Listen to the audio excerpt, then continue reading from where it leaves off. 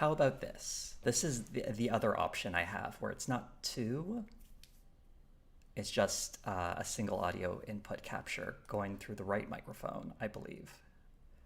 Way better. Way better. Oh, wow. Everyone loves that. Okay, see, the problem was I have several microphones hooked up to my computer, and okay, I can help with some of the volume here, by the way. I'm glad we fixed that. Wow, okay. So I feel bad for anyone who's gonna like tune into this stream in the future and it'll be like, oh, this this quality's bad. But here we go. I'll slowly up the gain. How's that gain? It's in the yellow section, so it should be just about perfect.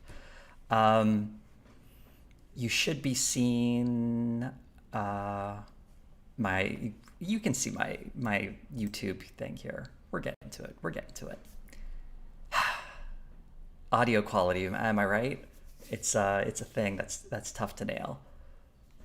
But hey, everyone, it's great to all have you here. Um, so thank for to someone saying skip to this timestamp to fix the audio issues. But here we go. Leave a comment once there's a comment up, I guess. Sure. Okay. Okay. Where was I? What was I even talking about? Right, this video I was working on was originally going to be about Terror on the Prairie, which is not a super interesting movie, but I was going to compare it to like other female-led westerns and also like a recap of the terrible movies that Daily Wire has produced. Oh, thank you, Meow Nyan. Uh, third time for super chat. Literally failed 3 times trying to send. I guess YouTube just doesn't want to give me any money. Um, yeah, thank you so much for that. That's very kind of you. I appreciate that. I can't fix YouTube not being able to send me money though. It's on them, unfortunately. And yes, thank you, Penn Sylvester. It is nice having the live feedback, so I can get the audio just right away. It really sucks when you would put up a video and you find out the audio is off or something. It's like, wish I could fix that. But here we are. Okay, so back to the point of this stream. I wanted to go through this whole like live show that the Daily Wire did, talking about their upcoming strategy for media. It's, ooh, it's not. They don't even get to the news until like I think 3 hours into it or somewhere near that. So it's a lot of them just doing their stage show for it because it's like a combination stage show and press conference. But even so, I thought I like being thorough. I don't like watching sections of a video. I think it's important to watch the whole thing because you never know what's going to happen in the early bits. So we're going to get to watch, Ben Shapiro, Matt Walsh, Candace Owens, the whole Daily Wire crew doing their shtick. There will be stops as I have to react to this and complain about how terrible these people are. And hopefully we won't feel like we're all drifting into oblivion, but maybe we'll have some fun. Thank you so much. Mick DiPiano? I don't know how to say that. Seems like an Italian name. I'm not great with Italian names, but thank you so much. Hey, thanks, Jose, for all your videos. I appreciate it. All right, so we're just going to dive right into this. I've set the speed for, let's see, what do people think? I'm thinking I'm thinking 1.5 just so we can do this quickly. But if it's too quick, we can dial it back down to 1.25, especially since Ben Shapiro is going to show up here. That might be make it a little tricky to follow, right? And yeah, for someone who just brought it up, this is the event where Candace Owens said there was no abortion under slavery, which, woof. We'll get to that section. And more importantly, we'll find out how all of it fits together. Okay, someone just said, do I want to eat my chicken nuggets raw? I don't eat meat, sir, so I don't eat them raw or cooked. Can we put on captions? These are auto-generated captions, which they'll be a fun adventure. And of course, the Daily Wire doesn't pay for it. I try to put captions on my videos, but I often don't have time. But they're slowly going up for the sitcom retrospectives. In the future, I'd like to do that for my other videos because accessibility is important. I wish I had the patience to caption all my videos. Patience and time. Anyway, so let's dive into this thing. We're going to have some fun. I'll skip over the intermissions and whatever so we can get through this quickly. Here we go. Like this stuff we don't need to watch. This like these little hype moments. It sure looks like a lot of people are watching. I've seen a section of this already. So thank you so much, Garrett Caddy. It's 3.5 hours long. Jose, you have my condolences. Yeah, but I'm bringing you all with me. Isn't that going to be fun?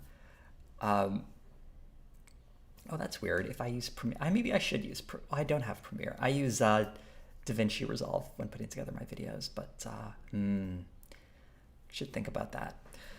Thanks for the tip, Zoe. Yeah, so we're just gonna skip through this little hype section where it's like a light show, applause and music. But it looks like a lot of people, right? You've got an upper bowl and a lower bowl, and people did pay money to go to this, right? Thing is, the lower bowl is all filled with people who work at the Daily Wire, which I find very funny. And you'll notice that in particular as we go on, as they like give shouts out to certain people. Because I have watched some of this. The later bits I mostly watched, but the early stuff will be all new to me. Thank you so much, CC Daily. How much wine do I need to deal with Ben Shapiro on this day? This is up to you, sir. Make your own decisions in life. Toggle to widescreen. Sure, why not? I'll toggle to widescreen, especially since the live chat has been disabled for this. The replay of it. There was a live chat at the time. But here we go. Still setting things up. Who are these two people? I have no idea who they are. 7 years ago today, Ben Shapiro signed his agreement with what is now BitKey Ventures, joining Jeremy Boring and Caleb Robinson in founding conservative media company, The Daily Wire. Is that Caleb Robinson? Now, 7 years later, The Daily Wire is making some major announcements. I'm Daily Wire editor-in-chief John Bickley with Georgia Howe. It's June 29th, okay. And this is Morning Wire. So I assume Morning Wire is one of their like lesser known shows, because they have a lot of shows on their streaming platform. But if you're not Ben Shapiro, no one really cares, it seems. Or Candace Owens, and to a lesser extent now, Matt Walsh. And yes, they're using iPads as their teleprompters there. It's really noticeable. It's really noticeable. And someone's already pointing out the weird trophy in the background. I don't know what that is. All the snacks, I think, are for the backstage segments. Because, like, the backstage stuff is, that's when, like, the bros all sit down with their whiskey and cigars to talk about how they hate cancel culture. That's, like, a whole show on the Daily Wire. They always do that ahead of their movie premieres, and it's weird. You never see them actually eat the candy or drink you might see a sip of whiskey every now and again. And they almost never puff the cigars. It's all very much an aesthetic to show what men they are. Personally, it looks really reeks of insecurity to me. I have a feeling these two are not going to say anything. Within months of launching in 2015, The Daily Wire was the interesting, fastest growing conservative news site in the nation, and The Ben Shapiro Show was the largest conservative podcast in the world. Since 2015, Daily Wire has launched a number of new shows, podcasts, and original series, including the ensemble show Daily Wire Backstage. The tumultuous year of 2020 saw the Daily Wire take some massive steps forward and make some bold promises. Candace Owens was coming on board. The news site would hire a team of investigative journalists. So the vibe this kind of has to me is like an E3 press conference for, any of the people who watch those, where they're trying to bring their shtick to an audience. But the thing about E3 press conferences, they always go on way too long. They're like an hour and a half or 2 hours, and they just drag and drag as people who awkwardly speak in front of an audience who don't have much experience doing that try to be interesting. And woof, it's rough. And this one is even longer. This is 3.5 hours, so it's really gonna be tough. I kind of want to skip over these people because they're so flat and uninteresting. Very, very bad way to start off the show, I gotta say. And the company would be producing original feature films. Yeah, someone's saying this is like E3 10 years ago when it was In July developers 2021, the leading Daily Wire them. launched a new Except audio these people, podcast, which quickly like, climbed the host a charts to podcast. become They should this be better top at this, top right? 10 news show, Morning Wire. And they're just kind of like hyping themselves up right now. Also in 2021, the Daily Wire took on the most powerful government on the planet, suing the Biden administration for attempting to force employers to force their employees to take a vaccine against their will. What a convoluted suit. So this is the part where they're like, in terms of research, what I'm looking for here is any like hard information about how their business is doing. So far, this is a lot of marketing fluff, like top podcast or whatever. Like, who cares, right? I'm more interested in things related to numbers, audience, specific initiatives they've got going on, anything like that. I know some of it will be coming later, but right now this is all just very empty hype. Also, that lawsuit, I don't know where that went. Might be interesting to look into, especially since this COVID restrictions did impact their film production. That's an interesting little tidbit I found out last night. You'll see that in the video. That's too much to go into here.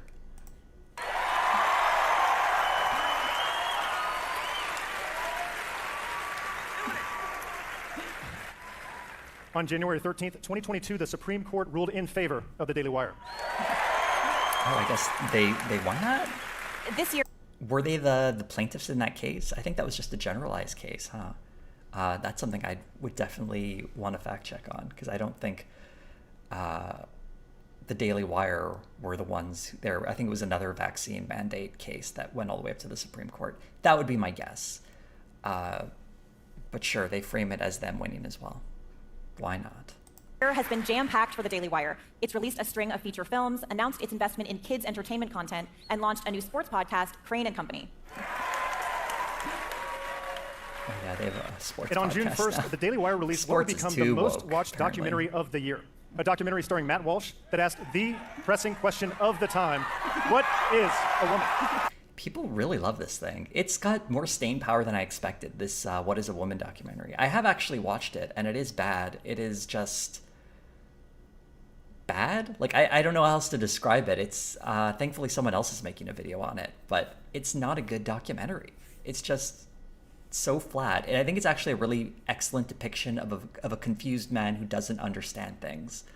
And if that's what it was about, how Matt Walsh is just a simple man in a complex world and he's lost in that world, that's what that movie's about. You don't learn anything about trans people, or it doesn't really answer the question about who is a woman. But I'll spoil it for you right now, because the ending is the funniest part. Matt Walsh finally gets an answer to what is a woman by asking his wife, and she says, a woman is an adult human female. And that's it. That's how it ends. And you might think to yourself, that seems like an answer Matt Walsh wouldn't accept from someone else. And like earlier in the movie, he's like, that's circular reasoning.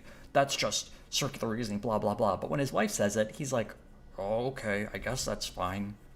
And there you go.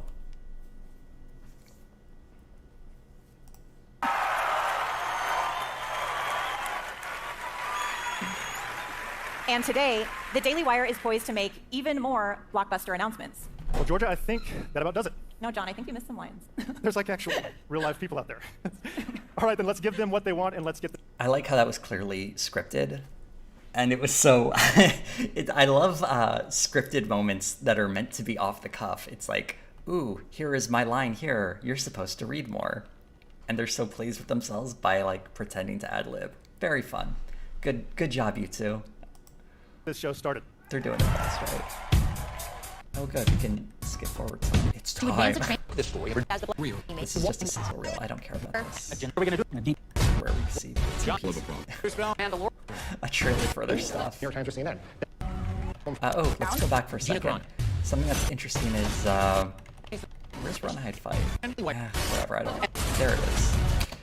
Do people know? One thing that's really funny about Run Hide Fight is that the actors are not to blame for that terrible movie, right? But the guy who played the love interest, Ali Sholatan, is actually Carlton Banks in the Fresh Prince of Bel-Air reboot. That's called Bel-Air. I thought that was interesting. I'm glad the guy, because he does a pretty good job in a terrible movie. And yeah, that is the one in the school, Die Hard set in the school. Ooh, the audio's too high. I can drop that a little. Sure. And I'm happy he still has a career, because there are certain people involved in that movie who should never work again, but not the actors. By and large, they seem okay. And yeah, it's one of those weird things where someone is in bed with like a horrible production company, and like, do I have to hate this person now? Like, for instance, in one of their movies, The Hyperions, that starred Cary Elwes from The Princess Bride. And you might be thinking to yourself, oh no, I liked him in The Princess Bride. Why is he working with like scum like the Daily Wire? It's like, well, the movie he was in was actually produced like 3 years ago, and it's just been bouncing around, sitting on a shelf, and no one decided to put it out until the Daily Wire bought the rights to distribute it. So you're still allowed to like Cary Elwes. Don't worry about it. Let's direct our animosity towards people who deserve it. Like, for instance, the producer on this movie was accused and charged with sexually assaulting an underage girl. There's someone we should hate. Yeah. Oh yeah, the main actress in this was pretty good. Terrible movie, but she did the best she could with it. Don't you touch my kid! Heroes Daily Wire has more followers. Oh god, here we go, huh? Are you tired of... We're gonna see Ben Shapiro uncork the true depths of his charisma. I'm actually kind of looking forward to this. But here we go. Here we go, Ben. Let's take us on a journey through your rhetorical skills. But first, are you tired of buying your razors from companies that hate your values and cancel Michael Knowles? Jeremy's razors are 100% real, and they are 100% fabulous. This is a very weird way to open your talking about razors. I mean, the whole Jeremy's razors thing was kind of just a very strange way of opening. Also, Zoe pointed out that they made microphone stands that short. That's short shaming. That's short shaming, Zoe. How dare you? Also, someone also pointed out that's not a working microphone, because he's got one on his face. So he's got two here. He's got one that's actually picking up his audio, and this like showpiece one. I mean, you just heard what it sounded like when someone has two mics, right? When I was doubled up earlier in the audio, that was me doing a Ben Shapiro, a Ben Shapiro impression. Let's say that. But wow. You would think they would at least try to hide the second microphone, but no. I do like those old-timey ones. I think they're kind of cool. But anyway, it's all just, it's all a farce with these people, isn't it? A razor fit for a god king. Jeremy's razors will give you the best shape of your life and a clean conscience to boot, knowing you aren't funding left-wing social causes with your precious men's grooming dollars. So that's a reference to that big commercial they did to sell these razors. Last I checked, they've sold about 15,000 razors in a month, which I don't know if that's good or bad. From what I've seen, the razors aren't very good. They're overpriced and just whatever, generic razors. Like, who cares, right? You're paying to put this Daily Wire brand on it. Also, to pretend Jeremy Boring isn't one of the most boring, uninteresting people on the planet. They have to, like, put him next to two beautiful women and put a, like, ridiculous cape on him to make you think for a second that this guy is in any way interesting. But, yeah. Jeremy's razors will never tell you men are too toxic, or that you should teach your daughters to shave their beards, or that gender is a social construct. Stop giving your money to woke corporations that hate you. Give it to Jeremy instead. This is all their marketing Join the is, over really. It's like, 70,000 they Jeremy's hate you. Razors customers Don't give today them their money because at they hate you. Jeremy'sRazors.com. Corporations Razors, don't shut up and hate shave. or like you. They just want your money, right? And these guys are no different. I hate this job. This is all part of their marketing. And, like, that was a skit. And wasn't it a funny skit? Except not really. It was actually terrible. And here we go. Daily Wire backstage. Wow. I feel like I need to reflect on how bad that skit was. See, this is the sort of stuff you just, like, skim over in your research because, like, it's a lot of dumb noise. And what can I possibly do with this except to prove what we already know, that Ben Shapiro is just not funny. Anyway, we're going to the backstage. This is when the bros all sit down with their cigars and whiskey and talk about, well, mostly whine about things. And we'll move forward a little bit. Everyone's applauding.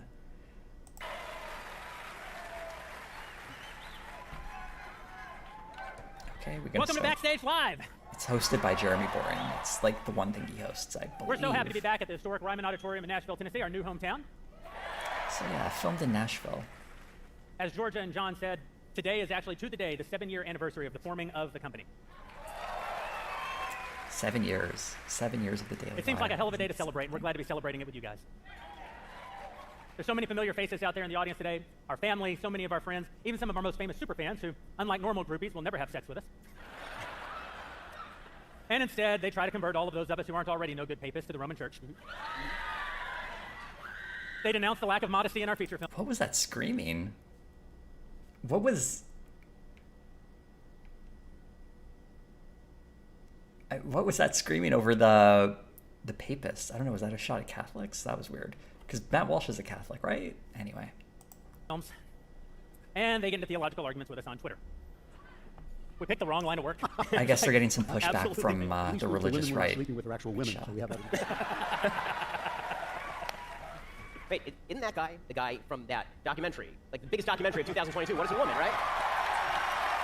See, Matt Walsh is having a bit of a moment, right? Like, this documentary has elevated him. He was sort of on the Michael Knowles tier, which is to say, the hangers-on. But it's just kind of strange that they're treating Matt Walsh, who is like a really shabby guy, like he's a big deal.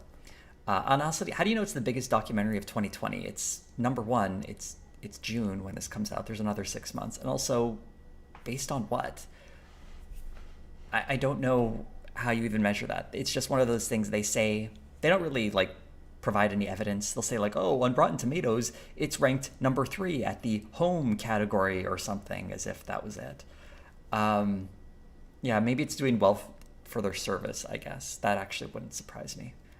Because this is the stuff people love. Transphobia, very easy.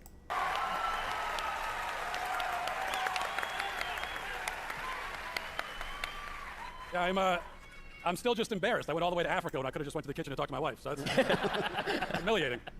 We have so much to talk to you guys about. It's going to be a different show than the last. See, that's the thing that really bugged me about, the thing. One of the things that bugged me about that movie is when he goes to Africa to talk to this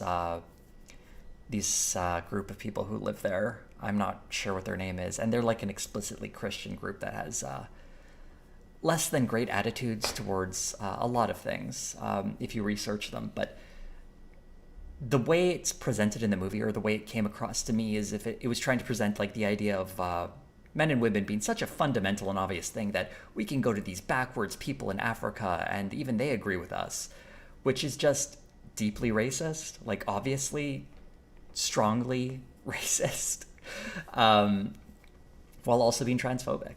The whole section was really gross. And the truth is, there are different groups within Africa that have a lot of varying and different opinions on gender roles, right? He chose one deliberately that would reinforce his views and used it to make a racist point. It's just gross through and through, and really speaks to how Matt Walsh operates. He's just a bad guy, spreading a lot of bigotry. It's his deal. It's how you make money on the Daily Wire. Time that we were here, because since it's our 7-year anniversary, we feel like we need to have some special guests, and we feel like we need to make some special announcements, and that's exactly what we're going to do during the second half of the show. But to kick it off, of course, we have to talk about the only story that matters in the world today. Roe v. Wade has been aborted. So yeah, this happened shortly after the Roe v. Wade decision, which took away the rights of women to have an abortion. They're loving it. They're very open with their love of it. It's funny because the mainstream Republican Party is less open about it because it's such an unpopular decision. It turns out people like having rights. Who would have thought it, right?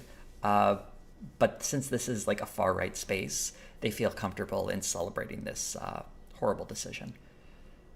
So we're probably going to get a lot of that commentary in this thing. Also, at some point, let's talk to this panel of 5 men to discuss Roe v. Wade, because they're the ones who really know Roe what's v. up. Wade has been aborted, and it's the greatest political moment of my lifetime, and I think maybe the greatest political moment since the Second World War in this country. The greatest political moment since the Second World War. Step back, civil rights movement. Take a moment to realize that it's not nearly important to give better rights to Black Americans. It's getting rid of abortion. Wow, greatest political moment since World War II. Notice he said World War II. I mean, wouldn't it be the end of the Second World War? Second World War was not a good time. Whoa, I did not expect that, but that's interesting. Oh yeah, and he also dunked on the Reagan Revolution. Take that, Ronald Reagan, who I thought you people liked. God. The greatness of World War II, yeah. Okay. Let's go on, Jeremy Boring. Keep hitting us with this gold. Unfortunately, according to the new rules of the culture in which we live, 5 cisgender white dudes aren't allowed to actually have a conversation about, a ruling that was made by 9 cisgender white dudes back in the 1970s. So to lend a little bit of credibility to our conversation, I thought we'd bring out someone who's 9 months pregnant. Thing is, like, they're saying they're not allowed to do it as if someone is forcing them to bring out Candace Owens, but no one is forcing them to bring out Candace Owens. They cheer. They're allowed to have this conversation because no one's going to stop them on their own stream.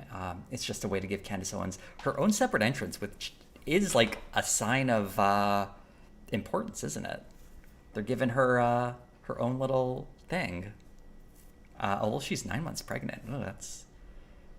I don't know. When you're 9 months pregnant, having to do a live show seems like it might be a bit much, but I don't know. I've never been pregnant. I don't know what pregnant people can do. And yes, Zoe, very good point. She's pregnant because she had the right to choose to be pregnant. That's lovely. Here we go. Although, I always wonder, Candace Owens is in an interracial marriage, which I personally have no issues with, and those of us on the left have no issue with. But if they polled their audience, I wonder what the Daily Wire's audience would think about that, right? I have a feeling they would be less thrilled at that idea. We weren't sure that Candace would be able to join us when we started selling tickets to the show because her baby is due right now. I'm so happy that I was able to make it. We were kind of like, I don't know what's going to be giving birth. Maybe I'll give birth on stage, but I'm definitely not missing it. It'd be great TV. Yeah, it would be really great TV. Can I just say, you've almost moved me literally off the edge of the stage. Candace, I feel a little offended by that. Roe is gone. Unbelievable political moment. Ben, tell us what we're supposed to think.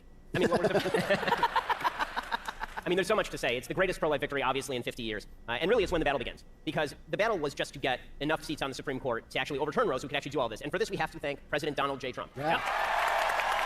Oh, that didn't take too long. Fawning over Trump. I mean, he did do it. With some help from the Republican establishment, of course. Yeah, this is a victory for them, unfortunately. Those of us on the left... sometimes we have to accept unfortunate realities. In fact, that feels like a lot of the left sometimes is accepting sad realities. And yeah, the fact that Obama couldn't get his pick through is too bad. Maybe he could have done something there. All right. Thanks, Obama. But hey, let's get back to this.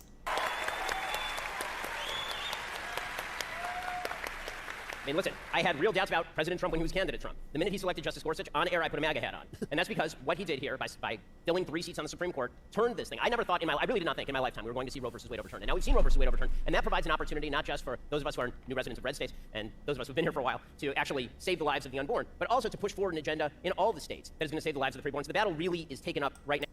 So unborn and preborn are just weird things, shorthand, that they seem to switch between. It's almost as if they mean nothing, right? No real thought is spared to the women who will die because of this ruling. There are a myriad of conditions where there is no... From pregnancies that are often wanted by women who simply can't deliver their babies to term or deliver, the child that they want and are required to have abortions just to save their own lives. And instead... women will now die because of this ruling, and that's what they're celebrating. And it's really sad and gross. Now, one more thought on this, and then I want to get everybody else in. But I think that what's amazing is to watch the media propagandize on behalf of abortion and really demonstrate full-fledged their moral colors. Because for them, abortion is a sacrament. This is not about anything except for the idea that a woman cannot be a woman unless she has the capacity to kill her preborn child. Think of that framing. think of that just wild framing. It's about saving women's lives. It's about eliminating back alley abortions. It's about giving people or giving women like the right over their own body.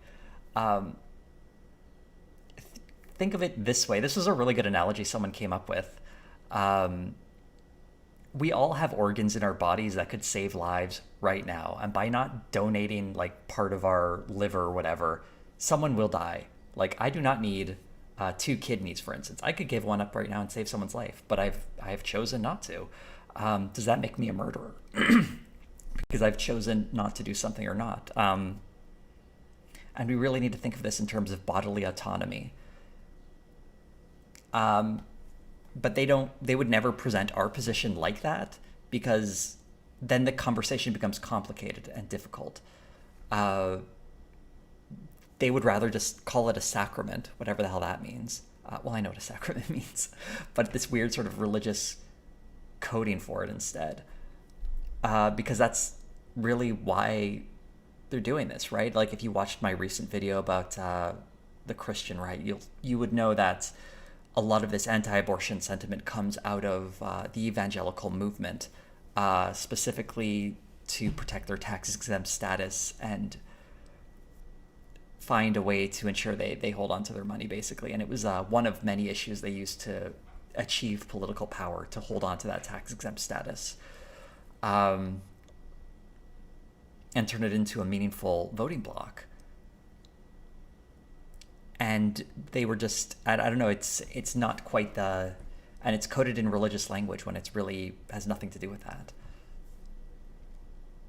Anyway, let's hear more of this, I'm sure, thoughtful response from Ben.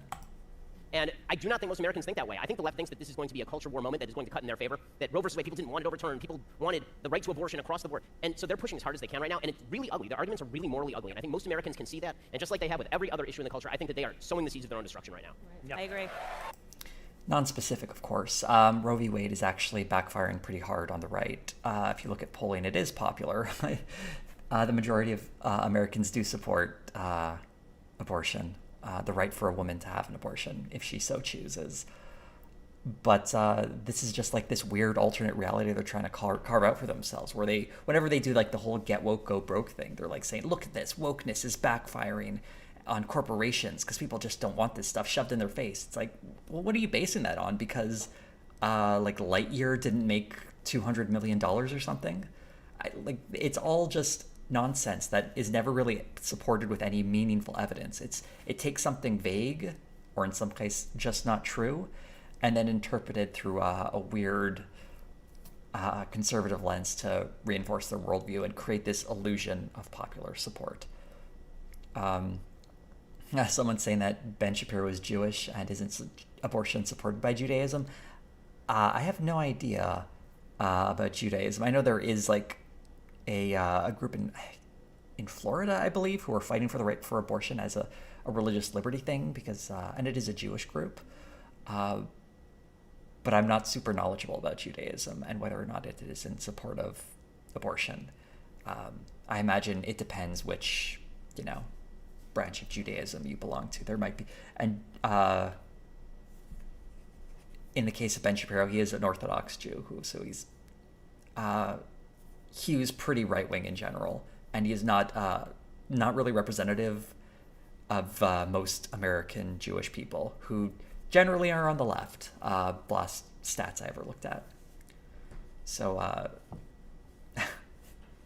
he's not exactly a good source for any sort of religious interference or religious interpretation. And thank you for the people in the chat who are really displaying how this is a complicated issue in Judaism, and that there are certainly arguments for it. Yeah, that's interesting, actually.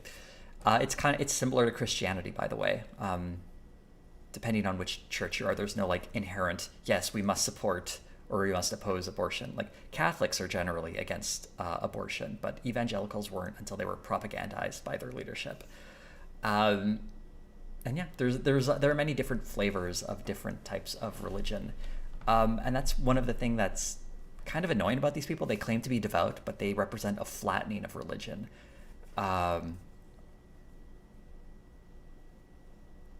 this idea that religious people all believe the same way. It's and it happens to be the way they all agree. It's a way of co-opting huge groups of people to, again, pretend like they have popular support. Totally agree. You know, this win has a real political lesson for conservatives. Unlike you, Ben, I did not think that I would see Roe v. Wade overruled in my lifetime. In Michael just the Knowles, past, what a 2 bore weeks, this guy we've is. gotten a defense of the Second Amendment in New York. Right. We've gotten a defense of Christian schools. We've gotten a defense of religious liberty in high schools. We've gotten the overruling of Roe versus Wade. This is not the moment to go weak. This is not the moment to squish. We've got to push forward. We're winning in moment to Virginia. squish. We're winning in Florida. We're winning all over this country. Now is the moment to push full speed ahead. He's referring to a bunch of Supreme Court you decisions hate that to see did the favor left, the you know, right all because down and the out. Supreme Court Even- is heavily skewed in that direction. Even more, you hate for Michael to make such a great point for people to. And you notice they always dump on Michael Knowles. It is He's really like the clarifying, whipping too, boy like of you the point out, group. Ben, because it's this line I of distinction feel that's kind being of bad drawn. for him, 'cause And it's you've like, got of one all these side that's guys, upset he's the loser that of more the group. babies are going to live, and you've got another side that's happy that they're going to live. And also, they're kind of revealing some things that they said that were total nonsense. Like, for example, we're hearing in the media all these lamentations about abortion clinics closing. Planned Parenthood clinics are closing all over the country. We're supposed to be upset about that. Of course, it's like I couldn't be happier to see those people unemployed. But also, I thought they said that abortion was only 3% of what Planned Parenthood does. So why would Roe? So not all the places closing aren't Planned Parenthoods. There's like a lot of different clinics. That's just like a bit of rhetorical sleight of hand because, Matt Walsh is a liar. And someone noticed Candace Owens still hasn't said anything yet. They brought her on to just talk about how she's pregnant, I guess.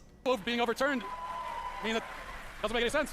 Well, here's one for you, Matt. I mean, as the person who has most asked the question, what is a woman? Remember that time when trans men had babies too? And then literally the minute the Roe was overturned, it turned into this is an attack on women. I thought it was an attack on birthing people. Yeah, on exactly, womb holders. Fair point by Ben. We should be saying people who can give birth because, yes, trans men can do that. Thank you for that correction, Ben. I mean, you're trying to point out hypocrisy. The reason we say women is because disproportionately it does impact women. It's just shorthand. It will impact women. That's why. But hey, you got to get a transphobic dig in there somehow, right? Hey.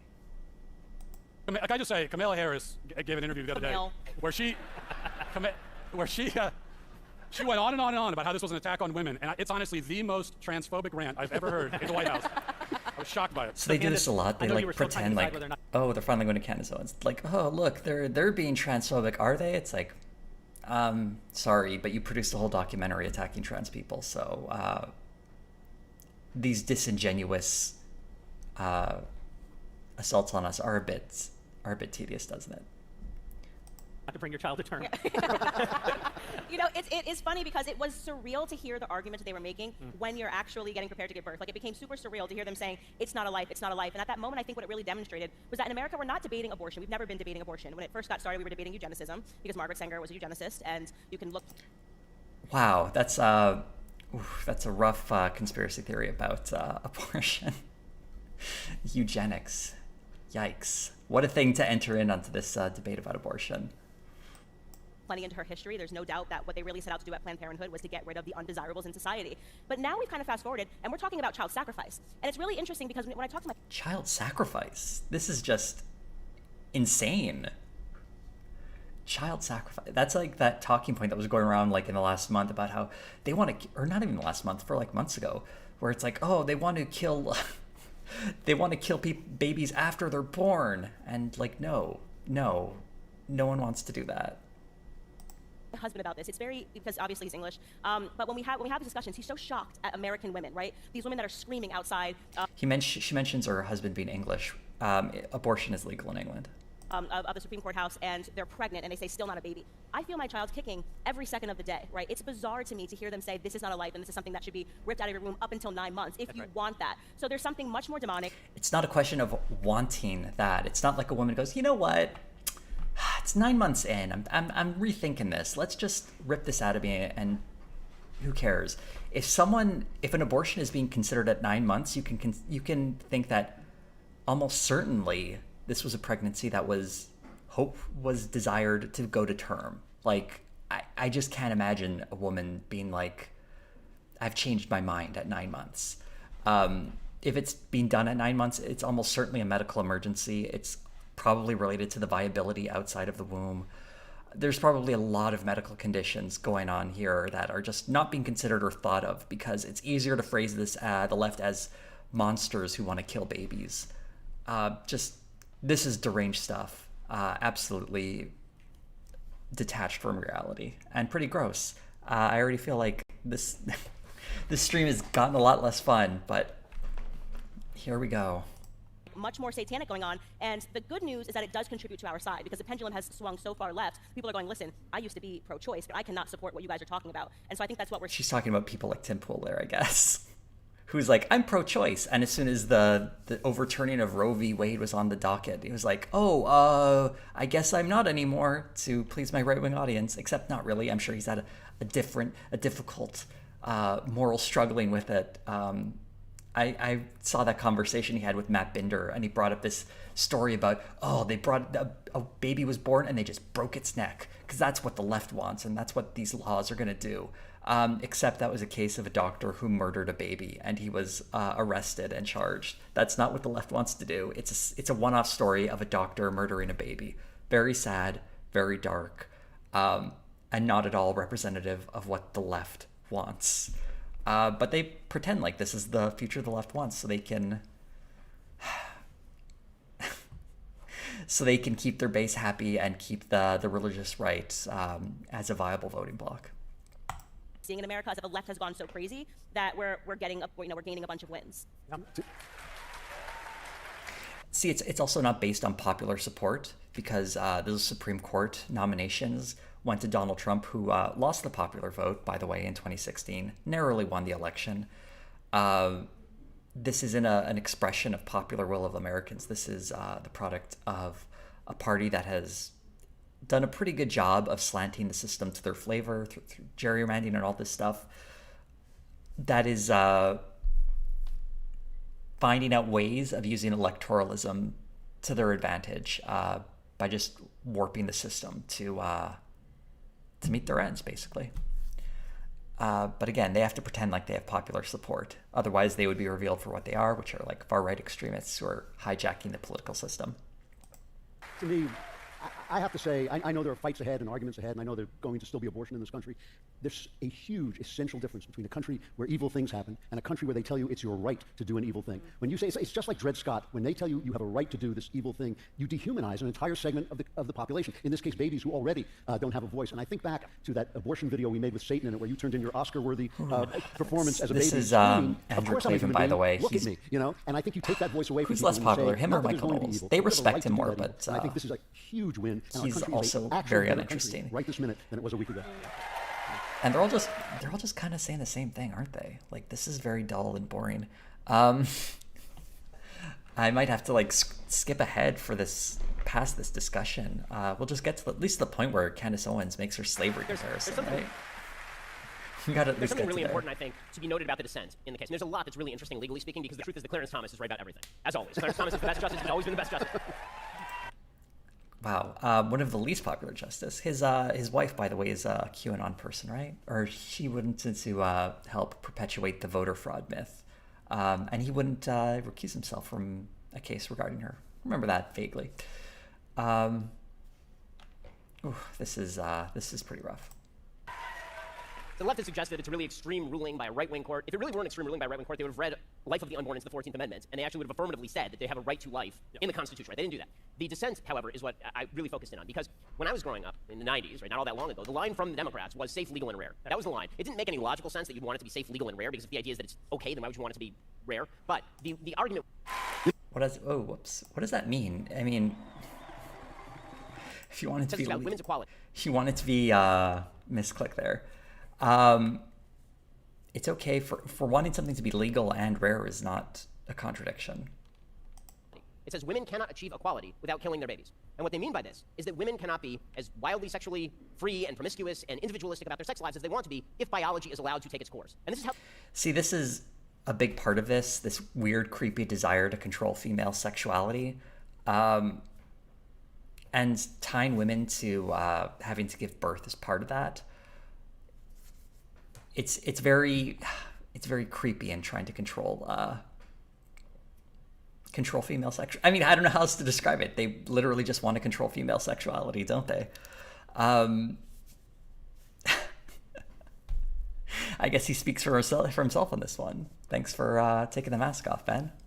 They talk about pregnancy now, right? The way they talk about pregnancy is they treat it as an imposition. Pregnancy is an act of bad. They have doctors on TV to tell you that pregnancy is less safe than abortion, which is an argument for sterilization. I mean, pregnancy is less safe than carrying a pregnancy to term has greater medical risk than an abortion. That's just a fact. That is just a fact. I don't know how else to like break that down, because most abortions happen like in the first few months, and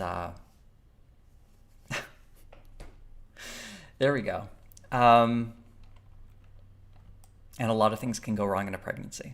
A lot of things that can affect a woman's health. A lot of women, by the way, historically, died in childbirth. By the way, that's something to consider. Thankfully, medical science has made that less rare, but it does still happen. Anyway, let's keep going. I feel like I'm stopping this way too much, and we still have like 3 hours to go, huh? I mean, that really is what it is. They make an argument. They'll talk about how pregnancy is some sort of, you're forcing a woman to bear a child. Forcing a woman. No, that's called biology. That's forcing a woman to bear a child. Nobody's forcing you to do that. That is the natural superpower of a woman. And what they No one's forcing you. Biology is forcing you, but no one's forcing you. Like, just, it's gobbledygook, isn't it?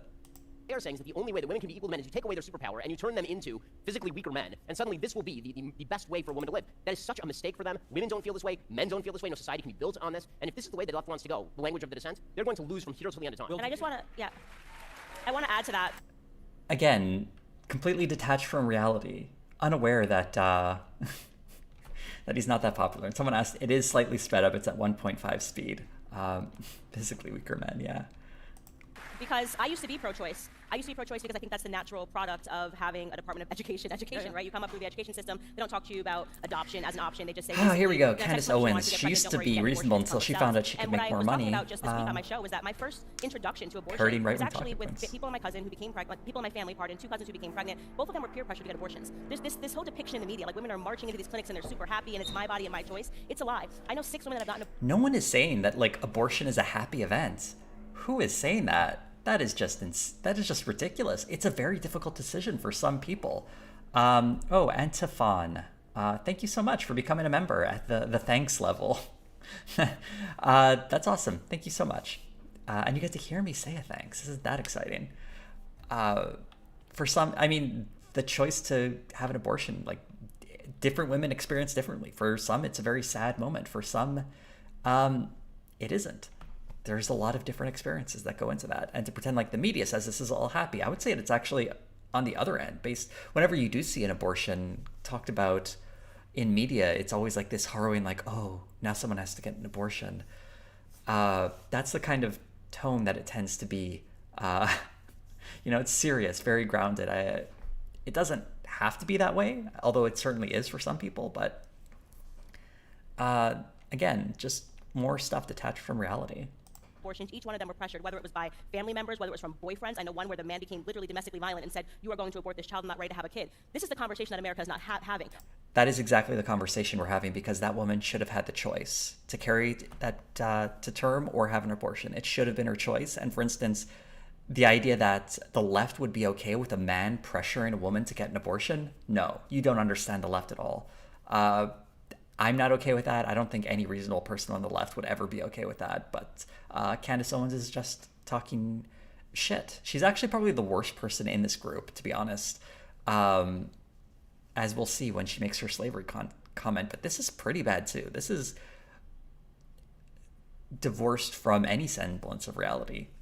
Just wild stuff. The majority of women are getting abortions under duress. So far be it from, I just want to live my life and be... The majority of women are getting abortions under duress. Emotional duress from having to make that choice. Yeah, but not like pressured from outside sources, which I think is what she means. Again, just lying. Just absolutely lying. Free. And even the women that don't do it under duress, they come out the other side and they're not the same. They have an extreme amount of regret, and we're never having those conversations. Based on nothing. It's amazing. I feel like I have to stop this every 10 seconds, because just when I think she said the most ridiculous thing, she opens her mouth and says something else. Someone mentioned internalized misogyny. Absolutely. The arguments are so dishonest in the media. I love the idea. I love the idea that men are trying to force women not to make sex more convenient. It's absolutely. Men are trying to force women not to make sex more convenient. Can we just men are trying to force women to make sex less convenient. That is, I'm not really sure what he means aside from, that's a really poorly spoken sentence.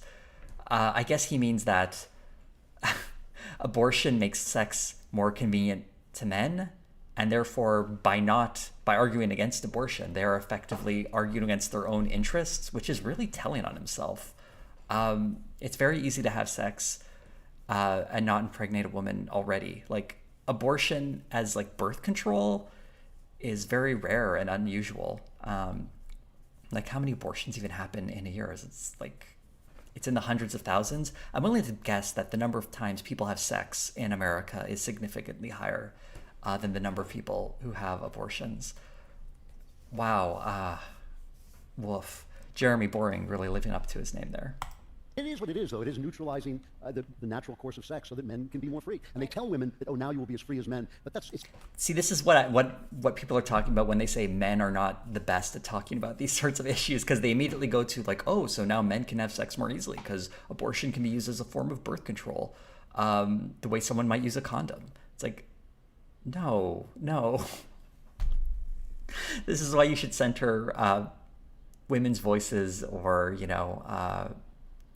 at least men who have done a little bit of homework on the subject, instead of centering it on them right away. Also, I feel kind of weird commenting on this as a guy. I feel like I should have a woman on here helping me out, but I didn't think we'd be talking about abortion this much. Such a lie. Because men won the sexual revolution. That's right. That is absolutely right. When you talk to young women today, they are so men won the they are sexual told they're revolution. Clear, stronger, better, because they can have promiscuous sex. And all of them so many of them are depressed, and you're not allowed to talk about it. There are psychologists who've written books under no name or fake names because they were afraid they would be fired if they said all the women are depressed. Why could this possibly be? All this wonderful feminism, the women are depressed. This is why. They have taken away from them exactly who they are, and now they're telling. Women are just depressed because of abortion. Oh my God. And taken away from what they are. This guy's arguing that women need to be defined by their ability to give birth, or that they are giving birth to children when they don't necessarily want to. Depression rates are rising for a lot of people, actually, not just women. Andrew Klavan is one of those people who will sometimes say one of the most bonkers, ridiculous things ever. I'm going to highlight some of that in the upcoming video because I have a few quotes where you're just going to be whoa. Sometimes I feel like he just says the most deranged stuff to get attention, and this is him kind of failing to really hit that mark he sets for himself at times. Telling us, as Matt has documented, they're telling us that they are nobody, they're nothing. Did you see this article in Business Insider? Yes. So Business Insider was reporting this, a terrible, terrible news. As a result of the Dobbs decision, Zoomers are having less promiscuous sex. This is really bad. They're thinking about sex more. They're deciding if they like the person they're having sex with. They're maybe being a little reticent. Horrible, horrible news. You are seeing. No one, is anyone saying that's horrible? It's fine. Let Zoomers do what they want. If they want to have less promiscuous sex, that's up to them. That's fine. But apparently this is a problem. A downstream cultural effect of this political judicial What about the sex decision. strike? They're going What about the sex strike? And this, it's really amazing because the left talked about the Me Too movement for how many years? Time's up. They talked about a rape culture, not incidents of rape, but a rape culture that is pervasive. Incidents of rape is connected to rape culture, by the way. This is getting weird. All of that is because of the sexual revolution and a culture that encourages promiscuous sex. Where those lines are blurred lines, you're going to have those situations where people... Before the sexual revolution, no one wanted to have sex, promiscuous sex. No one was into that. God, yeah, people had to be more careful, sure, but also here's going to be a hot take from a radical leftist like myself. I'm going to go out on a limb here. I hope I don't get canceled for this. But sex is good and fun, and it's a thing that people can do and enjoy, and that's fine. But these people, wow, I feel like this is this is kind of like The Handmaid's Tale. They're coming down real hard on this idea of being able to choose when we want to have sex and not being tied to you know, the possibility of pregnancy. God, these people are such nerds. They're so anti-sex. It's kind of sad. I just, wow, I feel bad for them. And I'm seeing the chat. You're all blowing up. You're all getting angry at me. I'm sorry. I just came out as pro-sex. This is just the truth. Don't know where the boundaries are. It redounded entirely to the benefit of dirtbag men. It harmed lots and lots of women, and it killed a bunch of babies, and now that's over, and that's a big win for America. Can I just say, first of all, some of these women who say they're going on sex strikes, I look at them, and I think, Already on one. Oh, here we go. We're already on one. Yeah. that's like me saying I'm boycotting a vegan restaurant. You know, it's Yeah. An interesting fact about sex strikes is they've been very effective in a lot of countries where women want to apply pressure on largely male governments for a number of changes.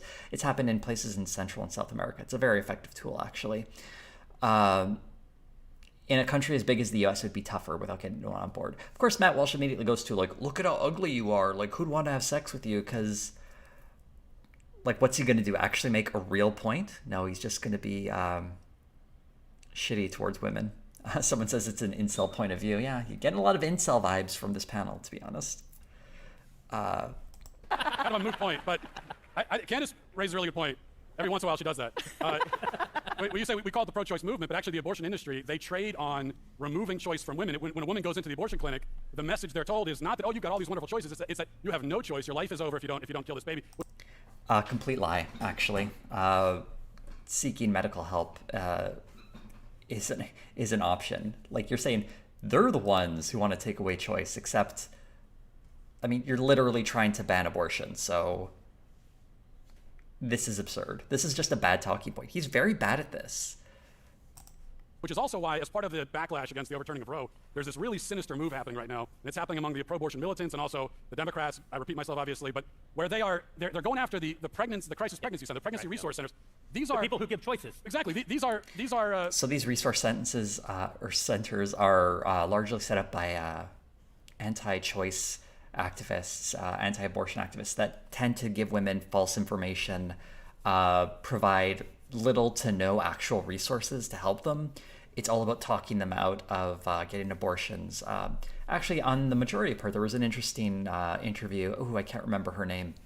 But she talked about a lot of these centers and the things they do. And sometimes they will invade people's privacy. They will gather people's data as if they're doctors gathering medical information and then use that information to call family members and, like, basically say, hey, so-and-so, your daughter or your partner showed up to talking about an abortion. And, you know, who knows what happens to those women. These are just really bad places and really sinister ones. So, of course, Matt Walsh thinks they're awesome. Just establishments that are set up to help pregnant women. That's all. They give you diapers. They give you counseling. They give you what you need. And the Democrats. They don't give you much in the way of diapers. They give you almost nothing to help raise the children. That's the thing that really is annoying. If they wanted to ensure more people would carry their pregnancies to term, they would be arguing for more robust support for new mothers. Things like universal childcare or longer maternity leave, or even just, like, I don't know, finding ways to lower the costs of raising a child. But that's not what they're about. They don't care about any of that. It's like, we're so concerned about these babies until they're actually born, and then all that support just vanishes. It's really just really despicable. Saying, let's shut all them down, because if a woman is pregnant, we want her to be desperate and afraid, because it's through fear that she goes to get the abortion. The abortion clinic feeds off of fear. That's right. This is why I love, on one hand, they say conservative Christians don't care anything about a baby once it's born. Yep, and then they also I just say, said that. shut down all the conservative Christian charities that take care of babies that are born.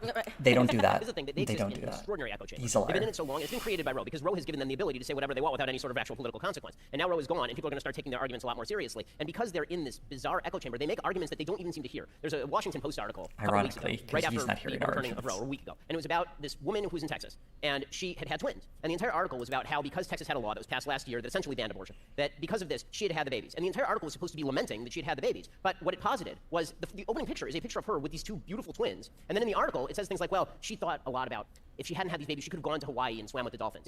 There's no way to read that article and not realize that this is a pro-life article. This is saying that the choices in your life are bear and raise two beautiful human beings, two human souls that you have brought to this planet, and that you are going to allow to live an amazing life, or maybe you can see your feet in the ocean off the coast of Hawaii. And that's what she said at the end. That's a very weird thing to say because we will never know what happened. I've not read this article. I have no idea what it's really about. We will never know what happens to this person who gave birth and what having these two children will do. It's someone who did not want to have these twins. And this sort of weird dichotomy set up by Ben makes absolutely no sense. I think this person probably had more planned for their life than, swimming with the dolphins. But yeah. What the girl said at the end of that article. She said, my life would be unimaginable without these babies. I love these babies so much. I'm so happy I kept my baby. And that's hitting at the culture of narcissism that we have. That's hitting at the culture of narcissism that we have when we hear this with Michelle Williams when she accepts a statue and says, I would have never won this award if I had not gotten my abortion. I was reading a book, Ronnie Stark's How the West Won. And so she got an award and she credits her abortion, but that doesn't count. That really shows how selective they are with their the outcomes for abortion. Because if this woman had twins and is now happy with it, then, I don't know. I'm not here to judge a random person and the consequences or the circumstances of their life. It's fine, I hope she is happy and I hope the kids bring joy to her life. But the problem is she should have had the choice there, and that choice was taken from her. And when someone says an abortion allowed her to choose her to follow her career and win an award, why is that not celebrated? I guess that's a story that's easily discarded. And yeah, Zoe's mentioning one of your relatives had twins a month ago, and her husband, she and her husband are under mountains of medical debt because, yeah, babies are expensive. They're very expensive, and having two, woof, that's gonna put a huge strain. In it, he sort of depicts this temple that was being raised Native Americans, far from the Pocahontas depictions. They were actually, they were cannibals, Aztec warriors is what he was talking about. Whoa, what was that? It's she had to show, Native Americans. They weren't the Pocahontas depiction. They were, cannibals. Wow, that came out of left field. By the way, yeah, the Pocahontas depiction was inaccurate because she was a woman who was taken from her homeland and forced to marry an old dude when she was 13? And then she died in overseas away from her family and, her culture. That was a horrible story.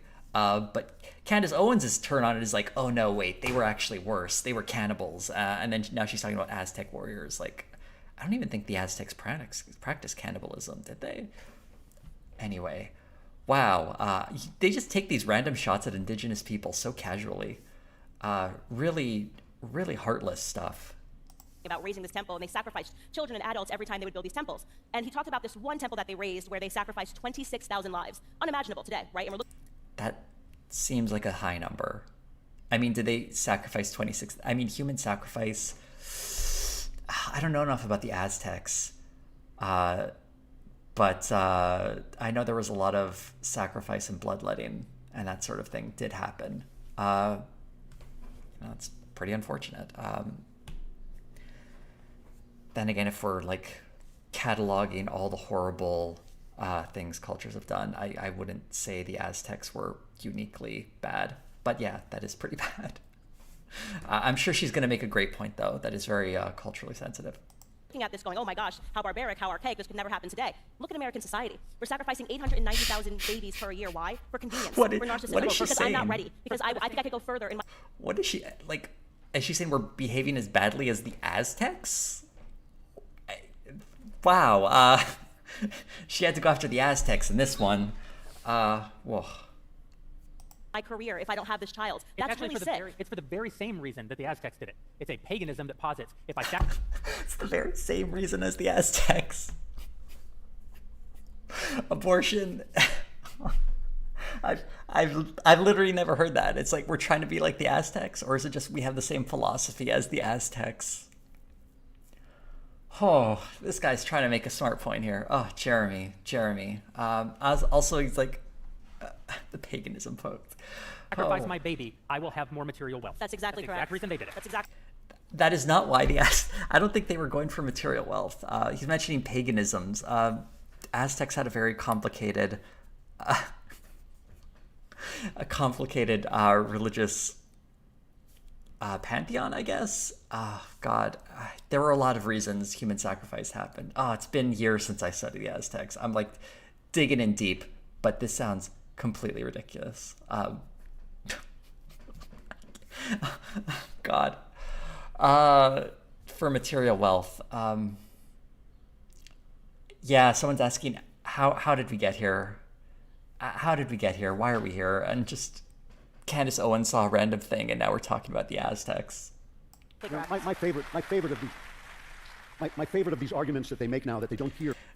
My understanding of the Aztecs is it was more along the lines of,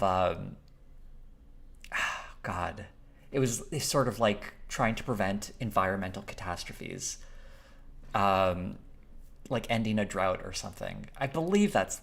I might have them confused though. I shouldn't talk about this. I should do my research. Unlike Candace Owens, who's just like, those damn Aztecs, and Pocahontas, who's it's from North America, very far away, very, very unlike the Aztecs. It's just a weird flattening of indigenous cultures of the Americas. Oh my God. Someone noted we're still only 30 minutes into this thing. I just have to stop it so much because they keep saying ridiculous things, and I don't mind talking your terms are acceptable, right? Clayton, I guess, because it's so boring. No, I think this was probably the biggest takeaway from this whole term in the Supreme Court is that I think conservatives generally understand where the libs are coming from. We make fun of them, but I think we basically got what they want. Nope. I think they've demonstrated they don't, actually. And I feel like my commentary is making that quite clear. They don't have a clue where we're coming from. They have no idea what we believe. When they said that line, there was another one. They said, well, yeah, we'll see if you like the Second Amendment when black men get guns. So historically in California, the right to open carry was removed once the Black Panthers started walking around open carrying firearms. So there's actually historical precedent that Ronald Reagan was actually a part of that, taking that down. So the right wing does not like black men open carrying with weapons. That's just a fact. Historical fact. Nowadays, maybe they would make an exception, but I doubt it. I feel like probably not. But let's hear Michael Knowles' argument. I'm sure he'll say something. Black rifles, black guns, they're all good in my book, baby. Let's bring them all on. It's great. We totally, all of these. Their entire accounts devoted to just saying this, right? So he didn't say anything, did he? He just talked about the color of the guns? That was nothing. Don't understand our opinion so much that literally every day they will bring out a new opinion like, well, if the right truly believes X and they have to believe Y, we're like, right, that's been our agenda the entire time. Like after that decision came down with Coach Joseph Kennedy. Wait, so he's saying we do know what they're talking about? Who's now allowed to pray on the 50-yard line, right? That's right. So the columnist was Jahad Ali, who writes for the New York Times sometimes, and he is like the guy who does this literally every single day he does this. He was like, well, if you allow Coach Kennedy to pray in school, a Jew might pray in school. And everyone's like, what? And? That's weird. You're actually allowed to pray in school as like an individual. The whole point is like you're not supposed to direct students to engage in prayer, and that was the problem. He was like directing the players to pray alongside with him, which is a big difference. If he had went off on his own to like pray, whatever, dude, you're allowed to do that. No one's gonna like kick down a door and be like, stop praying. It's the idea that when you're representing the school, you can't be endorsing a specific religion. That's the difference. Also, I think Ben Shapiro would lose his mind if someone was trying to lead them in some sort of Islamic prayer. He would call that school like, oh God, what are they called? A madrasa or something. Like, it's not like, okay. On the abortion one, their favorite one is, well, if you are going to say that life begins in conception, then men should actually start paying for the babies from the point of conception. You should have paternity from the point of conception. Is that really a favorite argument from the left? Like, yes, this is called marriage, right? You were supposed to be paying before the baby was even created. That's what I thought when they... And his response, that's nonsense. Like, it's possible to impregnate someone without getting married. Is he saying, like, people should be forced to get married? Like, what is he talking about? Said sex strike, I was like, you mean abstinence? Right. Chastity is good. That could be a thing. Superfan Margot just fainted. The mention of the virtue of chastity. No, you really saw it in the Maine case. There was this ruling in Maine that you could take your public school funding for rural students and use it at Christian religious schools. And then the libs come out and they say, well, let's see what happens when a Muslim, which I don't know that there are Muslims in Maine, but let's say that there are. They say, there almost certainly are. Why wouldn't there be? Maine is not like a state of 50 people, right? I think there's some Muslim people there. That's what he says. Like, maybe he'll, like, prove me wrong. Do it, Michael Knowles. Do it. A Muslim in Maine uses that money for their own religious school. And I sort of thought, if the options right now were woke public school... Oh, he's talking about religious schools. Or madrasa. I am sending my kid to a madrasa. People get a much more normal education.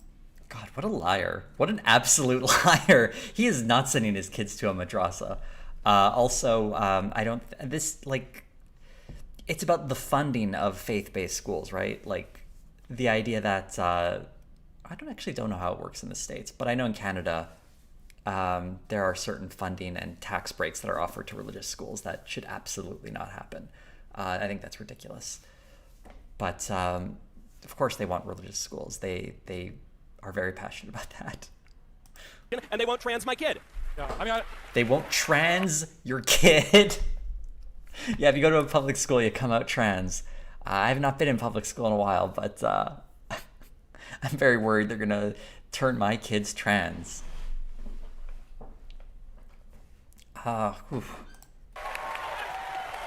Trans my kid. That is funny, though. I don't know how I would feel actually about funding a school for the one Muslim in Maine. It feels a little bit like not a good use of funds. But I think for the left, they see everything through this intersectional lens. They see everything through the lens of race and ethnicity. They can't decide how they feel. Not everything, but that is a part of our society, and it's actually worth looking at things with nuance. But Matt Walsh, wow, he's such a simple man, isn't he? He does not like people thinking complex things about anything. About anything at all, about any event that occurred until they know, well, what's the ethnicity of the person, what's the religion, how much do they weigh, how do they identify, and they just can't conceive of the fact that we really don't look at it that way. We just simply don't. We actually have these things called principles, and we try to abide by them. Principles famously don't take any heed of circumstances or facts. It's like, we apply our principles. We don't care about learning more about the situation. We just shoot from the hip on this one. It leads them to such unbelievable box canyons. My favorite is on abortion, where you'll see them say things. Like Diana Presley said this today, the Democratic congresswoman from Massachusetts. She said today, the real Also, thank you for pointing out, Zoe, that intersectionality is a principle. It is, yeah. I think so. Yeah, probably. problem with banning abortion is it's going to disproportionately harm LGBTQ people. And I thought to myself, I'm going to need a chart on this one. Oh, here's where it comes out. It's going to disproportionately harm. Yeah. I don't know. I'd have to read that article. Maybe. People without a lot of power in society tend to be more dramatically affected by broad social shifts like that. Maybe less likely to be. I don't know. I'd have to read the article there. But of course, Ben is providing no additional information. But yeah, here comes that famous Candace Owens moment right after this. I may not be an expert. I have 3 kids of my own, but I may not be an expert. I'm fairly certain that this is not primarily going to target gay men and lesbian women. Also, notice how it was disproportionately target them, not primarily target them. And he says gay men and lesbian women. There are a lot of LGBT people outside of that particular space. The B in particular, can still there can still be a pregnancy there. Also, trans people, of course, can also be involved in a pregnancy. Less likely for gay couples, sure. They typically, when they become parents, usually through adoption. Although, if we're talking about people with womb, they can sometimes, get that artificial insemination. That's also a thing. So saying, for instance, lesbian women gay men probably don't have to worry about pregnancy. But yeah, lesbian women actually do. So there you go. And hello, Alice. If you're the Alice who does my subs, which I think you might be, because parlez-vous français? Amy Schumer, same thing. She came out and gave a statement about this is exactly what the slaveholders wanted, and I was like, I would like a further explanation as to what you are talking about when you make that statement, because there was no abortion happening when we had slaves. Yeah, what are they saying? And on this, there it is. There was no abortion. It's one of those statements you just want to let it hang in the air, huh? Candace Owens making her living excusing slavery. I don't know. There were abortions back then. They were much violent and horrible. They weren't medically controlled ones, but God, if what happened to those women? Why were they giving birth to these children, for instance, that were products of their relationships with their slave owners? Because these women were horribly treated. They were raped and forced to give birth and raise these children. I don't even know. Someone's saying, now to be fair to the slavers, a common Daily Wire phrase. Yeah, probably. How long does this backstage segment go on for? Oh my God. Okay, so we've got another 30 minutes? I may have to enter a poll, seeing how much longer we want to go do this, but... Slave thing, too. This is why when pro-aborts talk, it's always opposite day. Everything they say, it's like the opposite of the truth. And on the slave thing, this is what they're trying to compare pro-lifers with slaveholders. But if you look back through history, you find, unfortunately, the tragic tale of human history is that there are always groups of people throughout history pointing to other groups of people and saying those people aren't people. And so we know who did that back in the... This is an argument I've heard before. There are people who point to other groups of people and say they aren't people. Yeah, I don't think, for instance, a zygote is a person. This is such a bad argument. This is so bad. But it's a way of tying people who are in favor of women having the choice to have an abortion to literally the worst people in history, like the Nazis, etc. And he's a sort of person who denies the reality of trans people, for instance.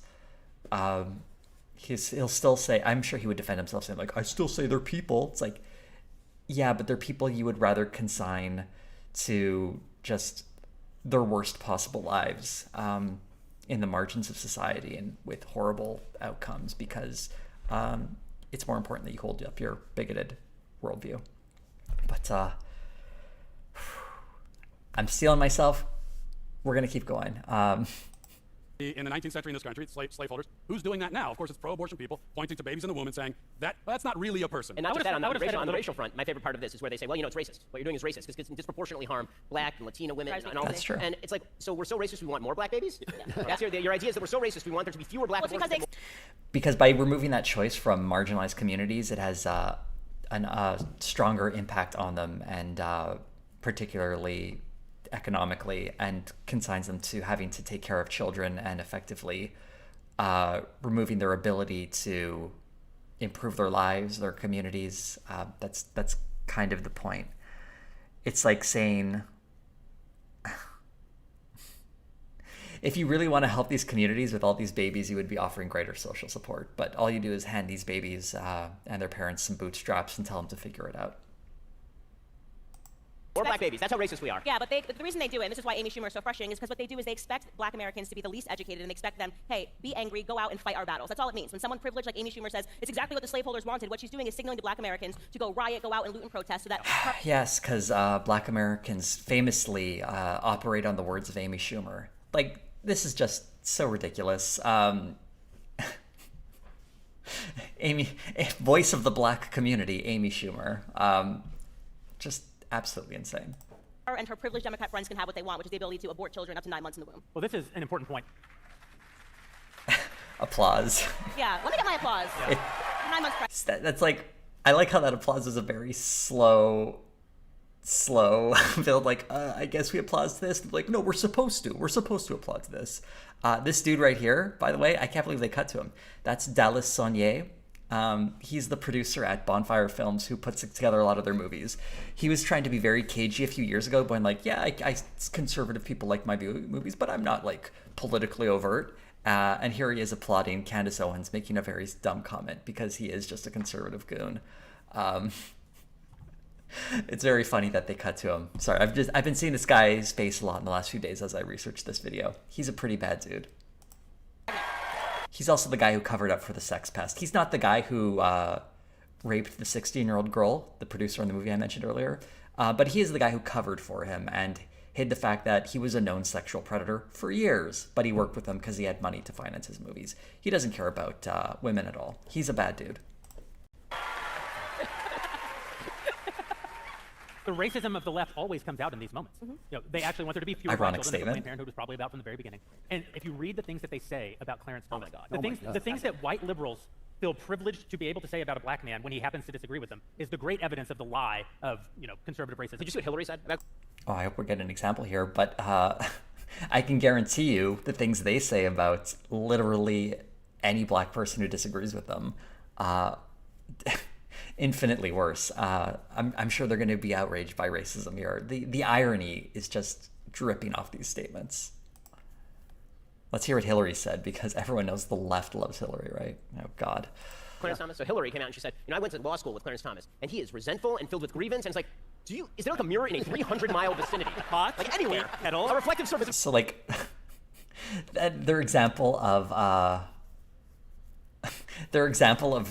someone saying something racist about Hillary Clinton or someone saying something racist about Clarence Thomas is Hillary Clinton being unaware of herself. And yeah, Zoe, fair point. White liberals do have unexamined racial biases. I would never deny that. These are not the people to be talking about that, unless, I mean, you could argue that they are aware of their racial biases and they're comfortable and they embrace them. And it's like, yes, we do think black people are beneath us, but I doubt they would say that out loud. Maybe they do, but maybe, are they aware of their own racism? That's an interesting question. It sort of cuts to the idea of, like, how sincere are these people? Is it a grift, or do they generally believe the hateful things they spit out? But here we go. Any kind, water, glass, and it's night, like something that will reflect back at you what you are saying right now. But it's amazing that Hillary Clinton gets to say basically angry black man. That's right. As much as she wants, and that's totally fine. Angry black man? I don't think that's what she was trying to say. And far be it from me to try to defend Hillary Clinton. She said some really bad stuff. I mean, wasn't she the one who said the super predator line? So yeah, she's not great, but she was specifically talking about Clarence Thomas. I don't know. It's I don't think Ben Shapiro is really in a position to complain about someone being called an angry black man. That's basically anytime he wants to criticize a black person on the left who is mad, he definitely dives headfirst. Like, would he call Colin Kaepernick an angry black man? Yeah, probably. Yeah, I think he would. He probably did. I wish I could cut to a clip of that right now. If I was making a video, I'd cut to that clip. Doing things live, limitations. After he became a sexually charged black man, they've been doing this to him, and they actually have a theory now. What does that mean, a sexually charged black man? Oh, when he was charged with rape, because he probably did rape Anita Hill. Yeah, that was the thing that happened. Theory is that a black person becomes white by disagreeing with him. They actually say this. Oh, yeah. Essentially, he has adopted white values, and he's therefore white. You know why they're especially angry, though? It's not that he's literally white. It's like this idea of internalized whiteness. It's actually a very complicated and interesting question. I'm not super great at talking about it, but Clavin is completely clueless. That we're winning on abortion right now. The dirty little secret is no one actually cares about abortion. We care about abortion. We pro-life. No one cares about abortion, except us, of course, but also the radical, crazy, shrieking, crazy hair color ladies, they care about abortion. The vast majority of Americans do not care at all. Something like 15% of Americans consider abortion to be the top issue, and you figure 7.5% are pro-life, 7.5% are pro-abortion. And so when you... First of all, why would you cut it that way? And second of all, the idea of... It may not be a top issue for some people, but they can still care about it. They can still care about it. When you get a victory, like Dobbs, like the pro-life law in Mississippi, like the pro-life laws around the country, now the onus is on the left, on the pro-abortion side, to gin up the enthusiasm. It's not going to happen. It's not going to help them in the midterms in November. They're going to lose, and that's that. Right. Famous last words. Last I heard, most of the polls are swinging pretty hard for the Democrats right now and the left because, because of the right to an abortion was taken away.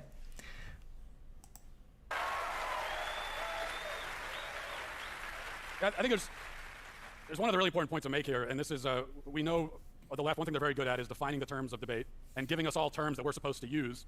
And so this term of reproductive, it's a matter of reproductive rights.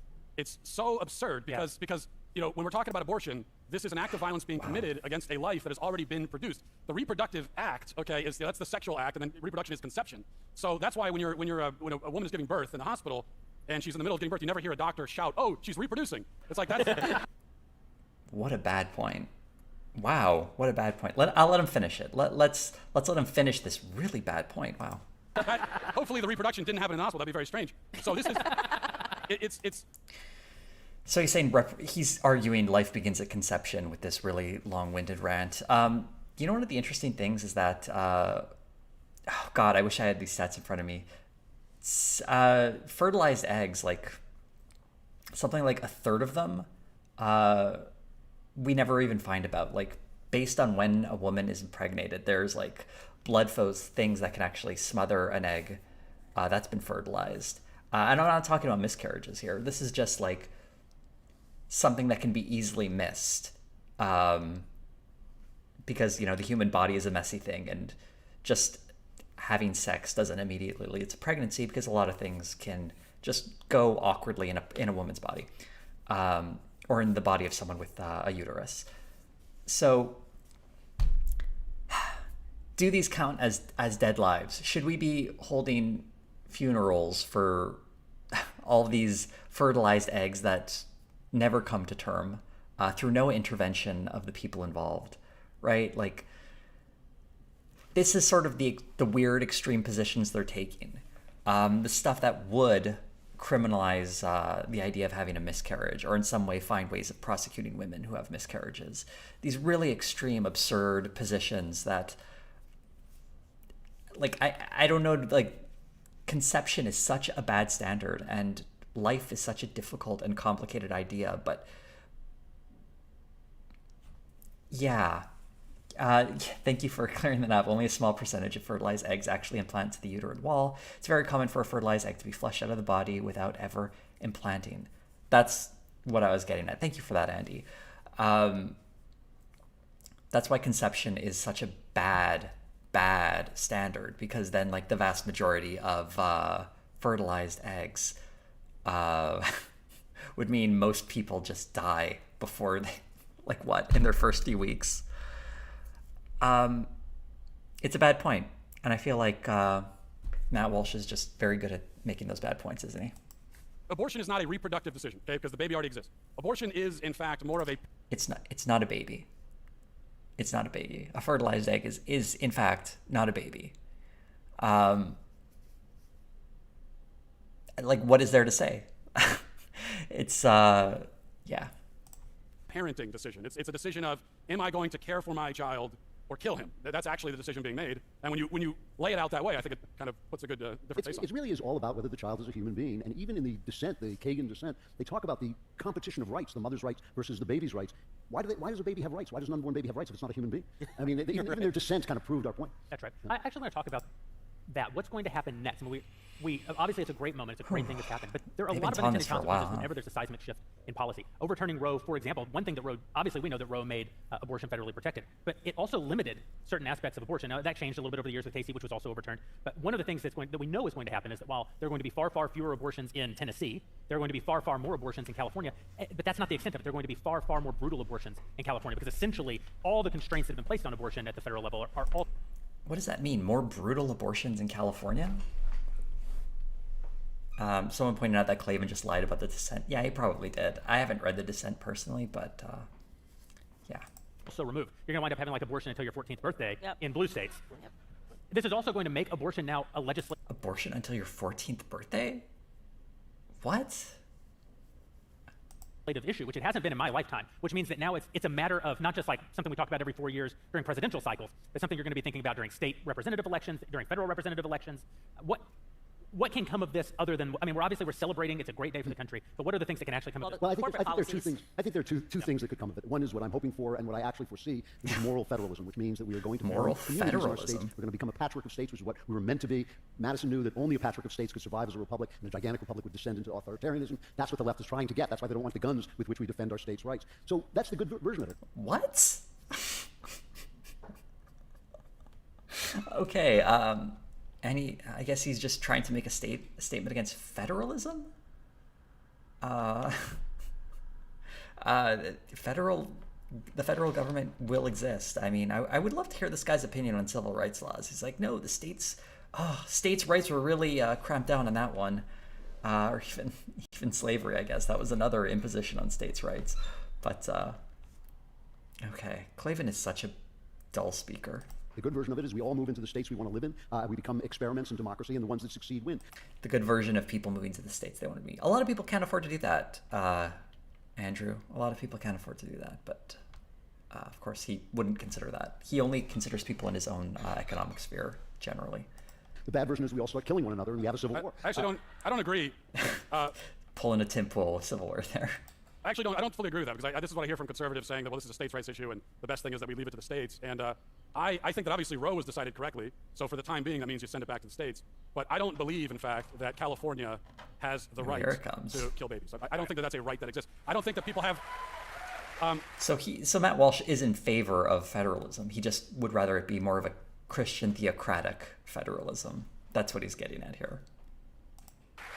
I don't think that right exists. So what I would like to see is that, in fact, this goes back to being a federal issue and that we go to those states and we say you're not allowed to kill babies. And there are few different ways to do that. One would be through a personhood amendment, which we shouldn't need, but we do, to just affirm it's a constant. I love how they just go back and forth between, like, states' rights, also maybe federalism when we can get our own way. Yeah. You have a constitutional right to life. I think that has to be, personhood amendment needs to be the next step. And every win that conservatives are experiencing right now will be short-lived if we don't take back over the education system, because that's how we got here in the first place. Take over the education system. Speaking to that point, I think everybody knows by now, but my idol is obviously Thomas Sowell. I love him. And he wrote a book God, of course. called Inside the American Education System, and he spells out, Planned Parenthood. Okay, I just want to say, the number of comments I get under my videos of people who really don't want to feel as if they're racist is pretty stunning. In how uniform they will be, like saying, I'm citing so-and-so, this person or this person. It's like, this person doesn't know what they're talking about race. But Thomas Sowell, they always go back to Thomas Sowell. He is like the one guy. It's like, he is the big, my black friend to every conservative who wants to say something racist. It's really awful. And I wonder what it feels like to be that, like, the black friend to so many racist people on the right. But here we go. Let's hear their anti-education stuff, because they want kids to be stupid, so they'll support them. Push in the 70s, there was this lie, this propaganda that was created that teenagers were all just having sex, when in fact they weren't. The majority of teenagers in America were graduating with their virginity. And then Planned Parenthood. What? This lie that teenagers were having sex. Controversial statements. They have been. It's like a thing, right? It's like a thing. Got into the classroom and they started saying, okay, actually, Planned Parenthood got into the classroom. When did this happen? This is one of those weird, like, conspiracy theories where it's like academia has been infiltrated by the left.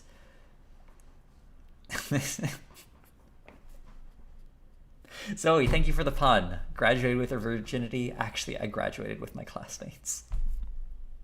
God. That's a good one. your parents know what they're talking about. This is a different generation. Sex is okay. And that's how we've arrived at where we are today, because we've allowed these institutions to get into our classroom and to poison the minds of our youth. Poison their minds with the idea that sex is okay. It's not okay. It's great. Be responsible, kids. That's how you end up with these shrieking women, that really can have, the ability, if you saw that photo, of a woman that was 8 months pregnant saying, this is still not a baby, still not a life. That's scary stuff. And I really do believe that the shit that has to happen, I'm always kind of screaming at parents to get involved as much as you can on the local level and understand that that's where the real battles are taking place. So. That's actually good advice for the left. Get involved at the local level, because these people sure as hell are. Think about all those weirdos like anti-vaxxers who are screaming at the school board meetings because they wanted to keep people from their kids from wearing masks or having to get vaccinated to protect them during a pandemic. These people are definitely trying to appropriate. Sorry, I just read something. They're trying to infiltrate local level politics. So we on the left absolutely should be aware of that. I actually think that the pro-life movement has actually a very serious upper hand here. And I think the reason we have an upper hand is because for 50 years, the Democrats didn't have to come up with any arguments to support why they love abortion so much. Whereas people on the right, we actually had to make the arguments. They understand us so well. We love abortion. We do it all the time. It's like a thing we do on the left. We meet up, we go on a picnic, and then, we stop by the abortion clinic, because that's just what we love doing. To individual women as to why abortion is wrong and bad. Right? This is why the number of abortions year on year has declined in the United States, actually, over the course of the last couple of decades, despite the absolute increase in population, decrease in abortion, absolute increase in population. That's because the pro-life movement has done an amazing job of informing more and more women that this is the case. That's actually not true. Less active. I mean, they mentioned it earlier, right? Zoomers are less likely to have sex, so the people are having less sex. But it's also access to better forms of birth control, things like IUDs and other forms of safe and easy birth control have made it a lot tougher to get an unplanned pregnancy, which is a good thing, by the way. contraception is wonderful, so people can enjoy their relationships with their partners without having to worry about an unexpected pregnancy. But of course, he's like, no, it's the pro-life. They got the ears of the kids. Whenever I hear the kids these days, they're always like, oh man, did you see that awesome, like, pro-life, what did they even do? That person yelling at me on the street corner, holding up a picture of an aborted fetus. That really speaks to me and my youth culture. That means the groundwork is being set, particularly in the purple states, which we're going to have to move the deadlines early and earlier on a state level in terms of protecting human life. But it means that the left is really wrong-footed here. I mean, Matt, you're obviously right down on a legal level. I think that the Supreme Court makes pretty clear in its opinion, and particularly in Justice Kavanaugh's concurrence, that they are not going to allow widespread federal congressional legislation purely. I don't think that if Republicans earn a majority in Congress and in the Senate and even have the presidency and then pass a law, say, barring abortion at 10 weeks, that the Supreme Court will uphold that. I think they're going to have real trouble doing that under the inherent power that Congress is given under the Constitution of the United States. What it does mean is that if we're going to win this thing long-term, it's going to be a... Oh, also someone mentioning a move away from abstinence-only sex ed. Yes, that is really good. Because abstinence is, it just doesn't work. Abstinence only, I should say. If someone chooses to do it, they can, of course. And abstinence is 100% effective at preventing pregnancy, but turns out people like sex. Who would have thunk it? Gradual washing of pro-life sentiments across the land, beginning in the red states, moving across the purple states, and then finally hitting the blue states. And for the blue states that won't comply, by that point, there will be enough states to back a constitutional amendment you'll actually be able to win. That's the way it's supposed to work. Absolutely right. I like how he confidently nods like, yep, that's it's a what's virtue happening. that That's conservatives are what's generally happening. better at, but we sometimes forget. Prudence. You need to be prudent with the way you go about this. To your point, Matt, of course it's the case. No one has a right to commit murder. It's wrong to commit murder, not just because I think so, but just because it is objectively. And the law, understood in that way, is not something that I invent out of my unfettered reason. It's actually something I perceive from objective reality, and then we apply it. What? What is he saying here? By the way, murder is just objectively wrong. Murder is bad. But murder, you're already accepting a legal framework for the act of killing another person. You wouldn't say killing a person is objectively wrong because there are circumstances when you would actually think it's okay. Let's say, like, someone is about to murder 50 people with, I don't know, they're about to bomb a giant place and you have to kill, or the only option is to kill them or something, right? You would say that killing was moral, or at least there is an argument for that. This guy, like, wow. Michael Knowles is so bad. At our country. So that's absolutely right. To your point, Ben, the opinions are, especially Kavanaugh, are very, very clear. We're not touching this. We don't want to deal with it. We're not going to even go so far as Clarence Thomas, whose concurrence... Oh, yeah. Someone's saying, do they support the death penalty? I guess they wouldn't call that one murder, huh? Is absolutely awesome, but he was the only guy that signed on to it. So they're not going to do that. There is this question of prudence. There's more than one way to skin a cat. And I bet you, I'm just putting on my Nostradamus, I'm reading the future, kind of predicting things, you know, and I would imagine that Justice Alito 100% agrees with what Thomas wrote in his concurrence. I suspect there was a prudential judgment. We need to protect this decision now. Get rid of Roe, get rid of Casey, prudentially send it back to the states, and then fight that battle. This isn't the end of the pro-life movement. Frankly, this is the beginning of a whole new stage of the pro-life movement. But this is the way the country is actually supposed to work. I mean, this is why Kavanaugh repeatedly, throughout his concurrence, said there's 26 states we're supporting this decision. I'm an English major, but I think that's a majority of the states in the country. and I think that that's the way it's supposed to work. We're supposed to install the kind of culture, the kind of law that we want in our states, and then that wins if it works. And I think this will win. There's no I mean, this is the other point on the Democrats. Oh, it was Nostradamus. That's... Yeah, that's all right. Go to hell, Michael Knowles. Don't do good wordplay. I'm sure he spent a lot of time cooking that one up, though. I wonder if that's like a segment on his show. I'll be Nostradamus for this one. Sure. It's not just Democrats are overreaching in terms of wanting to legalize abortion until after you're actually dead of old age and revive you and then abort you again. What Democrats are overreaching on is also a systemic governmental issue, right? They're talking about the idea that this is anti-democratic for the Supreme Court to take itself out of the issue and refer it back to legislature. Yeah, which is the definition of democracy, right? We're going to let people vote on this issue. My God, that's anti-democratic. We can't allow that sort of thing. And so they're calling for packing the court. They're calling for killing the filibuster. They're calling for getting rid of the Senate in some cases. Right? These are the things that AOC, the estimable genius, Wonderkin, is saying. Stephen Colbert wants to run for president. I fully agree with Stephen Colbert. I also want her to run for president. That's an endorsement. Get her ass kicked so bad. It would be amazing to watch. But the overreach is so extreme on every level. And they can't hold themselves in. I really think the media have done the Democrats and the left a massive disfavor because they've never been exposed to the toxicity of another argument. It doesn't exist for them. And most of us, and when I say most of us, I don't mean most conservatives. The toxicity of another argument? I don't even know what that means. I mean, most Americans do not live in their little stupid bubble in which they all repeat their dumb euphemisms to one another. Yeah, I agree. Wow, he's saying people don't live in their stupid bubbles. I wish I could like see the chat replay right here to see what like the Daily Wire audience is. And ooh, what is the timestamp for this? Finally, I found something for my research, everyone. I found it. Hold on, let me just copy, make sure I have this URL. What is this? 4940. I can't believe this is my first note. I forgot I was supposed to be doing research, I guess. In a bubble. So this is going to be a fun quote to go back to. So effectively, as someone mentioned, this is only 50 minutes. Yeah, this is going real slow. I don't know how long I'm going to be able to do this. But oh wow, what they're effectively doing with their media enterprise is to create a bubble, basically. That's the whole point of the Daily Wire and conservative media the landscape. It's to create an insular bubble so they can trap people in this conservative thought so they won't have to go out to other places outside that bubble. That's why they say woke corporations hate you. Corporations aren't woke, and they don't hate people either. They'll take money from anybody. They are trying to ensconce you in an echo chamber. So for Ben Shapiro to say that is just ugh. Thank you for being such a hypocrite there, Ben. Wow. Let's see if he'll say anything on Self-Helpful. I already raised a lot of money for her grandmother. So I think maybe. Oh, I totally forgot. That was like he like. Probably time to fund her campaign. I don't know. Tried to give money.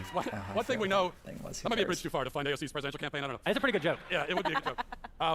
One thing we know, because now like AOC and all the rest of Democrats say, well, the Supreme Court's broken. It's broken. So what we know about the left is that an institution being broken means it has stopped bowing to their demands at every, like, the minute it stops obeying. They were just talking about the educational system, right? They've been talking about how that's been broken for like the last 20 minutes because it hasn't been adhering to their demands. You could make an argument for the Supreme Court being broken because is it 5 out of the 9 justices were both installed by like Republicans? Or no, it wasn't 5. It was more than that because it was like 3 from Trump, and then I think Bush had 2. And then, like, the left hasn't had any since, like, I think Obama had 1, Biden had 1, or did Obama have 2? Anyway, the point is, when one party installs a third of the Supreme Court in the last 5 years, obviously that skews in one direction. Their whims, the institution is broken. That's what it means, basically. You know, I would be the only one to push back and say I wouldn't want AOC to run for president because we sit here and we mock this, but at the end of the day, we are facing an educational crisis in this country. The majority of people are driven by their emotions. That's why their arguments that are so foolish work, right? They say things that make entirely no sense and people think it's true. They get out there and Also, someone pointing out that Supreme Court justices having political party affiliation is an inherently broken thing. Yes, it is. It's kind of messed up. They're supposed to be independent of that, but they just aren't. You can see it in their voting records pretty clearly. They say this means women are going to be having back alley abortions and tens of thousands of women were dying of back. None of this is true. But they don't know any better because our educational system has been rinsed of Civics 101. We're talking about Civics 101 is where you learn about abortion, I guess. Yeah, women were having back alley abortions. That's just a fact. But she's I don't know. She's just lying. It's very dull. The Convention of States. We're talking about Article 5. Go speak to your average person that's in high school or middle school about any of these things, and they don't know anything beyond CRT and LGBTQ agenda, which is why I think CRT and LGBTQ agenda is what they're learning in high school these days. No, just no. That's their name for history that acknowledges things like slavery, where Candace Owens doesn't think there would be doesn't think they're having abortion, and I don't know what the LGBTQ agenda in schools would be. Really come back to that fight for the education system because one day AOC will be able. And yes, Zoe, thank you for mentioning that. The education system is broken, but they want to break it further.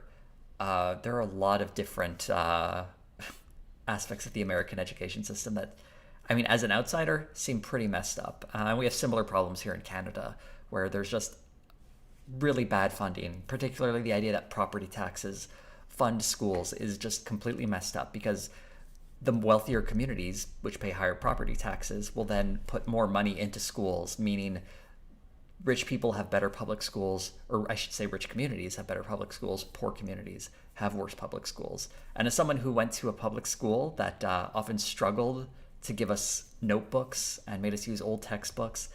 It's really tough. It's really tough when you're a kid and you like, I don't know, you're like 10 and you lose this little notebook that probably cost 30 cents and you go to your teacher asking for a new one and they're like, okay, but you can only get one new one and you can never ask for another new one for the rest of the year. And if you lose it, then you have to go to your mom and dad and ask for a new one. And even then, I felt lucky that we at least got one replacement text or like notebook.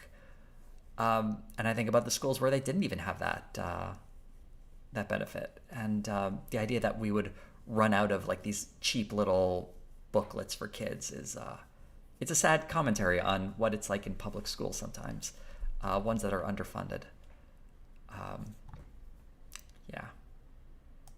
To run, and people will be stupid enough, right, to go, oh, well, she's saying everything can be free. Yeah, I agree with you, Candace. I think she's the most dangerous politician in the country. And even though the idea of her running for president is funny, it's funny that makes me choke, you know, because I think, you know, I could just see God punishing us by letting her win, you know. I mean, and she is... It's interesting that he thinks God would intervene to get AOC elected, but it would be a punishment. A punishment for what? I don't know. Making terrible movies, I guess. She is the poster child for ignorance. She's not a stupid woman. She's not a stupid woman, but she has a picture next to ignoramus in the dictionary, Yeah. You know, I mean, you mentioned the average student that doesn't know anything. The average host of The View knows less about American civics. And I was watching, I don't know if you saw this clip. The average host of The View. Are there like 5 hosts on The View? But here we go. Let's go after The View. This is important. Watching the great philosopher Whoopi Goldberg the other day, and Dr. Whoopi said that Clarence Thomas needs to watch out in his concurrences because they are going to go after him and his marriage and make him a quarter of a person again. I scratched my head for a little. I said, first of all, who is they? Thomas is the one who knocks. Thomas is not. He is the they. But that's beside the point. Interesting way of phrasing that, because it's like the oppressive nature of the judiciary is, I think, what Whoopi Goldberg meant there.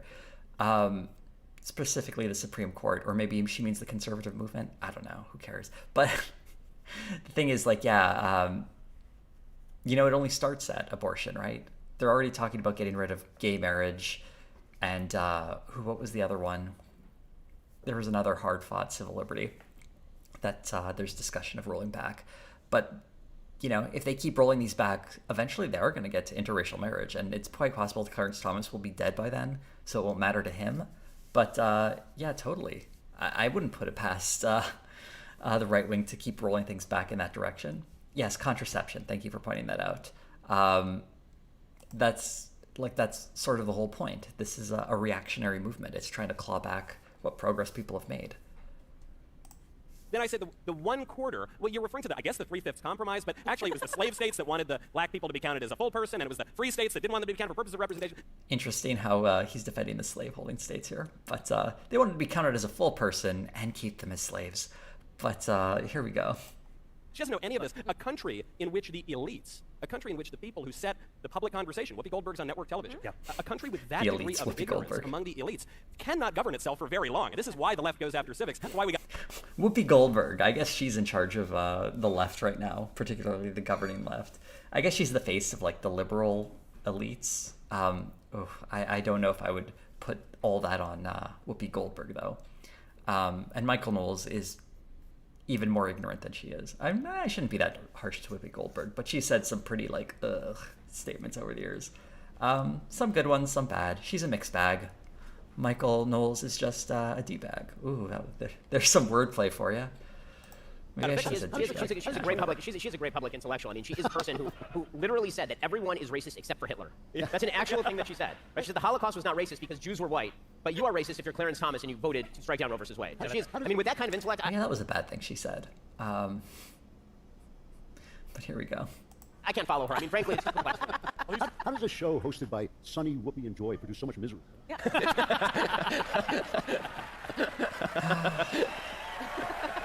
Fair. There's no chance he had that he came up with that off the top of his head. That's one that's been in the chamber for him for a long time. To the point Ben made earlier, I mean, these people you find on every issue, they exist in this bubble and they've never had their views challenged at all. They've never encountered anyone really who's willing to be skeptical about their views. That makes them weak. That makes them beatable. And that's something that I discovered while filming my Smash documentary, What is a Woman? Wow, he's really riding that for all it's worth. I gotta say, Matt, as a professional in transitioning from content into an ad, that was God. that was just. That was beautiful. I bow to you, my friend. That was incredible. Thank you. When I was in high school, I had on my voicemail, I would always say, "This is Jeremy Boring, actor, director, and shameless self-promoter." I had nothing on you. Absolutely nothing. I do want to say, What is a Woman? Obviously, we're so thrilled. The most watched documentary, I think the most important documentary of 2022, and 2023. Of course, we're just making stuff up here. 2022, 2023, sure, why not? It's yeah. 2024, 2025. 25. We don't talk enough about how important it is. How what you revealed there, as hilarious as it is also terrifying. And how you actually asked a question that you are essentially not allowed to ask in polite society because the left has determined that there is absolutely no answer. And one thing that I think a lot of people... So in that movie, you can actually see several people give him the answer. In the end, there's this really good wrap-up section where they go over answers coming from various academics. For some reason, they don't play them in the context of the actual interviews. They wait until the very end. I guess to make it look like these people don't have answers. But it's like, this is sort of the disingenuous I'm talking about, because they've seen the movie. They know the left has answers to these questions, but they need to like keep their audience living in this fiction as if these are A, questions that can't be asked, and B, questions that can't be answered. It's gaslighting of their audience. It's shameful. Also, a lot of people mentioned Ben Shapiro got on Whoopi Goldberg's case about the Holocaust comment she made when he's sitting next to Candace Owens, who literally defended Hitler, said it wasn't so bad until he went outside of his own borders. So there you go. That's the type of integrity he has when it comes to people doing apologetics for Hitler.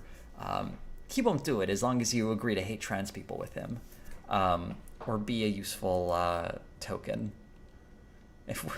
If Whoopi Goldberg did that, I'm sure he'd be able to forgive her pretty quickly. You'd probably like to hear is just your journey as you went through that, how that came to be, both from the idea and then also how you were able to see it through. And what I'm the most interested in is what kind of ice cold blood runs through your veins that allowed you to sit in those interviews for 45 minutes. Can you also answer like how raw kidney goat tastes? How raw is? First of all, I actually wasn't trying to derail the whole conversation and talk about me, but I'm happy to. This guy's insufferable. First of all, raw kidney of a goat, it's surprisingly mild, and for the rest of it, about this. This was something that occurred to me years ago, that the entire gender ideology house of cards comes collapsing down under the weight of one simple question, which is what is a woman? And the only thing that I didn't really realize, and that kind of surprised me, well, a few things surprised me filming the documentary. One of them was just that actually these people can't answer any question at all. It's not just what is a woman. We had all this planned out before we sat down with the interviews. We went over the questions, and we had them kind of layered, like we're gonna ask this question and kind of build until we get to the really hard ones, like what is a woman? And so I thought that things would stay pretty cordial until we got to the really hard questions. And what I found is that the moment I asked one question that was actually a question and not just a setup for them to launch into a spiel, everything fell apart. They became very defensive and evasive. And well, there was that one professor who became very... So he doesn't really ask any interesting or difficult questions. The problem is he asks loaded questions. That's one thing I noticed in his documentary. When you ask a loaded question, an educated person, like a professor, will notice that and will be put on guard because it's like, oh, I thought this was just a general interview about my work, but you're coming in here with an agenda, which he's pretty obvious about. He has an anti-trans agenda. And yeah, anyone who's in that situation will become defensive because they realize the person they're speaking to set up this interview under a false pretense. And you don't know what they're going to do with this footage now. They're going to probably edit it to make you look as terrible as possible, which is what Matt Walsh did. So this sort of this simplistic way that he's describing his tactics, actually they're deeply deceptive. And that's kind of the point. Someone asked, is this going to be on the channel later? Yeah, this is going to be on the playlist for streams. I have a whole playlist where you can check them out. You just have to click on the main channel page, and all my streams are there. So that's where it will be if you'd like to watch it later, because this is a lot to take in one sitting, and I say that as someone who's sitting here taking it all in with you. But yeah, we got a good turnout here. Wow, 650 people. That's pretty good. But yeah, here we go. Let's get back in this because we're not even an hour of the way through. Very offended when you use the word truth. Yeah. So why are you asking? That's a good impression. The great thing about that interview is that everything started to fall sideways when I asked him the difference between sex and gender, and that's when things started to get a little hostile. You mean his area of expertise? Right, his area of expertise. And also, that's a question. That's not necessarily the area of expertise for someone who focuses on gender studies. Their area of expertise is gender, not the difference between sex and gender necessarily. Although they probably would know more about it than Matt Walsh. That we emailed him ahead of time, and he knew we were going to ask it. And then when I asked it, he said, "Why are you asking me that question? What's going on?" That's pretty remarkable. Unbelievable. I love it because, in many ways, the documentary is the culmination of the work we've been doing at the Daily Wire for the last 7 years. Ben mentioned, as we were walking down from the backstage to get ready to take our places tonight, he said, the production value of the things that we're doing has come up so much from the days when we were sitting in the converted garage pool house in my backyard shooting the Andrew Klavan show. We barely had budget enough. Yeah, those... I just like the idea. It's like us ragtag bunch in our pool house garage. Your pool house's garage. Not even like your garage, your pool house's garage. You're starting in a very privileged position if you have a pool house garage. That's lovely. Maybe I'll pull that up because that's just funny. Let's make a note. I know you can't see me making my notes because that's got most of the script on it there. Anyway, that little comment really tickled me. We could barely afford the black sheets that we hung over the windows, And now we're producing feature documentaries. They could barely afford the black sheets they hung over the windows in their pool house garage. Adorable.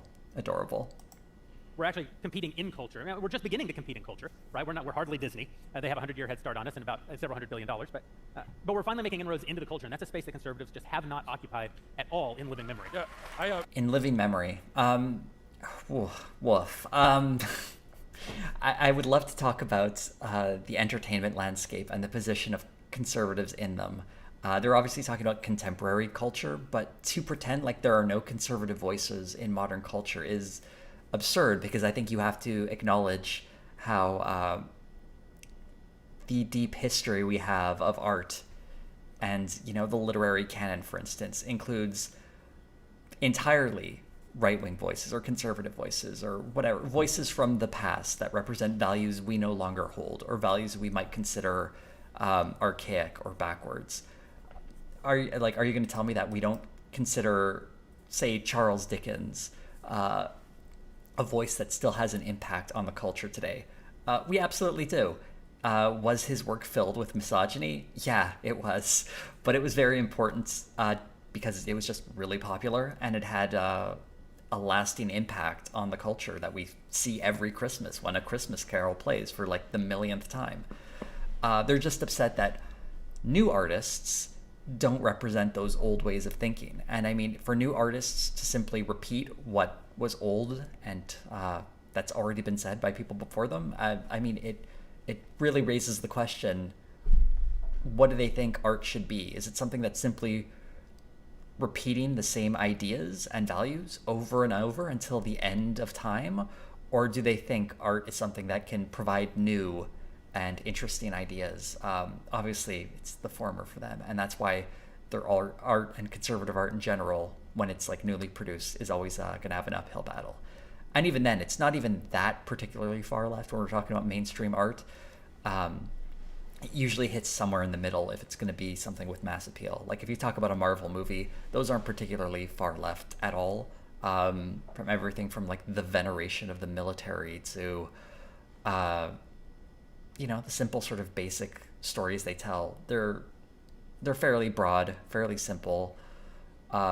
And every time you get something on like Squid Game on Netflix, a breakout show that's anti-capitalist, wow, amazing. And now we're getting a Squid Game show on Netflix, which really shows the limitations of any sort of leftist expression. And like, I don't even think, like, there were things in Squid Game that really sucked too. There was some homophobia in there that was like, certainly not something as a person on the left I appreciated, but, it was there.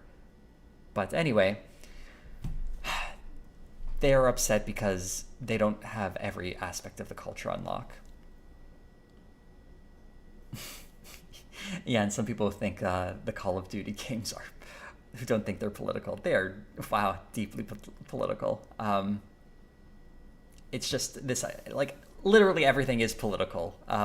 It's either reinforcing the status quo or it's trying to push you in one direction or another. But there is a political reading that can be applied to every piece of media. That's what's so frustrating. They have like a very simplistic understanding of the media they want to produce. Yeah, they think the X-Men weren't political until Disney. That's that really, I think, captures a lot of it. Yeah, I did. One other thing about that is I think the thing that I like about the film the most is that it works as entertainment. It's a film, it's an actual movie. It's while also dealing not with a really in any important way subject. entertaining. And for that, none of the credit for that goes to me because the people behind the camera, Justin Folk, our director, Dallas, the producer who worked on it, Jeremy also. That's all their work. Okay, I'm thinking I need to start skipping forward a little because I've been doing this for 2 hours and I'm still only a third of the way here.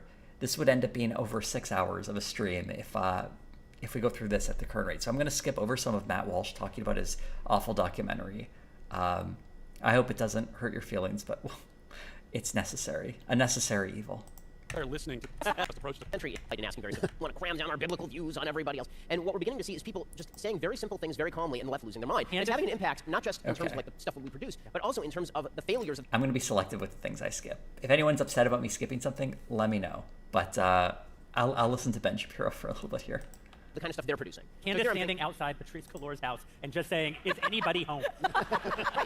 is an act of violence. I can do it live if you want to see. Hello? Hello, yes, is anybody home? That's funny because they were upset. I don't know. Is this like a controversy Candace Owens did? Weren't they like passing like kidney stones over people interviewing libs of TikToks, like knocking on her door or her family members' doors for an interview, and they're like, "This is insane. They're doxing her. They're trying to like, I don't know, do all sorts of horrible things." Wow, there's just a complete lack of consistency. Although I'm curious what Candace Owens did, what she did to get this out. But have been nicer. I couldn't have done it. I could not have been more polite. That was the most polite Candace Owens has ever been in her entire life. Right there, outside of her house. But it's this attitude that I think people have finally started to say, you know what, me saying what I believe is moral is not impolite. Yeah. So there's been this kind of generalized attitude in the conservative movement, as long as I've been alive and well before it, suggesting that to say what you think on a moral level and to say it with confidence is somehow some sort of imposition on somebody else. It's an act of violence. It's something cruel. And if somebody gets offended, it's probably because you did something that was worthy of offending them. And when people start to get up on their hind legs and say, you know what, just no. The answer is just no. Then that doesn't just have an impact in terms of the content we're putting out. It also means that when the left pushes their content, it fails. So the key example of this from the past month is the failure of Lightyear. Right? Disney puts out a film. Oh my God, here we go. Lightyear.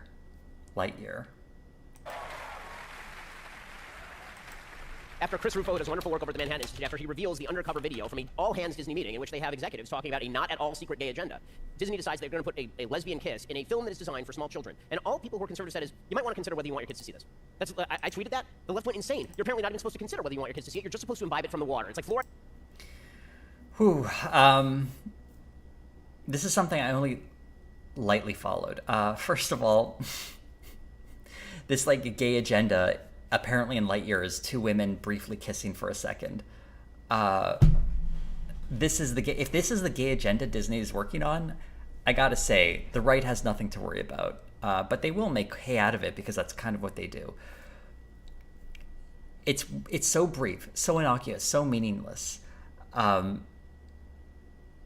it really doesn't matter. Like the fact that Ben needs to be like, oh no, like get ready. They're trying to indoctrinate your kids with this. It wasn't him just pointing it out. It was him perpetuating a conspiracy theory that simply isn't true. That there's some nefarious gay agenda that's going to poison the minds of kids, and parents should think that over. And I don't know. I feel like he's indirectly taking credit for the idea that Lightyear was apparently a flop, even though I just looked up its numbers here. According to Box Office Mojo, it's made $112 million domestically, $92 million worldwide, and it's made over $200 million. Is that a flop? I have no idea what the budget for that movie was, but that sounds like a lot of money. But here, let's let him finish his point here. In the water, you're just supposed to drink it. Yeah. You're never supposed to think about what it is that you're imbibing. And also, wait. What is that about fluoride? I saw that in the chat. Let me see what Ben's saying here. To see it, you're just supposed to imbibe it from the water. It's like fluoride in the water. You're just supposed to drink it. Yeah. You're never supposed to think about what it is that you're imbibing. Is he...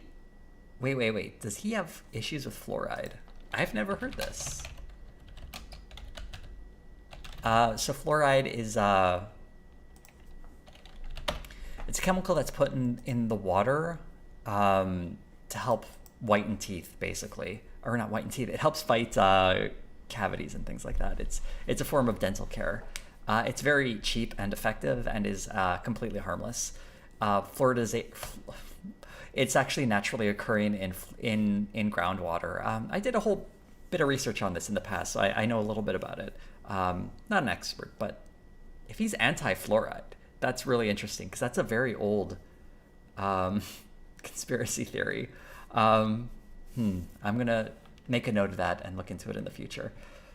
Oh yeah, it strengthens tooth enamel. That sounds about right. But anyway, and some fluoridization plants, I hope I said that right, actually remove fluoride from water because there's certain parts, because in high amounts, fluoride isn't great for your teeth, and there are certain parts where it's naturally occurring in very high amounts in the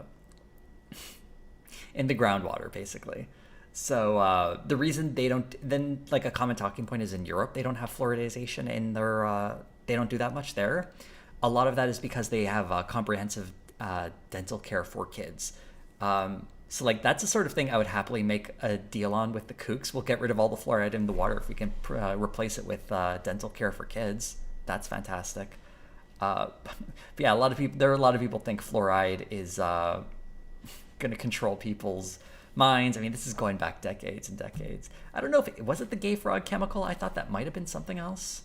Maybe it was. I don't know. There's so many fluoride conspiracy theories out there. They've been doing it for decades and decades. It's totally safe and very thoroughly studied. Someone's saying it's not good for your bones. Here's a fun fact. Your teeth aren't bones. You know what your teeth are? They're teeth. They're distinct from bones. Isn't that wild? There's an interesting fact about teeth. The main difference is your bones don't have enamel on them. Bones are porous, whereas teeth aren't, and bones can actually heal when they're broken, whereas once you break a tooth, it's done. Okay. Let's move on. This little fluoride tangent is fun. I just made a note to look into that for later, though, because I would love to do a Ben Shapiro is a fluoride conspiracy theorist. That sounds like fun. And it's supposed to turn you into a lesbian. No, that's not what it doesn't do that. Alex Jones. Yeah, no, it doesn't do that. No, it doesn't. No, But there were a lot of people who started to think, well, you know what? Maybe it's not impolite for me to actually live out my values the way I wish to live out my values. And so Lightyear is the biggest failure Pixar has ever had, bar none. It's not close. It's the biggest failure they've ever had. Was it really? I don't even know how to like measure that. I mean, it made $200 million. But that would be the biggest failure they ever had. Okay. They won't even acknowledge that it's a culture war until we fight back. They go into our schools and they say to our children, oh, you can change your sex, and if your parents tell you not to, you can come to school and do it secretly, you can dress up as the other sex secretly and all this. And we go like, I don't want you to tell our kids that. It's a culture war. Why are you fighting a culture war?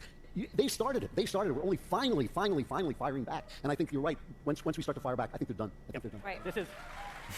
And actually, I think the coolest part of the documentary is that you went to Africa, because that's such a household discussion in my home, because my husband's always like, these conversations, when you're in the bush of Africa, they don't even understand the concept of lesbian and gay, let alone trying to explain to them what it means to be...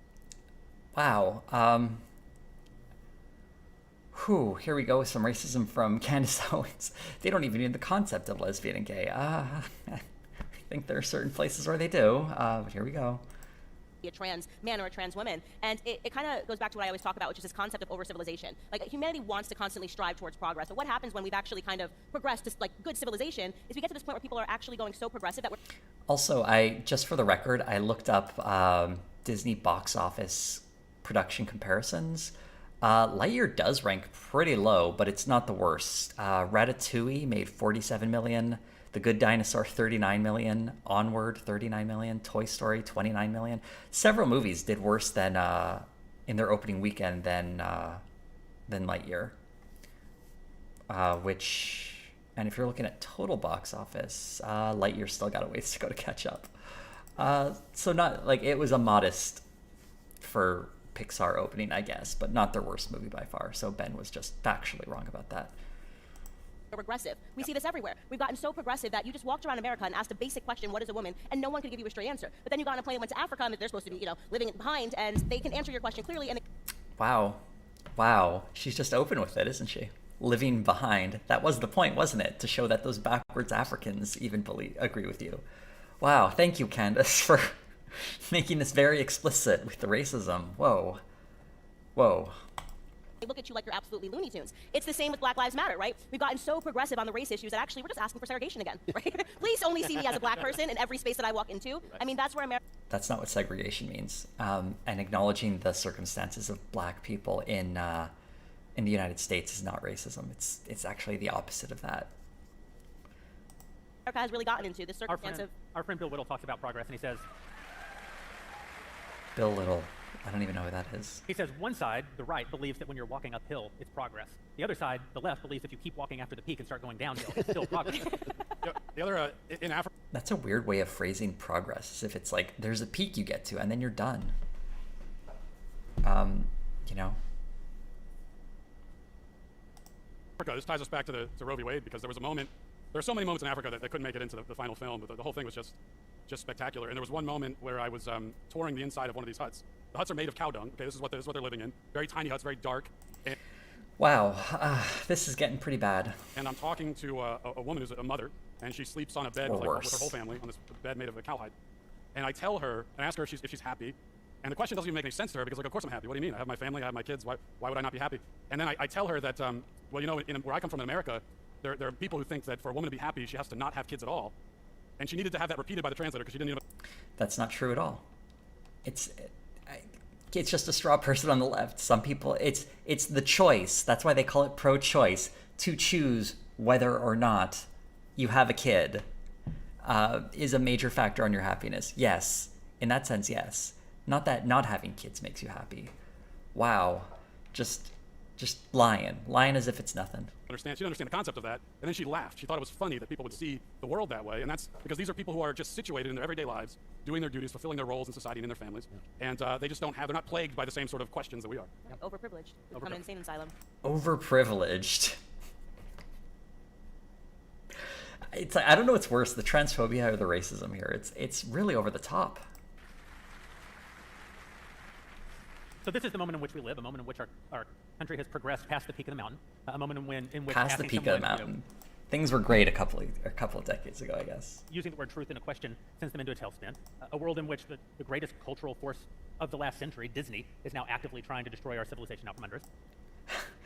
The idea that Disney is the greatest cultural force is a weird thing to say, and also it's trying to destroy our civilization by 2 seconds of two women kissing in an animated movie.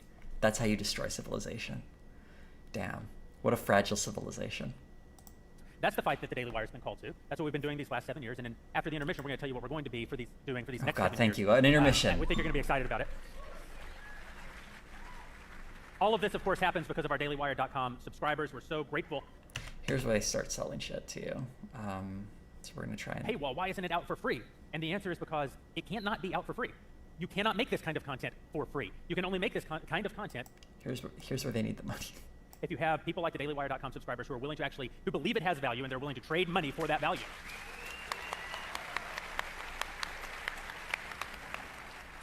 That's why the Aston Martin out front is a rental. Because we have to make a lot more great content before we'll feel like we are in the right buying one for ourselves. And then we will. We're going to be telling you about the future. We want you right now, if you're watching at home, go to questions, onlyourdailywire.com, dailywire.com. I love it when actually such a beautiful day. Life is about to continue. I'm just you know what they say, Jeremy? You know what they chilling. say? If your community is not crying, it's dying. You want those babies out there crying. You do. Another beautiful... I've literally never heard that. Full solemn occasion, besides weddings, besides funerals, is a dailywire.com all-access photo shoot with the God King and get a picture and... Take a picture and so of I'm Jeremy taking a picture Boring. and I look over, and out of the corner of my eye, I see one of the most ridiculous, ludicrous acts ever committed by a man, and yet one of the most beautiful. When Sergio proposed to Kayla right in front of Ben Shapiro, this happened. Someone proposed at this event. I did see a photo of this, and my God, I don't want to pick on these rando people, but the idea of proposing to someone at a Daily Wire event, I don't even know what to say. All the best, and I hope you make better choices in the future. Wow. I feel like if I was in a relationship and I proposed at a Daily Wire event, my significant other, well, she would not be sticking around for long, I guess. Wow. Even if it was a political convention I agreed with, I probably wouldn't do it there either. I'd feel weird. I'd probably want something more intimate, but whatever. 30 minutes before the show, I think we had... Hey, Sergio. Pointing over there. I don't want to see these people on this. Oh, wait, there's the footage. In front of Ben Shapiro. Oh, my God. I don't want to mock these people. I feel bad mocking these random people, but proposing in front of Ben Shapiro. They really do have people who truly love and believe what the work they're doing. We want you to stay right where we can see you until the big day, and then we want you to get busy making as many little Sergios and little Calebs as is humanly possible. Together. Springs to the motion. Popcorn. We're going to go to the back and use the rest. Okay. Entering, how long is this? Wow, this is a long intermission. Whoa, look at how long this intermission is. So we're blazing here. Oh, thank goodness. They made people wait for 40 minutes? Everybody. 45 minutes? Wow. 40 minutes. I can't believe it, but think of that, everyone. We were like, oh, 2.5 hours to go, and now we have, what, an hour and 40 minutes? I just love the length of that intermission. I'd be pissed if I had a 40-minute intermission. And no, we're not going to watch the steak sizzle when they put stuff here. And here we have, ooh, what's this person's name? She is called the female Ben Shapiro, and she makes these YouTube shorts on her channel. I'm going to be mentioning her in my video very briefly, but it's like, yeah, Brett something. Brett Cooper, thank you so much. This is Brett Cooper. Her videos actually do very well. They get like millions of views on these little like 30-second TikTok kind of things, although they're all YouTube shorts. I think she has a TikTok as well. Ooh, Cavernacle has a good video about her. I'll check that out. She's not going to be a major part of the video, but it's like just an example of how this Daily Wire enterprise is expanding. She's not very good, but you know, she's Brett Hawthorne. Yeah, that would be good. She should change her name to that. She's an example of how if you're just she's a failed actress who got a job at the Daily Wire, which is how you get in on this company, I guess. Wash out of Hollywood, get a job with conservative media. Someone say she stole Hassan's flow. I'm not familiar what his flow is, but maybe. There doesn't seem to be anything original about her. It's just, you know, I'm going to try getting cast in a movie or something, and then I'll become a conservative pundit. Like, it doesn't have to be good or successful, but, yeah. Let's hear what she has to say. Her thing is called Comments Section, which, wow. Hi, everybody. Welcome back to the comments section. I'm Brett Cooper. Hi. So, we launched the comments section less than 4 months ago, and right now we are approaching 700,000 subscribers. And we just... Rapid growth when you have a massive, media campaign behind you, and funding and financing, and it turns out you can get a lot of subscribers like that when you're promoted by other people too. But just passed 200 million total video views. So funny, I wonder how much those YouTube shorts make, because they're like 1-minute videos. 200 million views on 1-minute videos. I don't think that's very good ad revenue. I don't know. This is getting a little YouTube insidery. I don't know. Makes me curious is all. Thank you. In our pitch meeting with the lowercase god king himself, he said verbatim, "I don't get this show. It's not for me, but I know there's an audience for it." Clearly, he was right, as he usually is. She looks like a mean girl on Cobra Kai. She does. Was the future for our movement, and for some crazy reason, he trusted me to lead it. She's not very good at this. Through the comment section, I am able to fill a void for people searching Better for a than those two at the laid-back, beginning, common-sense perspective without the perverted values that are corrupting our society, to put it mildly. I actually... Perverted values. I love when they use these euphemisms, because you know what she means, but she knows she can't say it out loud. Or maybe she will. Maybe she'll be she'll surprise us and just say she hates gay people. I had a comment that came up on one of my videos the other day that I wanted to share with you that I feel like highlights this well. A man said, "I'm a liberal, but honestly, listening to some of your viewpoints has started to change my mind. I was pro-choice." Hmm. There we go. I was pro-choice, but I am moving to be moderately pro-life, which I think is pretty cool. Is this Tim Pool she's talking about? I like the idea, like, I watched a 1 minute YouTube short and now I'm changing my moral positions. Okay. Congratulations on the deep thinking there. You see, Also, I the doubt this mainstream happened. media has a very certain way that they portray reality in order to further their narratives. And it's usually not honest. Shocking. And I have found that people are a lot more reasonable than journalists would like us to think. People are waking up. And I see this in comments, but I also see this in my subscriber base, which, shockingly, is made up largely of disgruntled liberals and political moderates. Ooh, it's it's the Tim Pool grift. It's mostly moderates.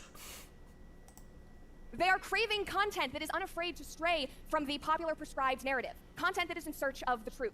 Therefore, I am so proud and I am so grateful to be backed by a company that takes risks and that is in the fight. And that truly never fails to go against the grain. And this is only the beginning. So to talk more... Never goes against the grain. They really are striking out in a new direction by doing TikTok videos. Like, just these innovative pioneers. We're going to be totally different by, like, financing our flashy, expensive TikTok videos. About how the Daily Wire is taking ownership of the future, I am so honored to introduce Daily Wire God King and co-CEO Jeremy Boring. So she just showed up to introduce Jeremy Boring? Wow. We can. He's so dull. You know, it's hard to actually put into words just how successful Brett's show is. 200 million views in 4 months. Makes her one of, if not the fastest growing, not political channel, but channel of any kind on YouTube. It's an unimaginable number. It's the kind of number that took the Daily Wire when we were first founded years to accumulate that number of views, and Brett's been able to accomplish it in 4 months because she is speaking to people that no one has ever bothered to speak to before. So let's give it up one more time for Brett Cooper. She makes 1 minute videos. It's not tough to get a lot of views if you're making 1 minute videos, if you can get any kind of audience. If I cut up my videos into little 1 minute chunks, I'd be getting a ton more views, but then it would just be like really annoying and a lack of substance and a really like lame way to produce content on here. And she has like this big $1 million company producing her content, promoting it, and spending a lot of money on ads. And they're pretending like, she built this from the ground up. It's like, yeah, because usually you find people who are like Michael Knowles and they have to like work so hard to get any traction because they lack charisma and talent. And while she has a limited amount of talent, it's a lot easier to sell someone through shorts. And also it's the year 2022 and they've been doing this for 7 years. They could probably bring in a lot of people and manufacture some degree of celebrity with the audience they've created. It's harder to do it like when you're just starting out. But it makes it look like it's organic, doesn't it?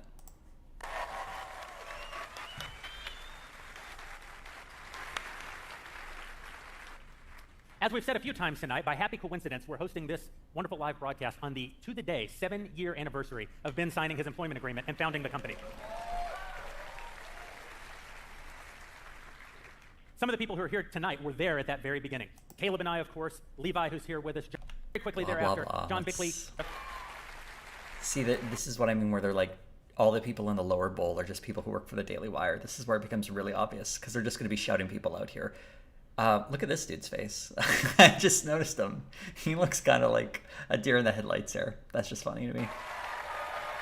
Because we knew that it's not enough to comment on the news. The left actually originates all of the news. They originate all of the journalism, and they speak to a group of people the conservatives are not great at speaking to, and that's women.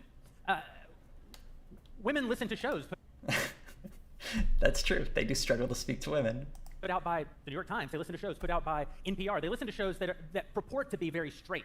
It's not that they don't have commentary. They're commentary from top to bottom, but they hide their commentary behind this veneer of objectivity. And that veneer of objectivity is one of their great weapons. It's one of the most manipulative tactics that they have. And we thought, there are people who want to hear the news. They want to hear the news with very little bias. And what bias is there, they want you to own. And one of the things that we're very proud of with Morning Wire and with the Daily Wire more broadly, we own our biases. You know where we stand.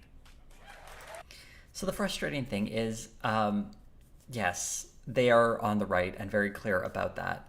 And it is, when you see mainstream sources, they are coming from a perspective. The problem is it's very much not the left they speak to. It's very much a liberal thing. It's pretty moderate.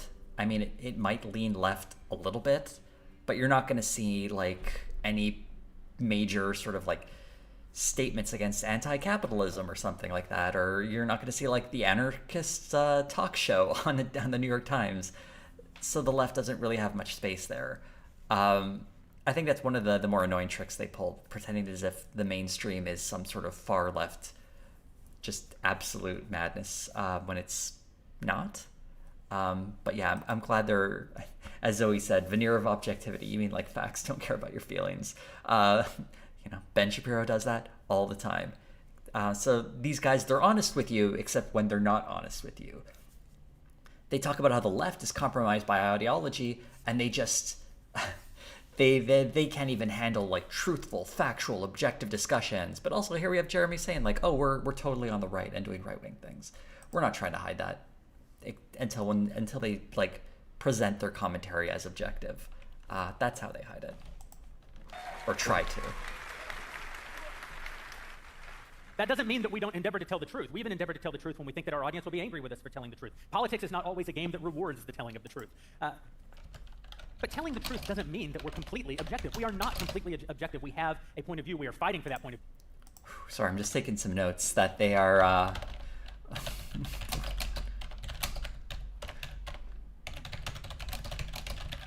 It's hard to like type something out when you want to say something to people, but yeah, this is like an example. They're not an objective source for news or information. We're fighting for that point of view because we believe that it's the last best hope for mankind, short of God himself. The last best hope for mankind. And of course, the good thing about God is he can do whatever he wants, whenever he wants, whether we have a good website or don't have a good website. I don't claim to speak for God. But we speak the truth as we understand it, and we hold ourselves to a very high standard. That's not the only new show that we've launched in the last year. Sitting right next to John and Georgia, they're going to call it such Sports enormous Dudes. energy to the Daily Wire. And yet again, why did we move into this space? It's because we wanted to compete for an audience that we don't think conservatives have historically done a very good job communicating with, and that, of course, is sports fans. Now, what does that mean exactly? Sports fans. Oh yeah, we don't talk to sports fans.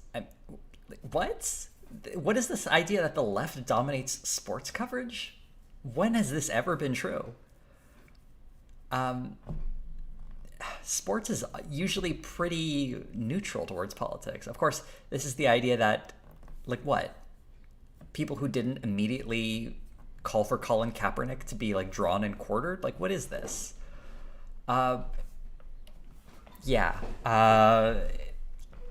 It's a very weird thing. They're just trying to get into every angle of media they can. That's sort of the Daily Wire plan. I have a whole, like, I'm sort of asking these questions. I know where I'm going to go with on this video, but maybe I should take a note for this too. Here's some click-clacks for everyone as I take a note.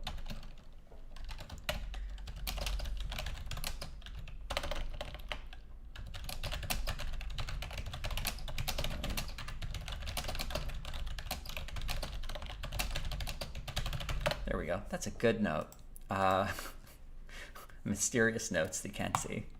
when I say conservatives haven't done a good job speaking to sports fans, that's not entirely true. Until about 7 minutes ago, only conservatives spoke to sports fans. But like every other institution in our culture, I don't even know what that means. So it's like, yeah, until 7 minutes ago, apparently the left has taken over sports coverage. The left has permeated. The left has taken over. The left has driven out all dissenting voices. And we know that now it's actually incredibly challenging to even enjoy sports because essentially we're told every day we're not welcome. And Crane & Co. is challenging that. They're saying, what does that mean? He's just saying things like, you're not welcome to sports things because the left is telling you you're not welcome. It seems like the people who are really upset is the idea that athletes have opinions, and if anything, they're the ones who have the problem. It's not like the left is forcing them to, or telling them they're not welcome. It's just they don't like that sometimes athletes have opinions, or maybe we should not use slurs in team names or something. If that's what sports means to you, if I can't use a slur against indigenous people, I can't enjoy sports, then that's a you problem, not a sports problem. You have a right to sports. Sports are an important part of how a culture forms, and they cannot drive us out of that space. So thank you, guys. Since we launched the Daily Wire, you guys know the success has been unbelievable. The Ben Shapiro Show, which started in my converted garage pool house, has over the last 7 years been downloaded 1.6 billion times. Whew, that's a lot of downloads. The Daily Wire itself, the website, has received 7 billion page views. Enjoy these stats. I'm just taking a note. And for 18 months over the last 2 years, we were the #1 publisher in the world, the most engaged publisher, not the most engaged conservative publisher, not the most engaged news publisher, the most engaged publisher of any kind in the world on the #1 platform, Facebook. Most engaged publisher. That reminds me of, when I was younger, I used to watch a lot of wrestling, and then I just stopped because I wasn't super into it anymore. But I remember tuning in, like in 2010 or something, because like, not to get too into the weeds, but this is back when Bret the Hitman Hart went back to the WWE and was like, oh my God, what a big deal. This guy who would never go back to this company is now coming back. So I wanted to tune in for that. And I remember one of the things they kept saying is, this is the longest running episodic TV show in prime time. It was like this weird convoluted way of saying they had been on TV for a long time. And it meant nothing. Like if you would ask someone outside of this space, like what is the longest running episodic television series or whatever in prime time, people would look at you and be like, I have no idea what you're talking about. That's not a measure or a stat people use in any meaningful way. So when he talks about like the most engaged publisher on Facebook, it's a very selective stat to make them sound like they're a very big and important deal. And it like screams at me when I hear things like that because it's so disingenuous. If they were the biggest publisher, they would just say the biggest. I mean, I'd ask how they measured that, but you see it at the top there, 18 months as most engaged news site on Facebook. It's such a narrow sliver, such a narrow reading to generate this stat that's not nearly as impressive as it sounds. Also, fun fact, they spend hundreds of thousands of dollars on Facebook ads every month. I have no idea how much other news outlets spend, but they spend so much money on their ads. Like the last time I checked in, it was like $100,000 a month just for Ben Shapiro content. Think about what it's like when you see, because everyone was talking about how that like What Is a Woman documentary was like advertised everywhere on YouTube. They spent a lot of money on those ads. They are spending so much money. So this engagement is not organic. It's paid engagement. So this stat is in many ways a complete farce. But I'm glad they're giving me stats here. This is be good for the video. Not to keep coming back to God, but sometimes I shudder to think about all the human productivity that's been wasted on reading our website and what he'll have to say about it one of these days. All of that, of course. I like that lone woo. But also, yeah, I don't believe in God, but if there was a God, he'd be upset that people are wasting their time with the Daily Wire. Unless it's one of those like bad gods, like, I don't know, Loki would probably be cool with it. Actually, I shouldn't say that. Loki's not so bad. By design. When Ben and I were doing a progenitor company to this, we were working together on a project, and we had an idea. And the idea was twofold. One, it's not enough to criticize culture. Conservatives have to create culture. And also, good point, saying they're talking about how they're being censored. Like, are you? If you're like the most engaged publisher and doing so well, like, no one's really censoring you then, are they?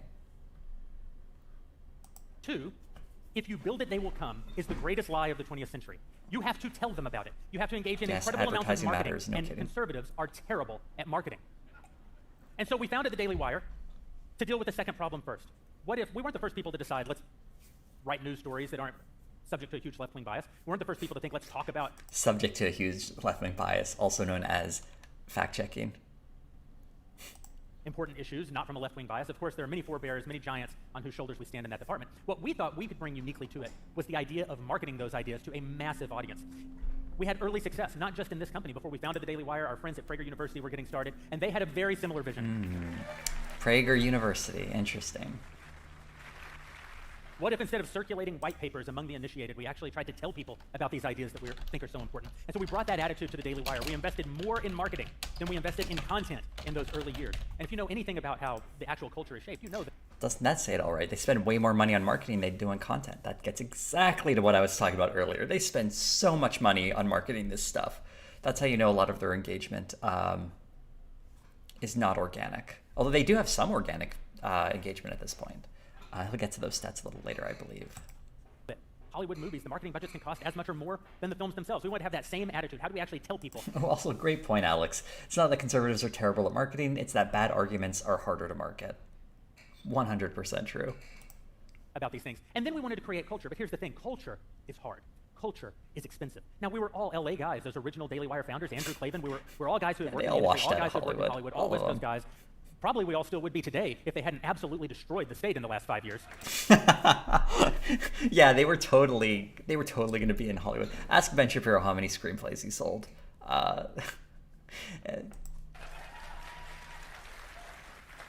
We knew that we could bring cultural skills to bear, but we also knew that we had nothing like the money necessary, nothing like the breadth of talent that would be necessary, and absolutely no ability to tell people about the cultural content we made, even if we were able to make it. And so we thought the way to solve problem number one is to get really famous.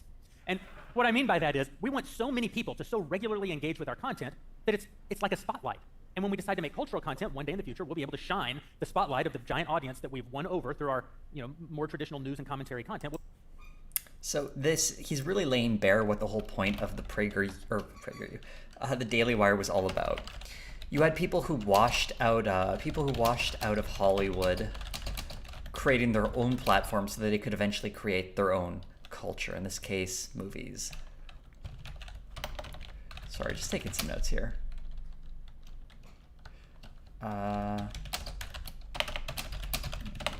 Okay. And like that's really been the mission. It's kind of sad, isn't it? We'll be able to point that audience to cultural content.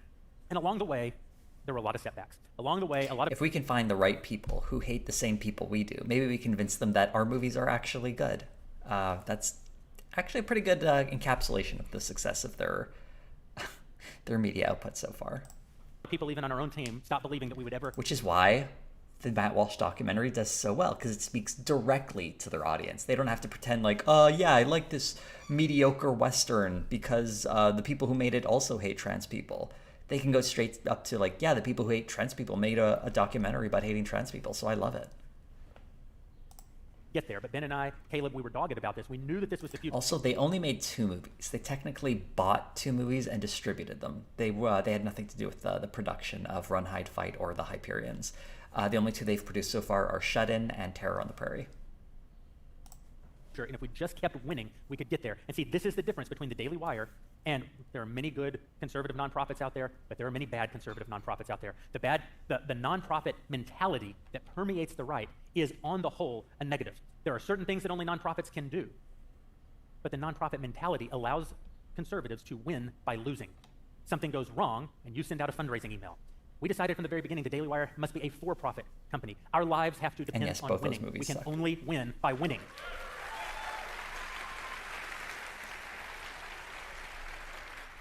And so we won, and we won, and we won, and we won. And then COVID happened. And in the middle of... NT, you're kind of getting at what I'm going to say in the video. Not exactly it, but yeah, it is a social media bubble. They are trying to create a bubble of sorts, but it's a little more complicated than that with some interesting historical analogs. But here we go. June in 2020, when the whole world was shut down, when no one was going to work, I read an article. Also, yeah, like the I should have stream. looked it up before I came out. I believe it was in Rolling Stone, but I could be wrong, which essentially said it's time to move away from Law & Order SVU. And the reason was, it's time to stop watching Law & Order SVU, because even though it's about a badass female detective who takes down dirty male sex offenders, it promulgates the lie that some cops are good. Law & Order SVU has run for 23 seasons. The idea of moving on from that is not the worst thing in the world. I find it hard to believe the Rolling Stone article is being characterized accurately here, but the idea that moving away from police anything, which basically boils down to propaganda in like almost every instance, is a good take. It would be surprising to read that in the Rolling Stone, but if that's what they said, cool. The problem is, if you like Law & Order SVU, that's fine. The problem is every show about cops centers cops as the good guys. That's a bit of a problem and not necessarily a good reflection of reality. That's I think, very important to mention. And it's okay for cop shows to be about more than that. And it would be more interesting reflection of reality. And I thought a Hollywood in 2020, a Hollywood that will not make shows about good cops, would be as if in 1960 Hollywood decided it couldn't make westerns. They were literally turning on their bread and butter properties. They were literally... See, westerns fell out of fashion because people no longer cared about them. This is a really good, a really, really good analogy. Westerns stopped being successful because, not because Hollywood just decided they were no good. It's because they no longer spoke to people. Like, no one really related to the Western anymore. And sort of this sort of American mythology, it just fell out of popular consciousness. That he sees this as some kind of top-down thing is very strange, as if there are puppet masters who control culture. They really just respond to market forces.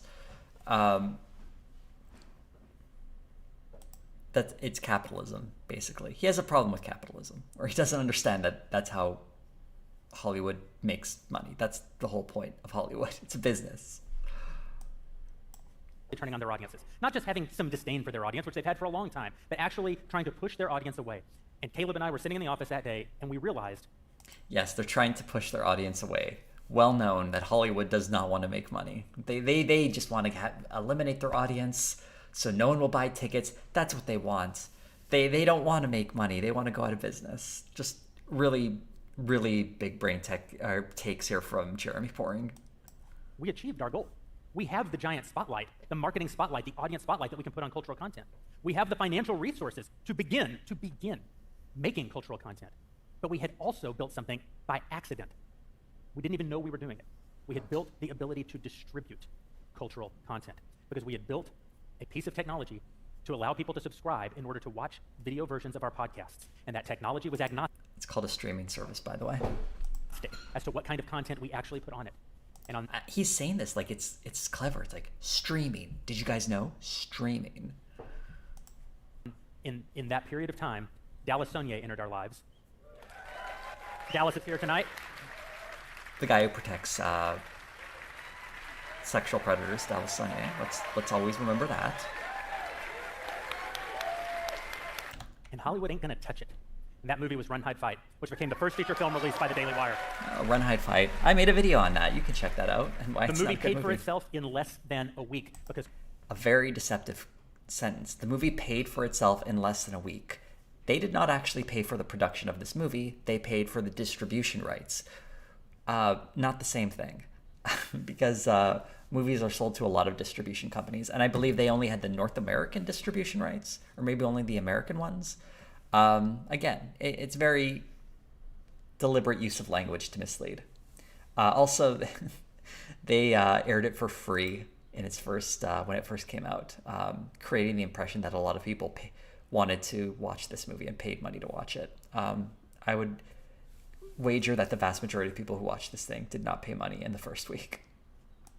As conservatives are willing to support great content, and ain't nobody giving it to them. Also, just as a correction, it wasn't like they couldn't get it sold. It's because the original producer on it had recently been charged for raping an underage girl. That was the problem with Run, Hide, Fight and why it was such a toxic commodity. Not because it sucked, although it did suck too. It's hard to sell a movie when you've got that kind of negative press attached to it. But the Daily Wire did not care. They knew about it, by the way. They knew about it. Jeremy Boring was asked in an interview, and he's like, well, that was before we got involved. And it was really gross, creepy stuff. It's all in my video. Go check out the video after the stream. And that's when things started to change. The very nature of the Daily Wire began to change. Here's the thing. We didn't start moving away from great news. We didn't start moving away from great opinion journalism. We didn't start moving away from commentary and analysis. We doubled down on all of those things. We started hiring investigative journalists. We started up-resing our editorial team. We started sending people like Luke Rosiak into the Virginia School Board.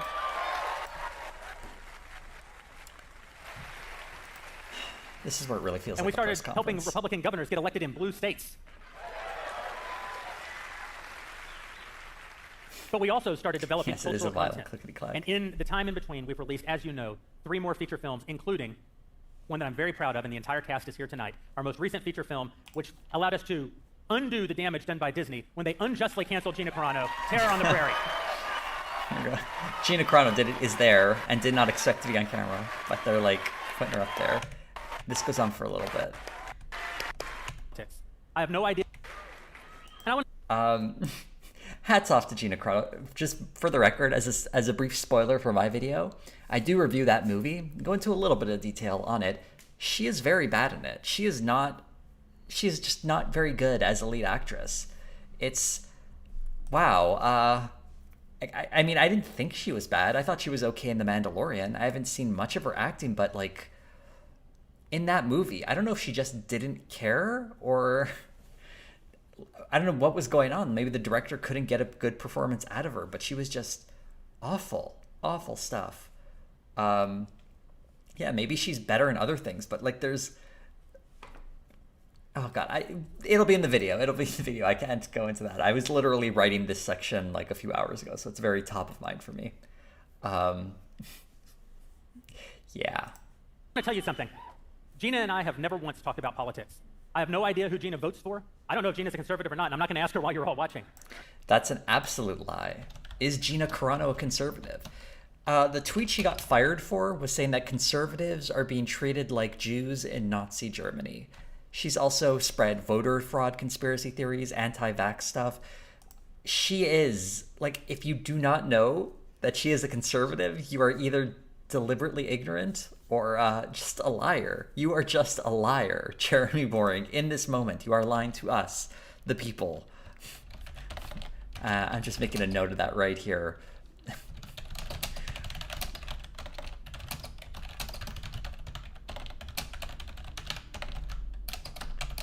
What an outrageous lie that was.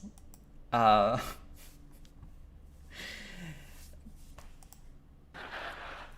I can tell you this, Gina was not canceled by Disney for being a rabid right-winger. She was canceled by Disney for not being a rabid left-winger. It is the most unjust cancel. Ridiculous. Absolutely ridiculous. You can see the tweets she was fired for. They're not hard to find. Rabid left-winger. I don't even know what that means. He won't define it. It's just standing up for her. Also, I need to figure out where to put this in the video, but there's this really funny moment where someone's interviewing Gina Carano on the red carpet, where she's like, well, when you left Disney, everyone was after you, and you were such a hot commodity. Everyone was like, where's she going to sign? Every company was vying for you, but you chose the Daily Wire. Why did you choose the Daily Wire? And then she goes, well, after I was fired by Disney, I was kind of blackballed, and no one wanted to hire me. It is so funny. She just tears down the question and said she was like, no one wanted to work with her anymore, and that was the reason she signed with the Daily Wire. I love that she just, I don't know if she wasn't savvy enough, or she doesn't care, or she's just sort of like wanting to be real with them, but funny moment. Let's get back to this video anyway. That we have ever seen since cancel culture began. The worst canceling since cancel culture began. Gina produced with Dallas for us, Terror on the Prairie, is an absolute triumph. It is the metaphor for Gina's life. It is a woman standing up against those people who would take everything for her and saying no. And that's exactly what Gina's doing in her real life. They're just like fawning all over her. The dude in the beard is one of her co-stars, by the way. I forget what his name is. Nick Searcy is also in the movie, and if you clap for him, I'll walk off the stage. Nick Searcy. I'll walk off the stage. He's a character actor. He plays the captain, who's the bad guy in the movie. He's fine. He's probably the best one in the movie, but he's not, like, particularly great. To be fair, the script is bad, so he doesn't have much to do. He's also a very, like, right-wing guy. Not a great dude. In addition to being an absolutely terrific actor, Nick is a fierce warrior for this country. He's one of the most outspoken actors to come out of Hollywood. He never backs down from a fight. He's a regular son of a bitch. I'm not going to lie to you. Also, thank you, Steven, for mentioning that Cancel of Geeks video. I'm actually going to look into that because I only mentioned the canceling, so to speak, in passing. But it'd be good to get more details on that. But cool, yeah, I'll check that out. And no, this script wasn't written by Ben Shapiro. That would have been funny, though. And we're very glad that he's on our side, Nick.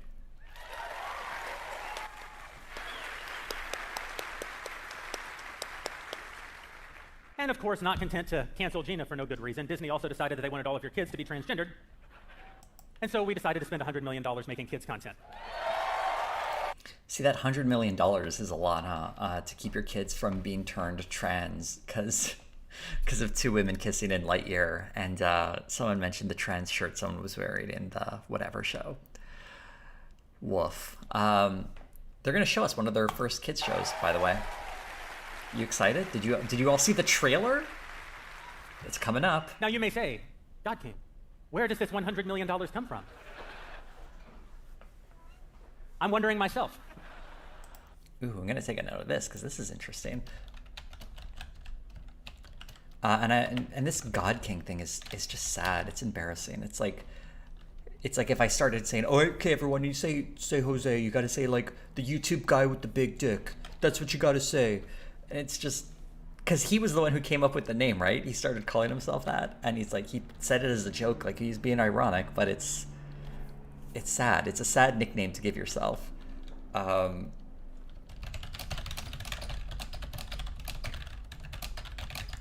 Clickety clack. I can tell you this, the Daily Wire has been approached by 6 different entities in the last 3 months about doing a public offering by way of a SPAC, and we have said no. So they're not going to be publicly traded. Because money ain't free. If you want to know why great companies filled with people who I deeply respect and deeply admire, companies like Fox News, will run stories about celebrating children who doubted their gender before they were 3 years old and then transitioned as teenagers. That was like the one pro-trans segment on Fox News, and they're still upset about it. If you want to know why that happens, it's because money ain't free. It's because when you enter into these capital markets, both public and private, when you take money, you are taking people's opinions. And we have made a decision that, and I don't know if we'll be able to do this forever, that for as long as it is humanly possible, we are not going to take money from people who do not agree with the core mission of this company. See how they phrase that, huh? They are not going to be independent. They will not take money from people who do not agree with the core mission of this company. So they are being financed, right? They are not running at a profit and funding their own work. They are being privately financed. They're not being publicly financed, but they have financiers who fund their work. So when they talk about how profitable they are and operating at a profit, they currently, from what I'm seeing here, are not doing that. And you have to wonder, who are financing them, right? Like, the stock market, like the people who are going to invest in their company are going to be generally pretty wealthy, right? That's just how it's going to go. And there'll probably be people who will generally likely agree with the Daily Wire. But if you're publicly traded, it means you have to share your financials. You are now accountable to investors, and you have to start delivering on that return. If you are being privately funded by someone, then you may not have to give them a return. Maybe they don't expect a return. Maybe they think this is just a cost of influencing the culture towards more right-wing politics. Either way, it's pretty shady or questionable. They should really be upfront who they're being financed by. If anyone has that information, pass it along to me. I'm still researching it. It's tough to find. I've looked into the initial startup came from I believe oil billionaires or something. People in the energy industry financed the startup in the Daily Wire. I don't know if they're still involved with them because I don't know if they can keep going back to that well. But it would be interesting. And yeah, someone saying they are financed by subscribers. Subscribers absolutely do not cover all their expenses. The last thing they said is they make something like $100 million a year, supposedly. This is the last bit of financial information I got from them.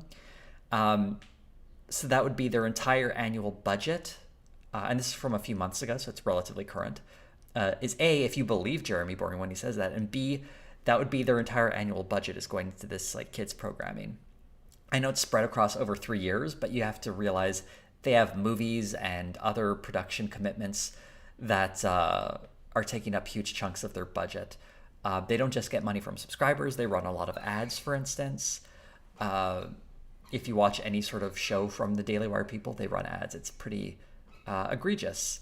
Anyway, this is like one of the more interesting parts of the stream, I think, when he gets to the money. And this is the part I actually watched live, because I did watch a bit of this live. It's and some of the next bits, so that's why I have a bit of foreknowledge, I guess.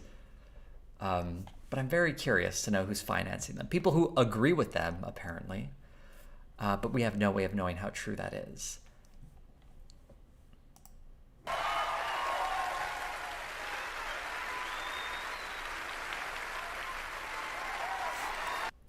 Also, someone saying they go to a bank.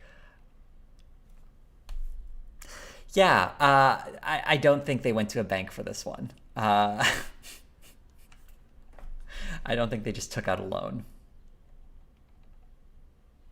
It's like, yeah, you're going to make a kids show? Sure, we'll loan you $20 million. Why not?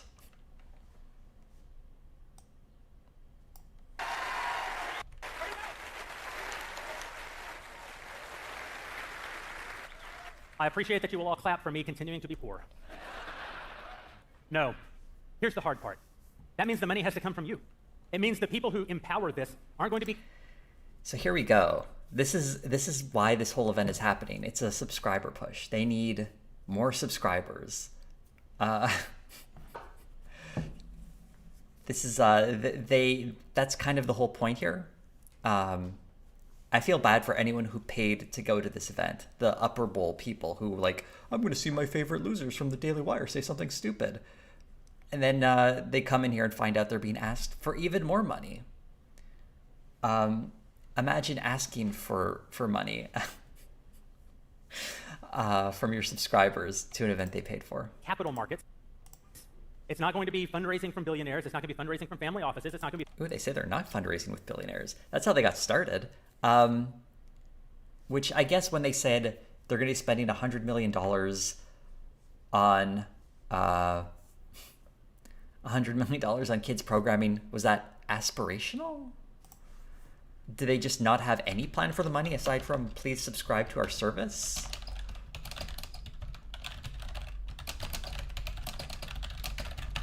Interesting, isn't it? That's a note. Fundraising from family offices. It's going to be trading value. Oh, yeah, let me deal with someone in the comments. And there we go. It's all cleared up.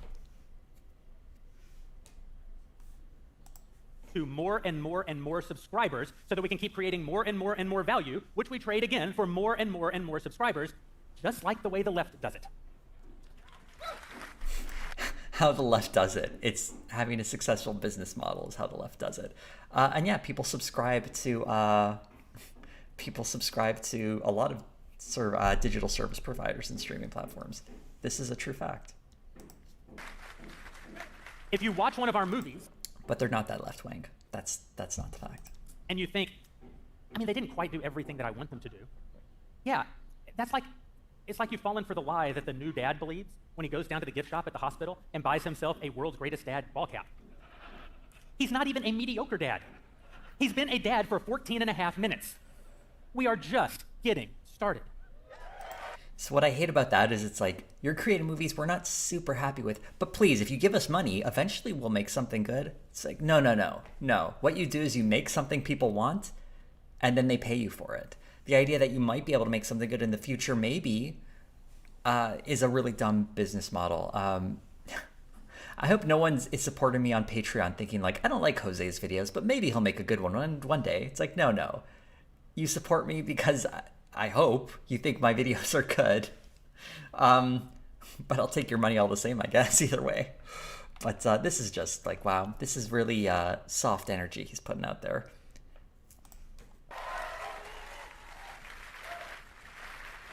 The World's Greatest Dad ball cap is an aspirational statement. We want to be the world's greatest media company. You have to help us. You have to stick with us. Give us a little bit of room to try. Give us a little bit of room to miss. We're going to knock it out of the park, and no one else is going to do it. No one else is going to try and make media for you. It's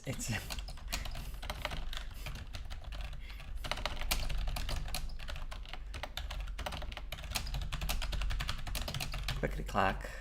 A note there. I don't know if that's a good note. Whatever. Yeah, support me on here if you want more aggressive typing.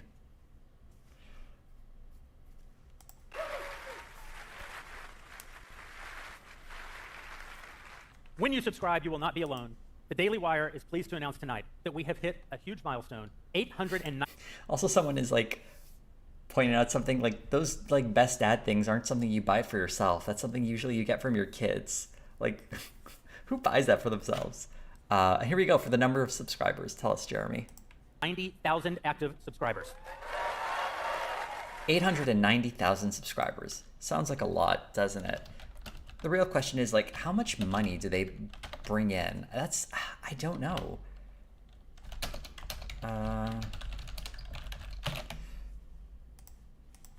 So, fine. Is my keyboard really that loud? Is it bothering people? Because I can move it. I'm just taking a lot of notes right now. 800 and the average subscription for the Daily Wire, more clickety clack, is or I don't know what the necessarily the average is, but they have different tiers, and there's an $8 a month, a $13 a month, and $14 a month. Oh, these are with discounts. Regular it's $12, $20, and $14 a month. So when they say 890,000 subscribers, what would that be? Let's do some quick math. Oh, my thing. Where'd my thing go? There we go. So we've got if it's $20 a piece, that would be roughly work out to 17 million a month, something like that. 17.6. Am I doing that right? 17.8 million? Someone want to check my math on that? 20 times 890. Well, that should just be, 17.8 million. Cool. Thank you for confirming my math here. 17.8 million a month. That's if everyone is buying the most expensive package of $20 a month. Jeremy Boring recently said they're making 100 million a year. If it's 17.8 a month for 12 months, okay, 17. Let's round it to well, let's say 17. We'll round it down. I don't know. I can just do the math. I can do math. 17.8 times 12. That's 213 million a year, except they're making less than half of that. So I guess the vast majority of people aren't at the $20 tier. The vast majority of them are probably paying, what is it? What are the other tiers again? Either the $12 or $14 tiers, more likely. But here's something to think about. They also have ads. They run a ton of ads. How much money do they make on ads? Even not just ad revenue from YouTube, but like these like stupid like get your prepper bucket type. I don't know if they do prepper buckets, but you know, like some VPN or whatever ads. That's got to be part of it as well. So the number of money they're making from subscribers, I'm very skeptical how much it could possibly be, because they run discounts on their subscriptions. They're only making they're making $100 million a year. So I'd wager a lot of these subscribers are not paying full price. Some of them may be even doing this for free. Or what's also possible is that this number is being inflated. So it's not the number of subscribers they currently have, but it's maybe anyone who's had an active subscription this year, for instance, or in some way of doing this. Someone's saying gross profit versus revenue. I'd have to consult the article, but I think he was talking about the gross was 100 million, not that they were 100 million in profit. If it was $100 million in profit, my God, if they were making $100 million a year in pure profit, they wouldn't be asking for new subscribers here. They wouldn't have to do anything. So I'm sure it's $100 million in gross.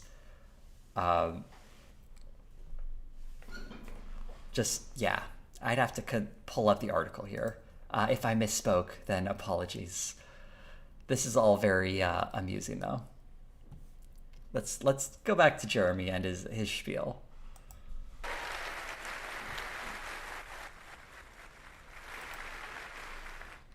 Netflix has 200 million. That's one company. Disney has 200 million subscribers. That's two companies. HBO, Paramount Plus, Peacock, Stars, Showtime, on and on and on and on. Listing all the companies doing much better than them. To compete, we have to grow. To compete, we have to scale. To compete, we have to do those things together. We are in this fight together. We believe every day it is our advertisers, and most importantly, our subscribers, who make it possible for us to be in this fight at all. And it will not be enough to get to 1 million, and it will not be enough to get to 2 million, and it will not be enough to get to 10 million, but it'll be a damn good start. So they want to get more than 10 million subscribers. I gotta say, they're gonna have to A, make content people want to watch, and B, just the volume of content has to be higher. If you compare yourself to Netflix, like, you guys have 4 movies on your streaming service. Currently, they have absolutely no announced movies in the pipe. There was another one starring Gina Carano that seems to have stalled, but they've got like nothing announced that's coming out as a movie. I don't think they're going to be able to compete when it comes to the volume of content of like Netflix or Disney Plus or Paramount Plus or any of the places they mentioned. So yeah. If you want to, and a lot of their stuff is available for free on YouTube. That's another thing. Like, it's way off, basically.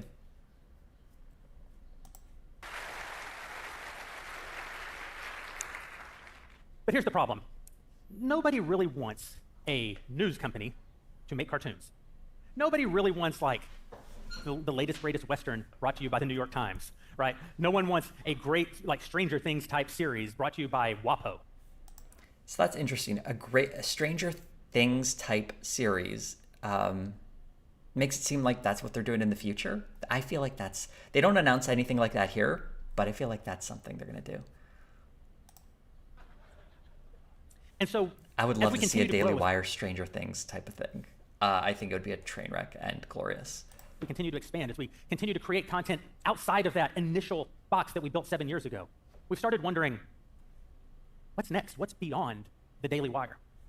Also, Fake Chuck, when you say they aren't aiming to make money, that is their stated goal. Maybe they're lying and they don't care about making money, but they're talking about how profit motives are so important. That was a little bit earlier, in case you missed it. But let's keep going.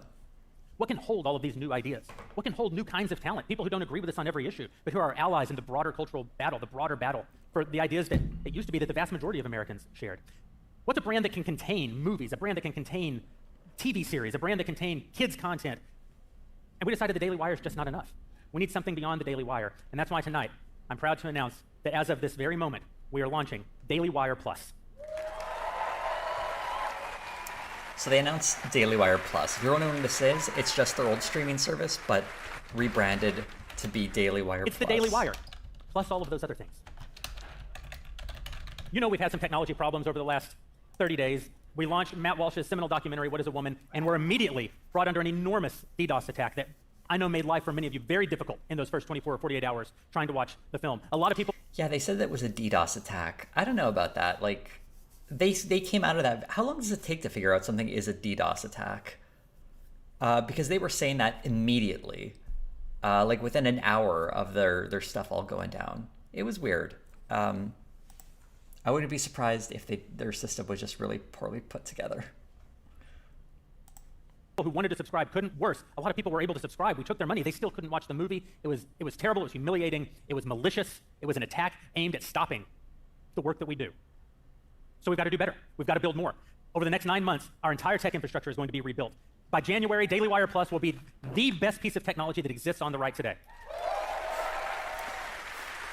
I feel like they should have done that before rebranding. Fix your tech before saying you're the all-new Daily Wire Plus. It might be fixed. Oh, so it does. Okay, so DDoS can be figured out in about an hour. Okay. I'm skeptical of every single thing they say, I guess. So it's tough for me to believe them. But I don't know, maybe someone tried to DDoS their terrible streaming service. Sure. Maybe they just couldn't afford proper servers to keep up, because there did seem to be a genuine demand to watch this terrible documentary. So who knows? But they do like portraying themselves as victims. It's kind of what they do reflexively.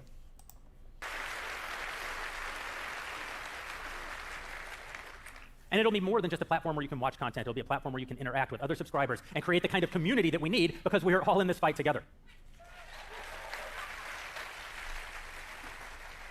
And it will have more movies, and it will have scripted series, and it will have reality television, and it will have kids content. I like how he got to the kids content. Like, yeah. There is unbelievable kids content in the market. The beauty of kids content is that, unlike adult content, there's always new kids, and they go back and watch it. So what a weird thing to say. It's like, there are always new kids, unlike adults. There's no... I think one definitely leads to another. There are always new adults. This guy is really funny. There's an unbelievable library of content. Most of it's at Disney, let's be honest. But it's not that the content isn't great. It's that you can't trust the platform. You can't put your kids in front of a classic piece of Disney content because you don't know that the very next thing that plays won't be that not-so-secret gay agenda that teaches your daughter that she's a boy. That's why we have to have... No Disney show does that. ...of Daily Wire Plus. And so we've already announced it, but I want to give you an update. On Daily Wire Plus in the spring of 2023, we will be rolling out our very first kids content, the stuff we promised you back in March. And here tonight, I have for you... 2023. This is a long way off. A long way off for their kids show to be announced. The first tiny taste. Here's the trailer. Tiny teaser of our very first animated show, Chipchilla. Chipchilla. It's perfect. Yeah, that works. Not bad. Oh, wait, there. Now it's perfect. Oh, we gotta get the sign in there.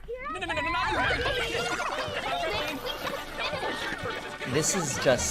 This whole trailer is so nothing. I don't know. Maybe kids would like it. I love it. Let me get in on that.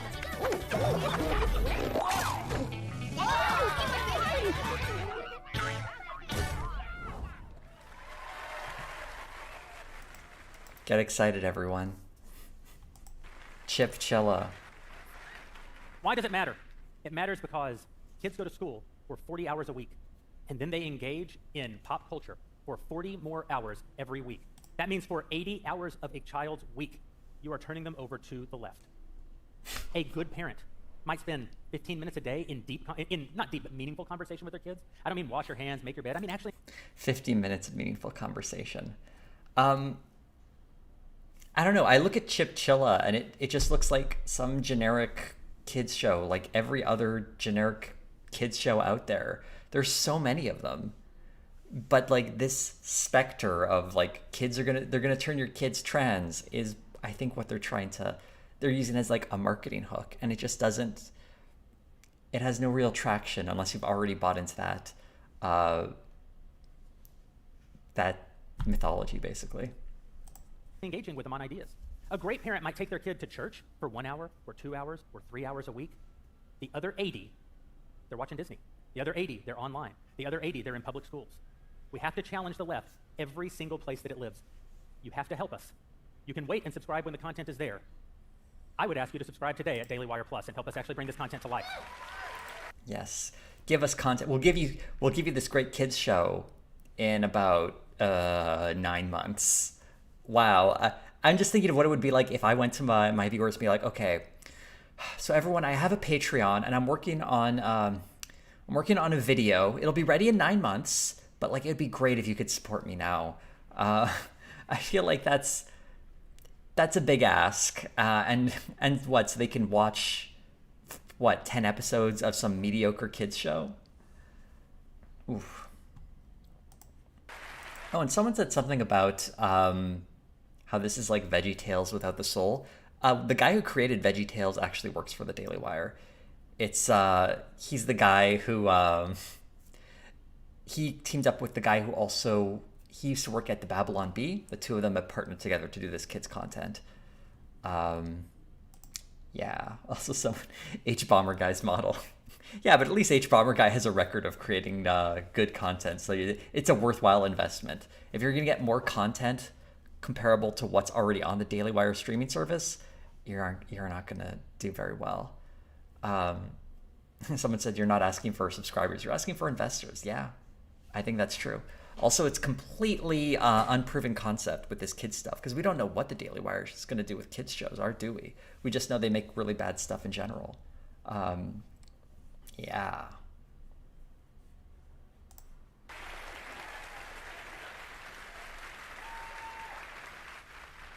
The Daily Wire Plus will let us do more than just create more and more and different kinds of content. It will also let us work with other creators out there in the landscape who we think are doing incredibly important work and serve as a kind of technology distribution and marketing platform for them. Sometimes a unique marketing and distribution platform for them. Other times an additional marketing and distribution platform for them. As you know, this company from before it was ever founded has had a great relationship with PragerU.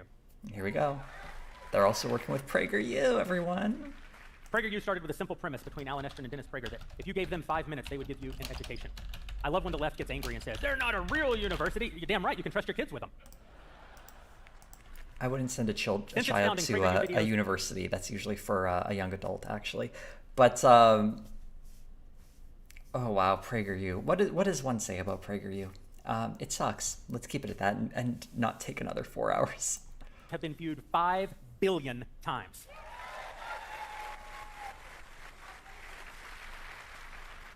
Tonight, I'm proud to tell you that not only is the Daily Wire continuing its relationship with PragerU, which means hosting their entire library behind our paywall to bring value to our subscribers and additional audience for PragerU. See, PragerU stuff is largely free on their channel. I think they have some stuff behind a paywall, but like, why would you pay money to see something that, like, does PragerU have a subscription service? I don't think they do. That's probably why they're partnering with the Daily Wire. But yeah. I want to watch a free PragerU video behind the paywall of the Daily Wire. I wonder if they'll get folded together, but there you go.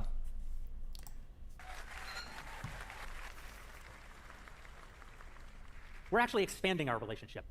Right now, Prager is already in the business of giving you terrific 5-minute videos. $35 a month? Oh, wow. Zoe, thank you for that information. Wow. $35 a month. I wonder how many subscribers they have. Giving you terrific kids content. They're one of the earliest companies into the space of making premium kids content for conservatives. But we're going to launch something behind our paywall only, a completely exclusive piece of content, a premium piece of content called the PragerU Masters Program.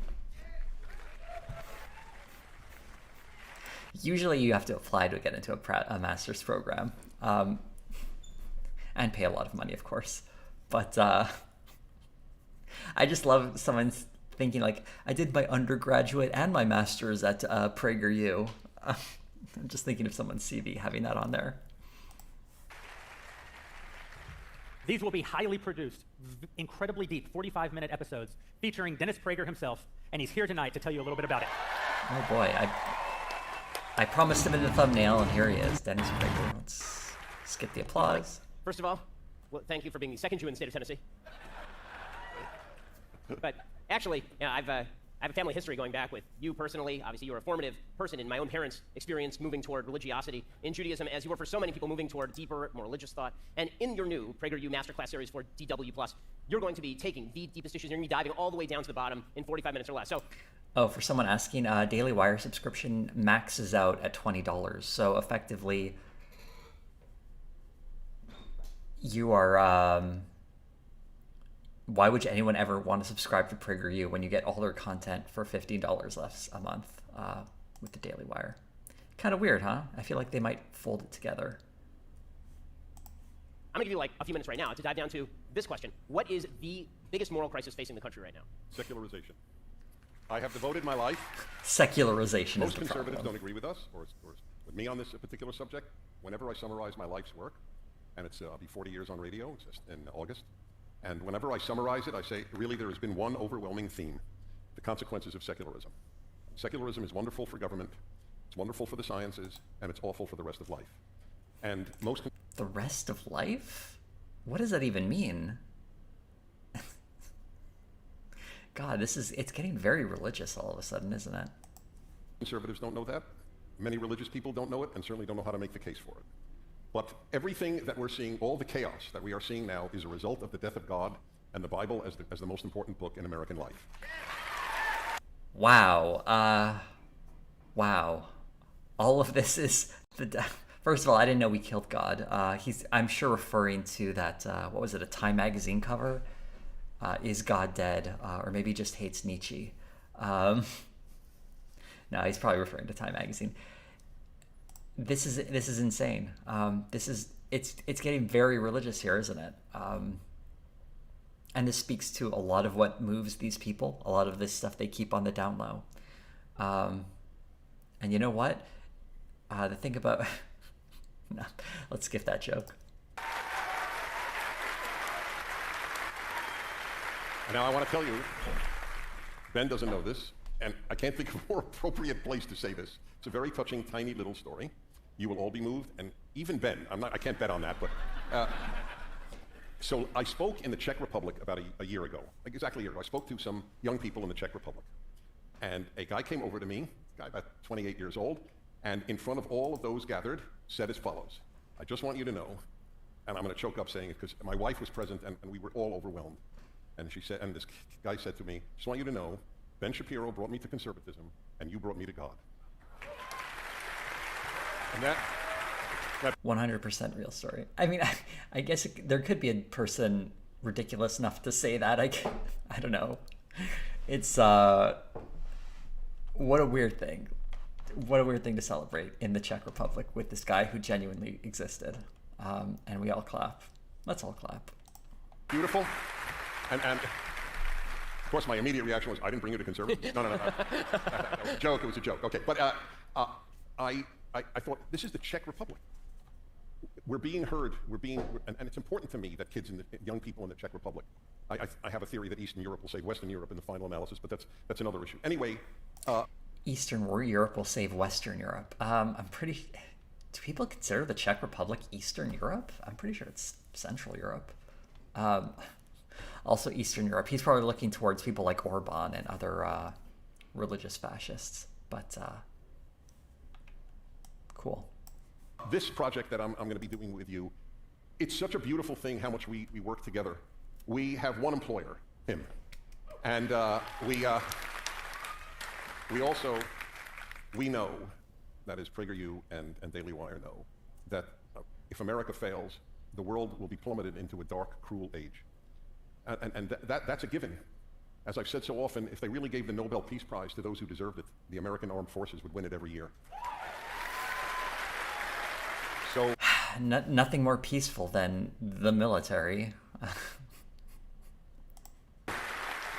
Ben, the thought of doing this whole series of very intense, but obviously fascinating and even entertaining videos with you is one of the highlights of my life. Well, we obviously feel the same, and we are so excited to have you on board. Dennis, I feel like we've reached a point in American life, I would say 5 years ago, I may have been more pessimistic about where the country was than any time, and then during COVID, maybe even worse than that. Right. And now, I got to tell you, it feels like we're not seeing the actual light at the end of the tunnel. It's starting to get a little lighter. It feels like we're on the upswing. It feels like finally, for the first time really in my adult lifetime, we are really beginning to win. I do agree with that, but I do want to say something not to pour any cold water on that. That's a fact that we are beginning. But I want you to know, and I think you'll appreciate this, I'm asked all the time, so Dennis, are you optimistic or pessimistic? And this is not only the answer I give people, but it's what I believe. But of course, I tell people what I believe, so I shouldn't have had to add that. But in any event, I say, you know what? I'm not particularly interested in either optimism or pessimism. Because ironically, they both can serve a negative purpose. The optimist thinks everything will turn out well. Why fight? The pessimist thinks everything will turn out lousy. Why fight? I never ask if I'm optimistic or pessimistic. I ask, what do I have to do? And the answer is fight. That is the only question that matters. That's weird. I'm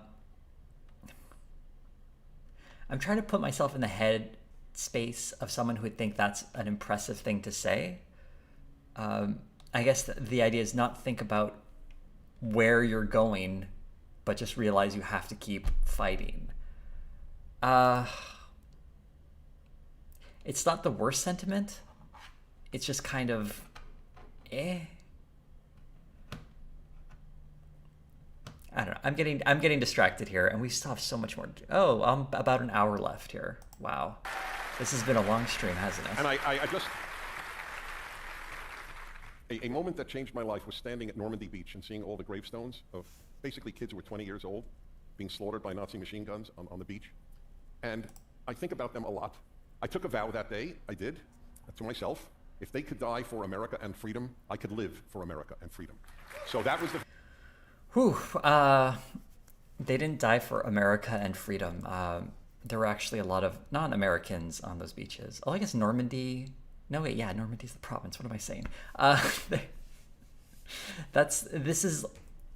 not a fan of this weird romanticization of war. It was great fighting the Nazis. I am pro fighting Nazis.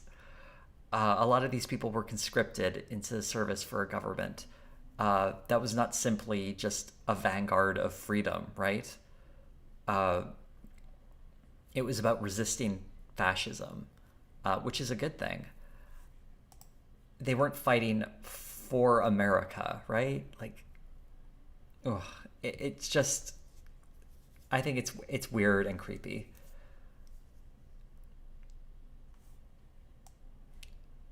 Oh God, there was like a whole thing about the way we look at soldiers in war that I would love to.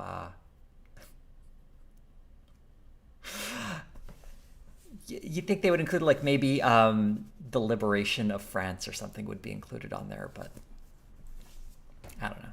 I guess that's what freedom generically means. Vow I took. But I raise it because of the pessimism-optimism question. I don't know if every guy getting on that beach was an optimist. They didn't ask, are they optimistic? They asked, what do I have to do? That's what we have to ask every day. What do I have to do? And the answer is clear. Fight. How do you know if they were optimistic or pessimistic? That's a weird thing to say. I'm sure they had a lot of different feelings going into that situation. Probably a lot of fear. Like, I would be terrified if I had to storm the beach in Normandy. Oh my God. It's one of the scariest things you'll ever do in your life. And it's not like, I don't know, it just...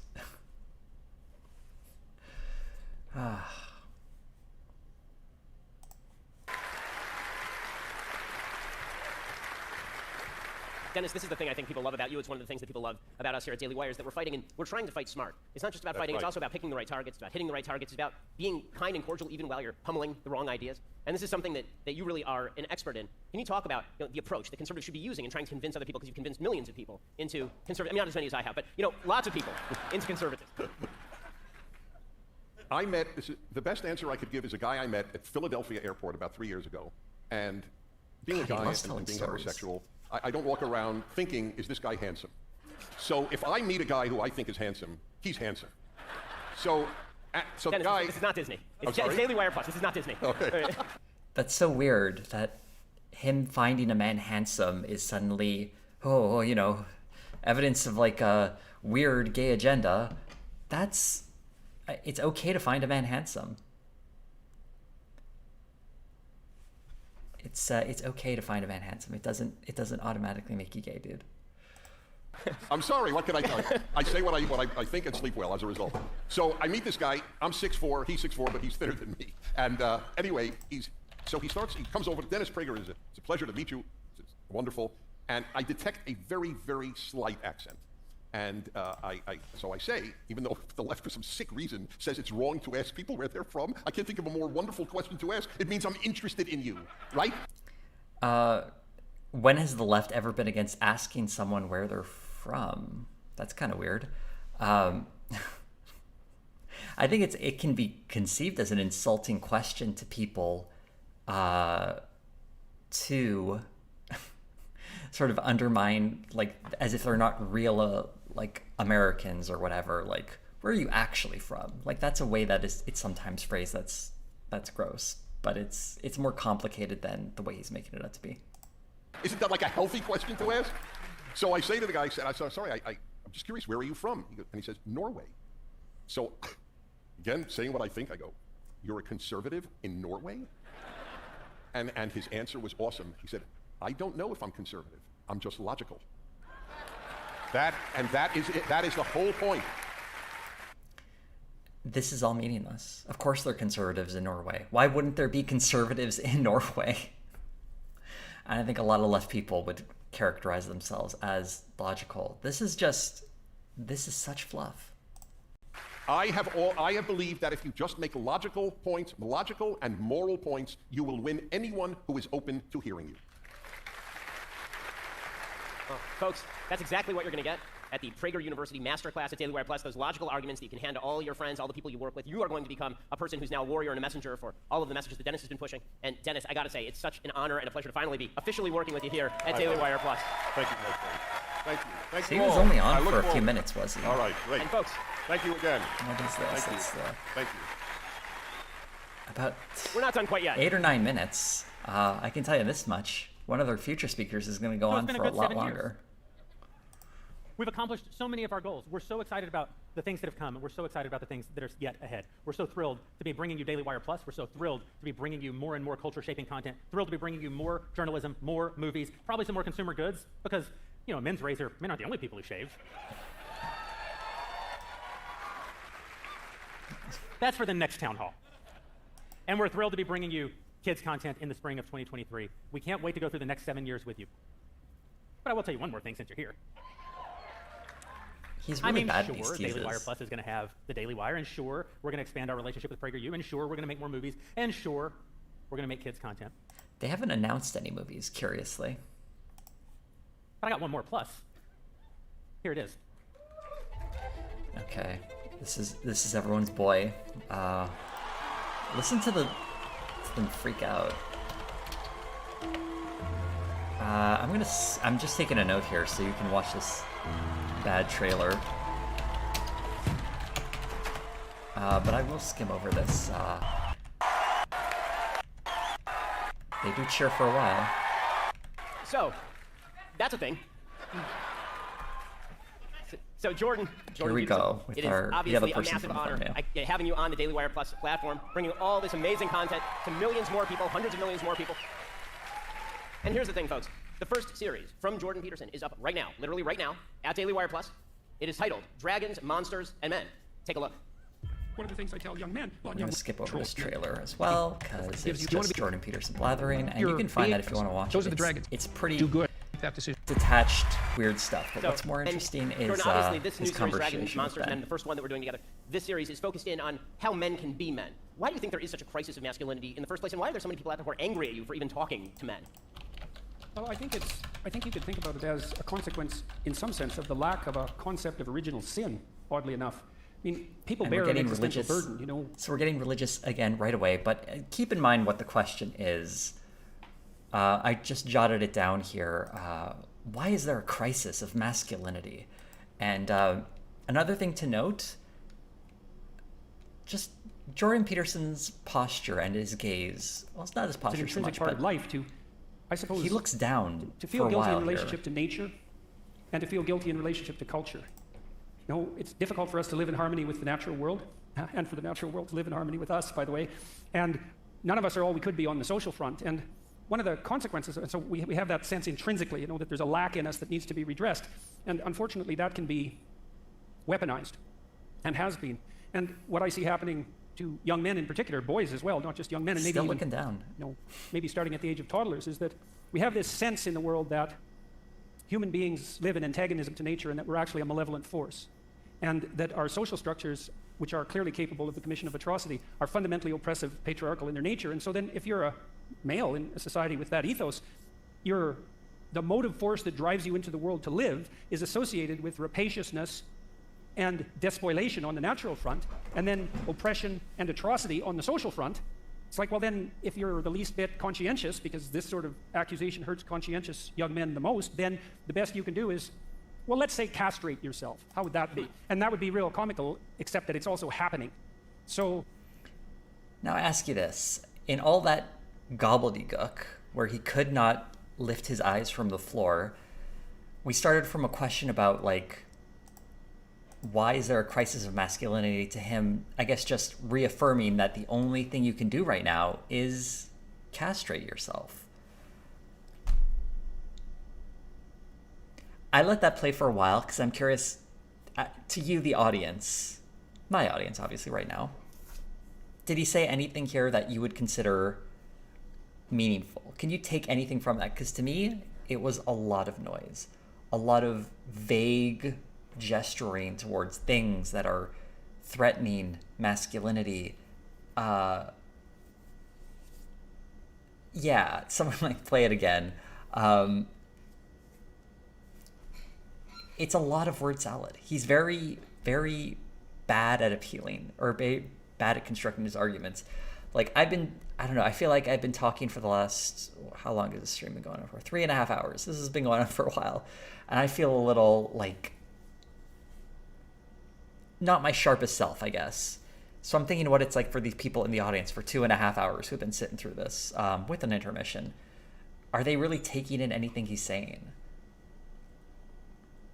I don't know if it's me. I don't know if it's just Jordan Peterson being a kind of weird guy. But I'm going to try and focus up, get something out of this, and see if there's something to talking about. I guess that's why I think there's a crisis. And there's something serious at the root of it, right? Because we do have to take the fact of the potential damage we can do to the natural world and the social world. We have to take that seriously, but the proper consequence of taking that seriously is not to commit hara-kiri, let's say, in a fit of moral anxiety and take yourself completely out of the game. But that's the insistence now, and it's really, and I see that psychoanalytically, I see that. Who is insisting that we all kill ourselves? This is, again, he's just vaguely gesturing like you can't even be a man because men are destructive, and like the world our society is telling you not to be destructive, and now it's like our only opportunity is to kill ourselves. Like this is just so catastrophic and over the top, and none of it is grounded in reality. Like if he pulled out an example or something that might help, but it's all very vague and generalized. And he's going to go on for a while longer. As a manifestation at a symbolic level of something like, well, symbolically, that's associated with the devouring mother, right? It's an overweening. What is that? Like symbolically, that's associated with the devouring mother. What? And destructive, false compassion that has this devouring quality, and that's basically where we're at. So that's where we're at. At no point did he actually make a direct reference to reality. It's all vague gesturing towards where he feels like men are under attack because society is trying to balance these forces. And it's really this like false mother figure, the devouring mother who's trying to tear us apart. When you're like, you can put together all these fanciful, silly, over the top, what would I want to call this? I might slip my mind. It's sort of like a headcanon. It's this idea of a model of the world and how it operates and how it works. And it may fit together and be completely consistent and understanding, but the problem is you eventually have to take that model and apply it to the world. Does that work? Does that model actually work? And he's done none of that. It's purely a hypothetical model that exists inside his head and inside the head of anyone who's willing to buy into his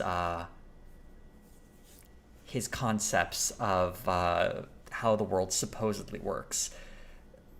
It would be an interesting idea to ask, like, how can you prove this to be true? How can you evidence this claim, right? But Jordan Peterson doesn't really do that. He'll like dive into these weird like studies and whatnot and not really understand them. He'll make random statements to tie together his themes and ideas. It's really just like it's like a fantasy world for people to live in to speak to their own anxiety, and people's anxieties are real. They are real. I don't want to deny that. He's speaking to a real thing, but he's giving them like a weird fantasy world to live in. Anyway, Ben Shapiro's ready to ask him another question. It's one of the things that's striking about the sort of hatred that you've gotten from so many is that you've literally been asked why you're even bothering to speak to men. I mean, there is this crisis of masculinity, right? There's this idea that every form of masculinity is toxic, and you've spent your life trying to talk to men and say, no, you can chant. Of course, no one is actually saying that, and that's part of what fuels people towards Jordan Peterson. It's this weird conservative funhouse mirror version of the world, which probably makes him sound more knowledgeable than he really is. that masculinity in not only a good way, but a necessary and productive and useful way. And people gotten angry at you for this. Where do you think that's coming from? Why? That's obviously a good thing that you're doing. Why are so many people upset with you for Well, the thing is, I never really set out to talk to men specifically, but I did set out, at least in part, to make a case for the utility of both the feminine and the masculine spirit. And it turned out that making the case for the masculine spirit was something that was more demanded by the culture, let's say. The anger, that's a compliment. More demanded by the culture is a way of saying the people who gravitate towards me are young men, and women don't seem to be interested in the stuff I'm spewing, probably because of the misogyny. Issue. We touched on some of it in relationship to the despoiling of nature and the idea of the oppressive and atrocity committing patriarchy. But then there's another issue too, which I think is germane. Because of family fragmentation, there's a very large number of women who have, just like there's a very large number of men who have never had a real word of encouragement in their whole life. It's a really sad thing to see. It's a really, really sad thing to see that deeply and to have seen that reflected in so many thousands of people. But there are many women who've never had a positive relationship with anyone male in their life. And so one of the consequences of that, we know, for example, that younger women are more likely to be attracted to men who show dark triad traits, narcissistic, Machiavellian, and psychopathic. And people who have those... Woof. Woof. Dark triad traits. We are... Wow. This is really sad. This people talking about like this is the incel stuff. Here we go. It's very patronizing based on nothing.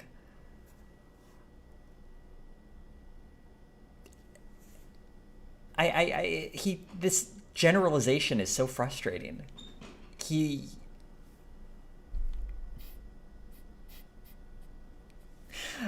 Let's just keep going. I feel like we could be here all day. Traits are characterized by the mimicry of competence. And so what women want in men more than anything else is competent generosity, and the data on that are very clear. But you can mimic that if you're narcissistic, and if you're a young woman, you can be deluded by that. It's partly because it points to the problem of dissociating competent confidence from the expression of power per se. So we could call power, I'll define that as the willingness and ability to use compulsion to attain your aims. Now, if you are someone who has a proclivity... He is jumping from concept to concept, idea to idea here without really grounding anything. I'm just going to say, like, I very strongly recommend Cass Arris' series going through his books, which really goes into fine detail, where you actually can see the citations and where people can find, a deeper reading into his material, because he is just moving so quickly that it's hard to keep a grasp on all of this. It creates kind of a swishifying effect in the audience. And I can see why people find this attractive, because it sounds good.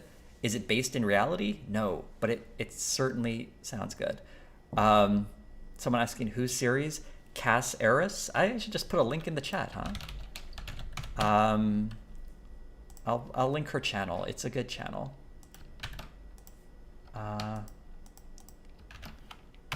There you go. She goes through his first book and through a lot of his other stuff. She's a cognitive psychologist, so she's even got like a PhD and everything. So she will go through the stuff. It's a lot of detail. If you want someone who's got a much stronger psychology background than me going through it, she's a great person there. So check it out. To manifest but let's finish power, the rest of this. then that looks like the manifestation of both ambition and will. And if you haven't had a positive relationship with anyone masculine in your life, and maybe not even with your own internal masculinity, say, you can't discriminate between power and the ambition that serves competence. And so because that's terrifying, because the power, if you have had only negative relationships with... I love seeing Ben Shapiro nod along like he's following any of this. Like any of it. And his like eyes are just fixated to the ground. I don't know, I feel like there's something not right with Jordan Peterson. Ever since he came back from that like long break, he's never been quite... never quite the vim he once had, right? But Ben nods along like he's following. That's very fun. Men, their capability to use power becomes such a threat that it has to be opposed at all costs, even if it manifests itself within the developmental pathway of your own son. And so some of that's familial breakdown, and then you have a multi-generational pattern of that makes it even worse.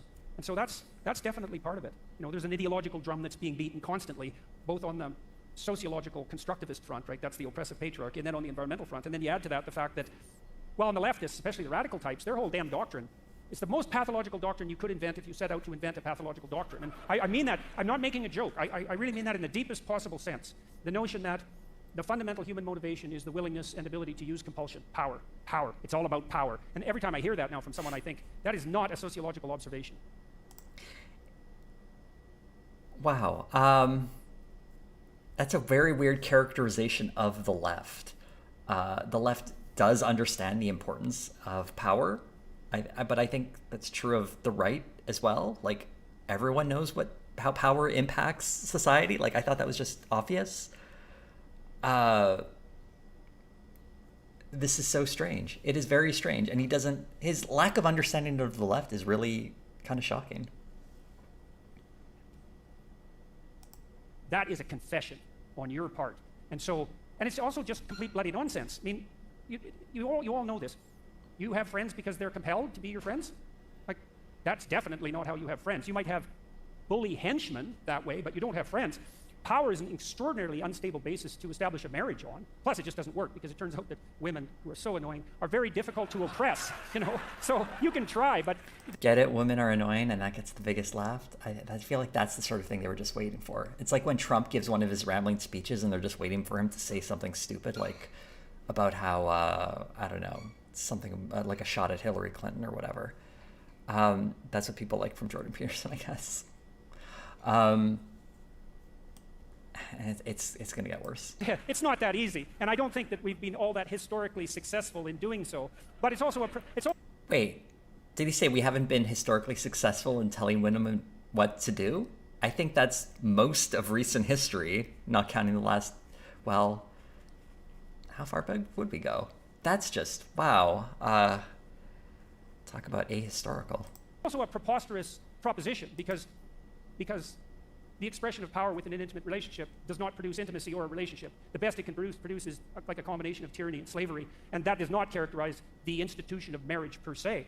So there is this insistence among the radicals that power is the fundamental motivation, and then you think too, okay, you're only motivated by power. That means that we can only get along if our interests align, because if you're motivated by power and I'm motivated by power and our interests don't align, and there's nothing else but power, then the only option I have is to turn you into an enemy and try to destroy you, because we can't engage in dialogue. That's dialogos. And the reason we can't engage in dialogue is because there's no logos. There's just power. So there's no such... This is why it's a good thing for conservatives to understand. You have to understand. He stopped and changed his train of thought multiple times here. It feels like he's not really prepared for this, and he's just rambling, jumping from one thing to the next. And I feel like, look at the expression on Ben Shapiro right there. He's kind of like, he's trying to follow. He seems a little worried, like, where is this going? Woof. That the debate about free speech on campus, in the deepest sense, is not a debate about who should be allowed to speak freely. That's nothing. That's a trivial debate. You can even understand it in some sense if I don't agree with you. Well, maybe I don't want you to talk. But the debate is about something much deeper, which is whether or not the idea of free speech itself is just a mask developed essentially by Europeans to justify the oppressive patriarchy in the most devious possible way. And the answer the radicals have to that question is yes, that's exactly what it is. And so there's no free speech whatsoever. That's an illusion that's promulgated by people who are only trying to justify their claim to power. That's what...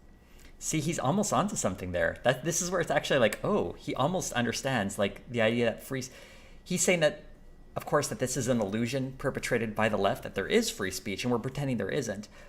The point is access to platforms and access to the ability to speak freely to a wide audience is not true and not free. And, like, when you're talking about university discourse, you're already talking about, like, a layer of privilege, because not everyone can go to university. Not everyone can afford it. Not everyone can necessarily have, you know, a childhood where they can devote it to studies to earn the grades to get in. There is just a lot of that. So to get to the space of a university, it already puts you in a position where it's not an open marketplace of ideas, because a lot of people are excluded from that marketplace. This would be a left-wing critique of how free speech currently manifests. Not that free speech itself is bad. That's what he gets wrong. It's that we don't actually have an open market for free speech. We don't actually have a space where everyone can say anything with no limitations. People's material conditions limit their ability to participate in that marketplace. And some people's material conditions give them overstated access and power and control in those spaces. Not everyone owns a platform. Not everyone has the same access to platforms. That's the problem. It's just a bad caricature of the left. That bloody argument is about. And I just think all of it's wrong in every way. It's wrong theologically, it's wrong psychologically, it's wrong scientifically. Even chimpanzees who have a patriarchal social structure, their social structures, if they are based on power, on compulsion, they're unstable, and the alpha chimps who use power are very likely to meet an extraordinarily brutal and premature end. So Frans de Waal, the Dutch primatologist, has detailed out this wonderfully. He's shown that even among our closest biological relatives, it's the ability to make peace and to engage in reciprocal interactions that constitutes the basis for a stable polity, even among chimps. And it's obviously the case that that's the proper basis for social relations, especially among free people. And I've been trying to puzzle out. That's some bad stuff as well. It's like a justification for existing hierarchies here, equating it to chimps, because why would you use a historical example? You could always find inequality and abuse of power in any hierarchy, and is the idea that there would be some sort of equilibrium. That's true enough. You can only oppress so far before there's an uprising against you, but you can oppress to some degree without that uprising and find ways of mitigating, right? This is a negotiation, but the way he speaks, it feels like very much a justification for the existence, an argument for the status quo. A lot of what he says, I feel like, boils down to him going, everything is fine as is, stop trying to change things. Because if it works for chimps, it should work for us. Especially in my lecture to it recently, what the antithesis to power is, or to the will to power, let's say, in terms of arbitrary compulsion. And it's something like the spirit of free and voluntary play. And that's a wonderful thing to know. It's so optimistic. You guys were talking about optimism earlier. So imagine this, is that if you structure your relations optimally, and I mean optimally, with yourself, with your intimate partner, with your family, with your community, the highest level of attainment of that structuring is the manifestation of the spirit of voluntary play. And that's so lovely because there's nothing better than playing, fundamentally. And human beings and other mammals as well also have a biological circuit that mediates play. That was discovered by a man named Jaak Panksepp, and he showed that play is unbelievable. Thank you, Marco.io. Yes, my favorite modern philosopher, Jordan Up Yours Woke Moralist Peterson. It's funny because he's not afraid of telling people how to live morally himself, but we'll see who cancels who. For a variety of complicated reasons, partly because they're practicing to be competent adults, but also that it can be suppressed by almost any other emotion or motivation. So your kids can't really play if they're hungry or tired or wet or upset. The same would apply within your relationship. If there's stresses and tensions, the play disappears. But if you optimize the relationship and the circumstance, then the spirit of play can manifest itself. And I would also say that's also the fundamental purpose of fathers in some sense, is to imagine that paradise, that's a walled garden, that's what paradise means. So it's walls, structure, and then the garden inside is nature, and a nature that's tended. The masculine role in child rearing is something like the erection of the walls so that play can manifest itself within the walls. And that's a real good combination of security, because that's what the walls are for, but then the kind of freedom that allows for untrammeled development to occur in the most positive possible sense. And so I would say that those of us who are standing against the radicals who insist that the only human motivation is power can oppose that in part by putting forward the observation that the proper antithesis to that is the spirit of voluntary play. And that's what I hope we're going to do with the Daily Wire, right? Because that's what... So power is trying to undermine the spirit of play. I hope it's... the spirit of play. Zoe, I'm just looking at your comment. It's play is lovely. The way he's positioning it is just so detached. I wish someone just told him, Jordan, here are the questions we're going to ask you. Can you prepare your answers in 1 minute so it's not just an absolute rambling mess, which is what we get there. It's a garden. He's talking about gardens. He's walking us down a garden path for sure. What we've been doing, man. Well, as I say, folks, we could not be more pumped up and ecstatic about having Jordan Peterson here at Daily. Ben says absolutely nothing about what was just said, because, well, how could he? What is there to say? And I feel like they probably want to get him off the stage, because he's been on there for, about 15 minutes. A lot more than Dennis Prager got. Wire Plus. Is he still going to keep Dragons, going? Monsters, Men's available right now at Daily Wire Plus. Jordan, you want to come join us here for the rest of Backstage? Absolutely, man. Oh boy, now he's going to join the rest of them. They'll watch. walk over, walk over. With what I think is the greatest super band in the history of the rock era. the largest roundtable panel ever assembled.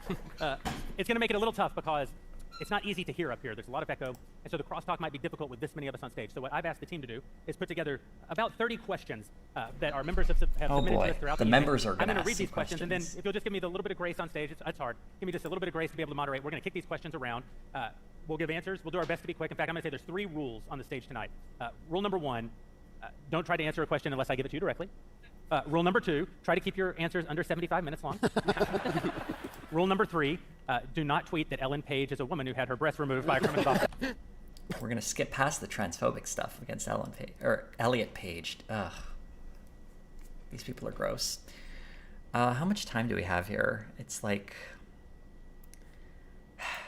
30 something, no, like 38 minutes? Am I even mathing properly now?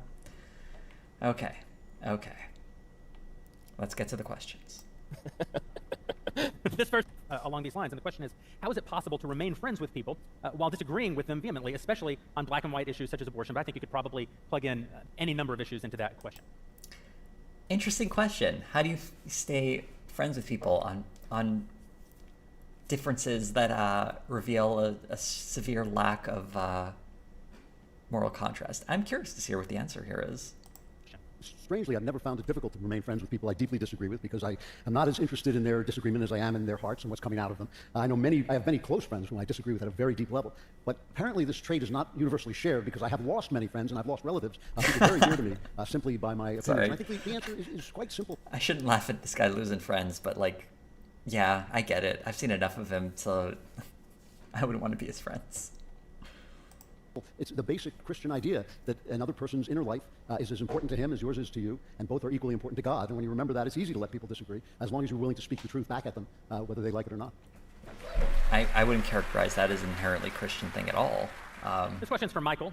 I don't know why. We're only getting Clavin? What a lame person to ask. I'm going to skip over some of the Clavins possibly, and this one for Michael Knowles I'll skip over as well, because I don't really care about them as much. But I made a whole video about disagreeing with people, so you should all know where I feel on that. It's okay to cut out people who disagree with you on fundamental questions of rights. I'm actually letting the court fully in favor of one political of justice. The court was eventually don't care about Michael Knowles. And means to be a strong woman. I think what it means to be a strong What woman, it means to be a strong woman, Candace Owens. This I want to hear. Is to lean into your femininity, is to lean into your nature. I've never felt more sure in my life or on my own 2 feet, more sure of who I am than when I got married and I started having children. You start to realize that nature overrides everything. And I am trying to, in my best capacity, inspire women to recognize that before it's too late, before the curse, which Dennis and I have spoken about on his show and on my show, of rotten feminism, modern feminism, takes a hold of their life before it's too late. Because unfortunately, as women, we do have, our bodies are a ticking bomb in terms of our fertility. And many women that grab onto these ideas when they're younger and believe that feminism is going to lead to happiness end up in a life of despair and sorrow because they never leaned into their femininity and their nature. It is true. Men have a longer time horizon for coming out of the fog. So to be a strong woman, she gives people the advice to, or women the advice to have babies, because feminists apparently don't want women to have babies. Absolute silly, ridiculous understanding of feminism. Wow. And if you are a woman who cannot conceive children, I guess that doesn't make you a real woman in the eyes of Candace Owens. And that does also, I mean, I don't just mean trans women, because I'm sure she would agree with, she would say something transphobic like that, but also there are cis women who cannot conceive children as well. And they get to be women too, whether Candace Owens says so or not. But women are just wombs to her. And you can see why they love her so much. I'm going to break my own rule because this question, I really want to hear everyone's thoughts on this particular question.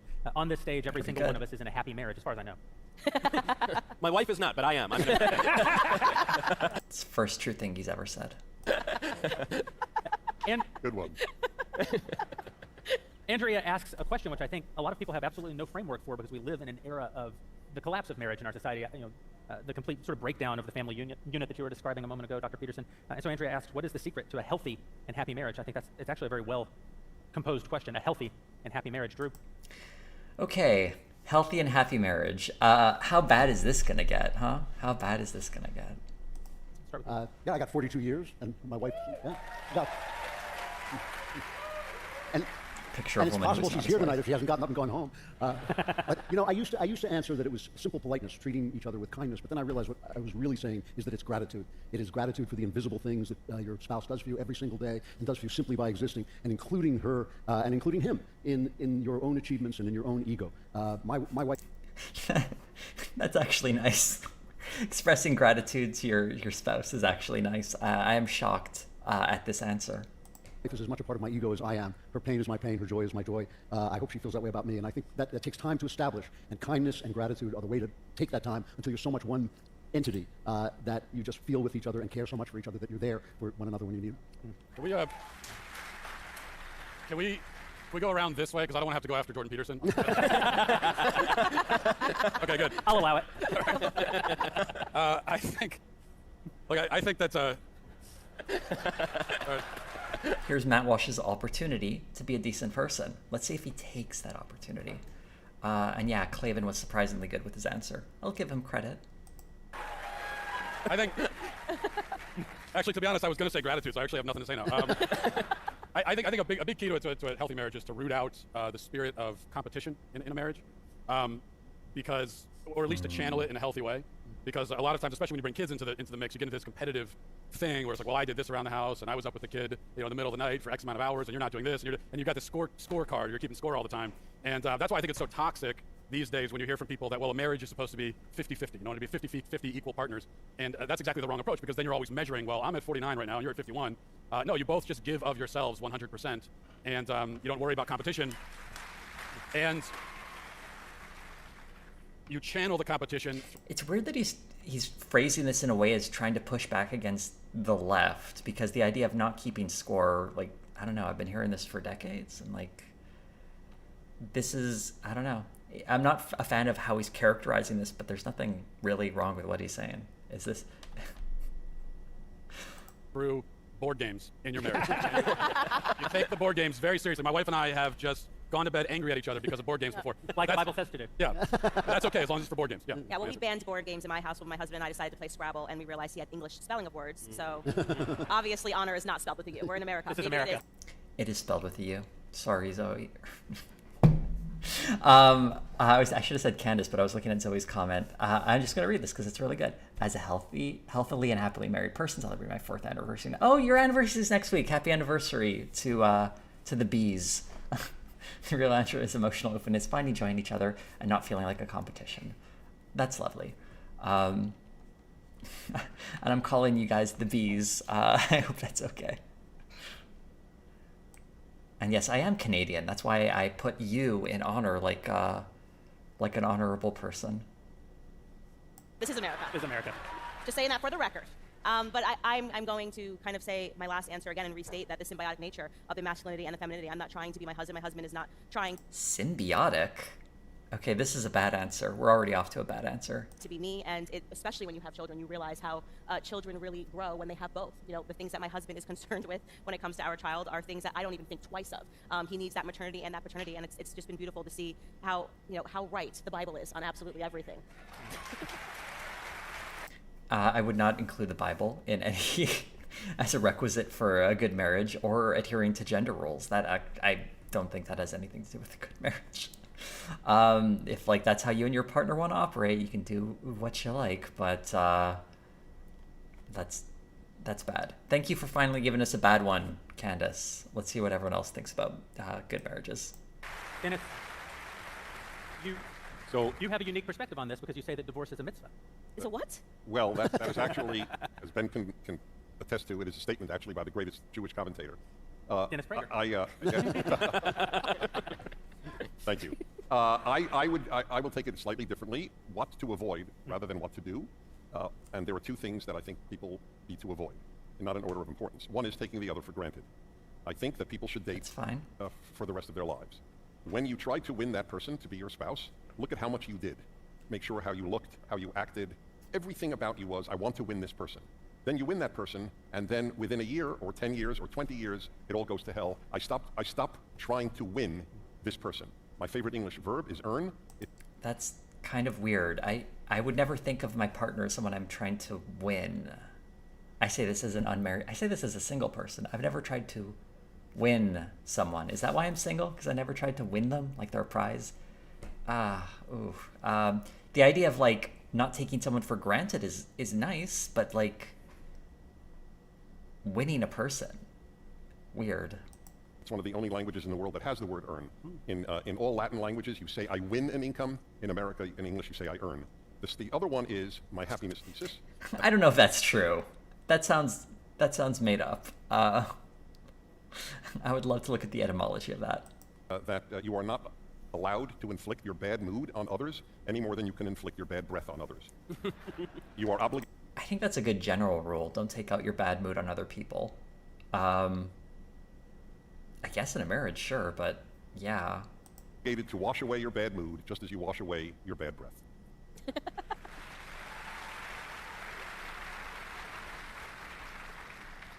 Someone named Pam asked, what is a man? And I'm going to answer the question by going after Dr. Peterson. Well, I actually don't think it's a good question. And I'll tell you why. I mean, I think happy is a pretty low goal. I mean, first of all, there's going to be lots of times in your marriage where you are seriously not happy. And sometimes that's going to be because you're having conflict with your partner, but sometimes it's going to be because all hell's broken loose around you. And then if you judge the success of your marriage on your happiness, like, then the same thing happens if you judge your success in life on the basis of your happiness. What do you have when it's nothing but suffering? And that's going to be plenty of your life. And so the whole orientation... This is a real downer. ...of that question in that sense is wrong. What you want to have in your marriage is, I would say, first and foremost, like a scrupulous honesty. And I don't just mean that you tell each other the truth, because you can be brutal with the truth. I mean the kind of honesty that's devoted towards thriving in love, you know? And you want to act nobly in your relationship. You want to be reliable and productive and generous and then if you're lucky, now and then, you might be happy. And you might have a clear enough conscience so that in those rare moments where you are truly happy, you can also enjoy it without guilt. And so you aim at something a lot higher than happiness, and then you welcome it if it deigns to land on you for brief moments of time. So what the hell was that? It was such a simple question, and he of course had to dive headfirst into the weeds. I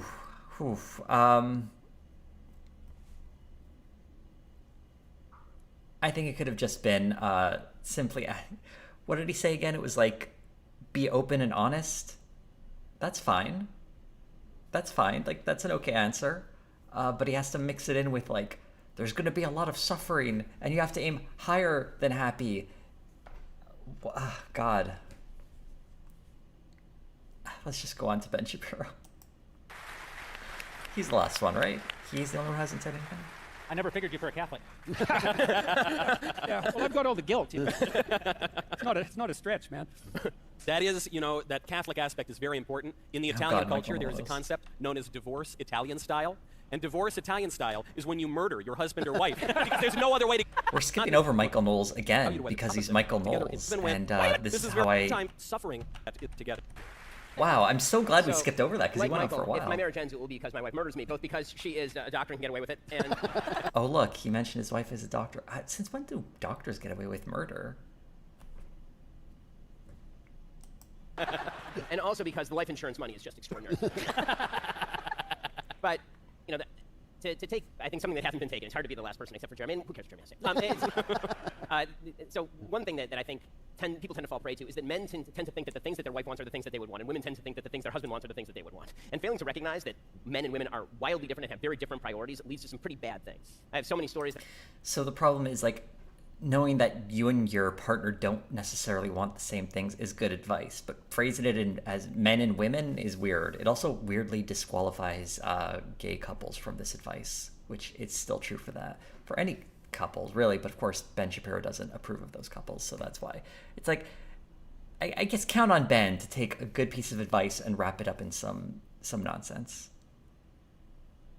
That are like, I mean, the purest example of this that I can think of is one time my wife came to me and she had some sort of problem, and I did what men do. I said, okay, so here's a bunch of solutions.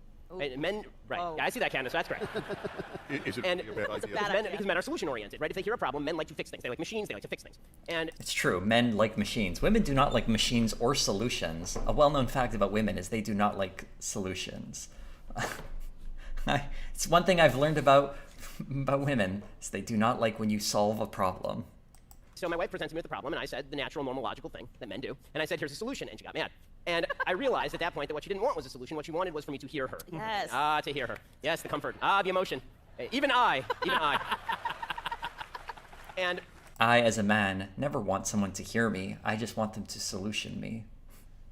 so at that point, we set up a rule in my home. And the rule goes like this. When my wife comes to me with a problem, I say to her, is this a solutions problem, or is this a conversation where you want me to hear you? And my wife has been kind enough, knowing my shortcomings, to actually abide by this rule and answer the question straight, that she doesn't actually want the problem solved. One other example of this sort of disconnect, because I think the truth... He sounds miserable to speak to, doesn't he? You have to clarify, like, I don't know, the idea of wanting a shoulder to cry on. I think everyone wants that. God, this makes me sad for his marriage. Is that I think that what women actually want, to speak for women, as I'm an expert. I mean, I could be one. I mean, it could be anything. Yeah. Of course, we have to take a transphobic What women side. predominantly want is to be heard and protected by the man that they're with. They want to be heard, and they want to be understood, and they want to be protected by the man that they're with. Another thing, ladies, is that what you would like, to be heard and protected? Heard makes sense because, you know, being heard is a good thing, but be protected? What does that mean? Also, who is Ben Shapiro going to protect you from? I got bad news. If things hit the fan, I would not want Ben Shapiro in my corner protecting me from anything, unless it's something that a lot of money can be thrown at. Wow. This might be the worst answer. And because that is the best characteristic about the husband and father. And what men want is respect, food, and sex. Those are the things that men want. Not including love. Also, do women not want food or respect or sex? Like, I feel like those three things are pretty popular across the board. All people like that. No love, curiously, no love. But I'm this is pretty bad. It isn't that difficult. We're real simple. So all you ladies are like, man's a mystery. He's not a mystery. I promise you, you provide him all three of these things and he will be a happy camper. My wife came to me at one point and she said to me, she's on the phone with a person who shall remain nameless, a female friend of hers who shall remain nameless. And this woman, her husband, she'd been working a lot and her husband had been working a lot and she was in the middle of a very difficult work project, a bunch of kids at home. And her husband would come home and he'd be taking care of the kids. And he was getting grumpier and grumpier about this, as men are apt to do. And she was talking with my wife on the phone and she said, what should I do? And my wife said, you should buy him some flowers, get him a card, tell him how much what he's doing means to you. And I motioned desperately, you need to, like, it was on speakerphone, which it should have been. And I motioned desperately to mute the phone. And she muted the phone. And I said, no, you need to bleep him. And that's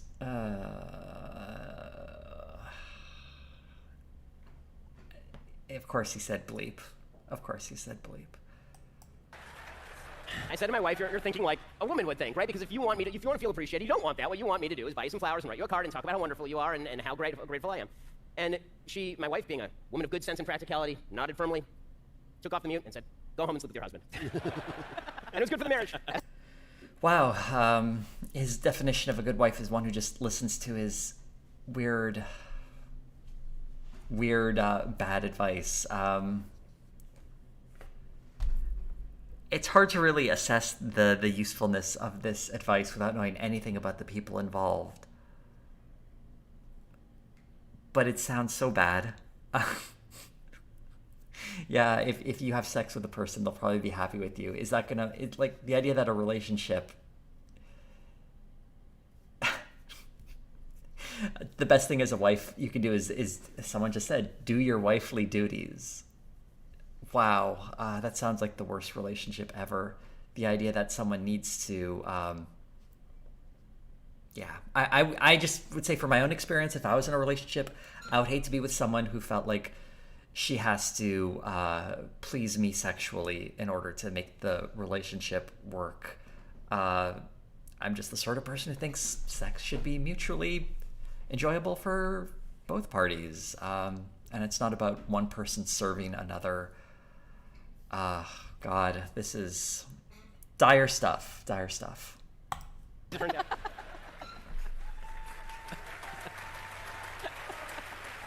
Can I make a comment on all of this? I would just like to make a comment observing all of this. No, it's not what you expect. This whole dialogue would be inconceivable at any left-wing place. Absolutely wrong. absolutely wrong. I want to hear his reasoning though. Listen to that. And the reason is, we're real. They hate reality. None of this discussion, especially the last comment. No, I could prove it. This will take just literally under a minute. About 10 years ago, I write a column every week, so 20 years of columns.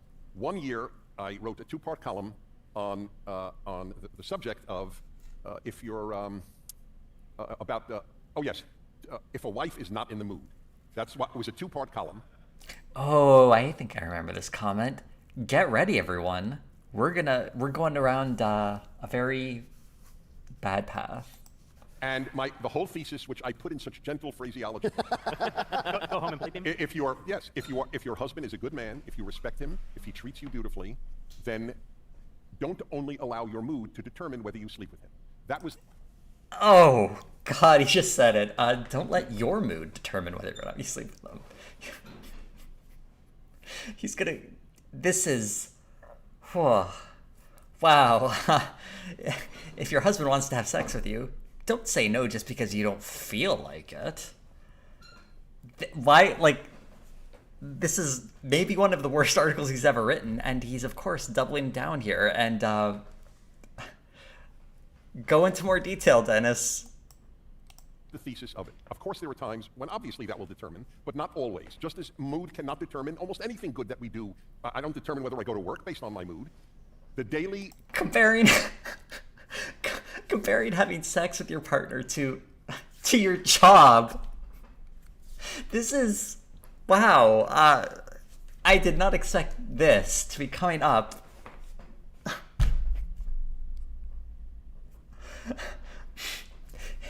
If sex with your partner is like going to work, I can't imagine a more depressing idea or advice to a relationship. Wow. Okay, I've collected myself. Let's get to the end of this. This comment from Dennis. Daily Kos wrote, headline, you can see it, it's still up there. Dennis Prager advocates marital rape. He literally just did, though. If your mood means you do not want to have sex with your partner, but you're telling them you should anyway, you're effectively saying that consent is optional. This is like such a poor understanding at what consent is. It's grotesque. This is what people mean when they talk about marital rape. If you're telling wives like, well, just because you don't want to do it doesn't mean you shouldn't have to do it for your husband. Wow. I'm gonna take a note for this. I don't know how this would fit in my video, but like, here's some clickety clack as I note where Dennis Prager advocates for marital rape. That's a note I didn't expect to take, but I think an important one. Wow, wow. It's the year 2022 and he's saying this. Okay. And I was familiar with the article beforehand. I just didn't expect him to go into it. But I guess he has no shame or ability to self-reflect on the things he says. They hate reality. So one of. Ooh, what did someone shout out there? I'm gonna go back a few seconds, see what they shouted out to Dennis. They hate reality, okay, and slow it down. I'm just curious, because I sound like a woman yelling it. Yeah. They hate reality. So. Oh no, she said we love you, Dennis. Oh, that's sad. That's just sad. So one of the practices that my wife and I have that really helped us a tremendous amount more recently when we were both recovering from very serious illnesses is we had I think the illnesses is that they both got COVID from their daughter. By the way, that was funny. I'm pretty sure. By the way, my own pet theory is Michaela Peterson is trying to murder her father. First getting him on an all-meat diet, then putting him in a medically induced coma to deal with his addiction problems, and then giving him coma. This girl's gonna kill her dad at some point. I don't think it's intentional. I think she just is that silly, but wow. instituted a policy of regular dates. And probably 25 years ago, maybe longer. And that was at her impetus. I was resistant to the idea to begin with. But I think regular dates is actually a nice idea. Maybe his wife has more sense than him. Not for long. And yeah, and so to follow his up, wife tells him what to do. Oh, isn't that funny? But like date night, I think is a sweet idea. Sure, that's sort of the pernicious thing. Sometimes they can pair like simple, basic, nice ideas that everyone more or less signs on to, and then wrap it up in this weird, creepy, like bioessentialist crap that like Ben Shapiro was spouting earlier, or Dennis Prager's weird like marital rape is okay. It's really just like, wow,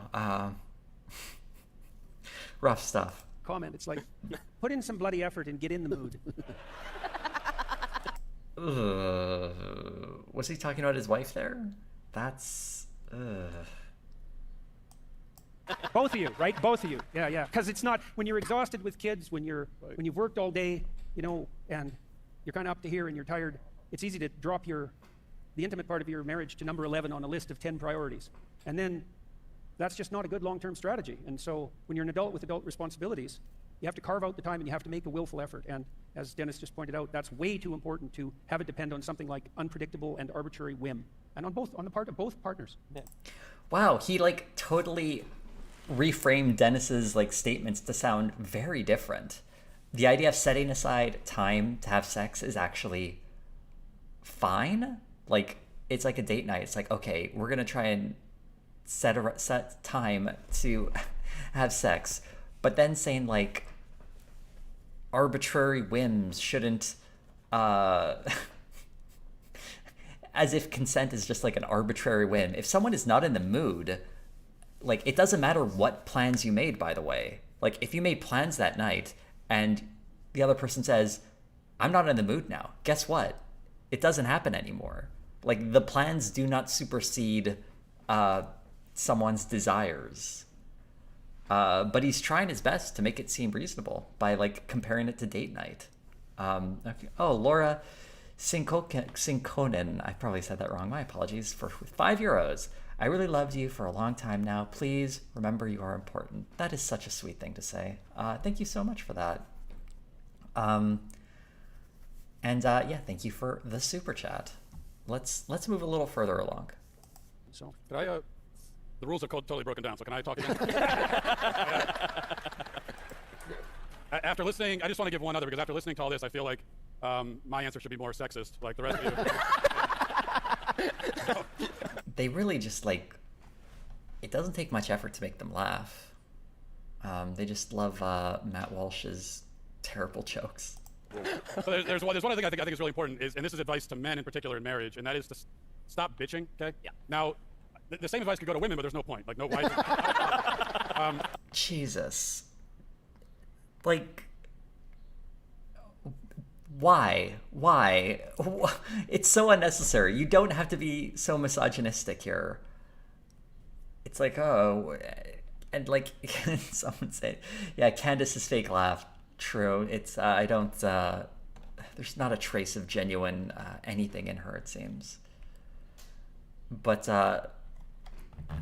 that's probably one of the worst part of this marriage discussion, because it's just opened the door to them making every single like, oh, women, wives jokes as if it's a sitcom from the 1980s. Not that there's anything wrong with a sitcom from the 1980s. I do very good videos on them sometimes. But I think you guys opened the floodgates, so I'm just jumping in. I think we've lost the sense of stoicism in men completely in marriages, and so now because we encourage men to be very open about your emotions, and what that ends up happening is that you just like dump all of this stuff onto your wife all the time, everything that you're worrying about, everything you're thinking about, and the idea that a man would just shoulder something in silence is it's considered offensive. No, you have to be. It's not offensive. It's self-destructive and very bad. Men being open with their emotions is a good thing, actually. I don't know. I have done some dating in my life. I've never heard of, as someone who is not always the most emotive person, I've never found that not to be welcomed, or I've never found emotions to be unwelcome in a relationship. Someone just said trauma dumping. Okay, I get that, but when you're in a relationship, I think being open with your emotions is cool. You don't necessarily need to dump everything on a person all the time and just load someone out with that. I get that. But what he's recommending here is stoicism. Just shoulder the thing and don't share your emotions. I think it's important to share your emotions with your partner. He's advocating, abstinence from emotional display, which is sad. And I'll have epileptic trees. I don't think we're disagreeing or anything here. I was using the term and jumping off from your comment, not that you were agreeing with him or anything. Sorry if that's may have come across the wrong way. Open about your feelings. One of my favorite stories in the Gulag Archipelago. An important book for marriage advice, the Gulag Archipelago. Oh, did I misclick? Let's get back to where were we here? To die, and why are you guys laughing? I'm trying to tell a serious story.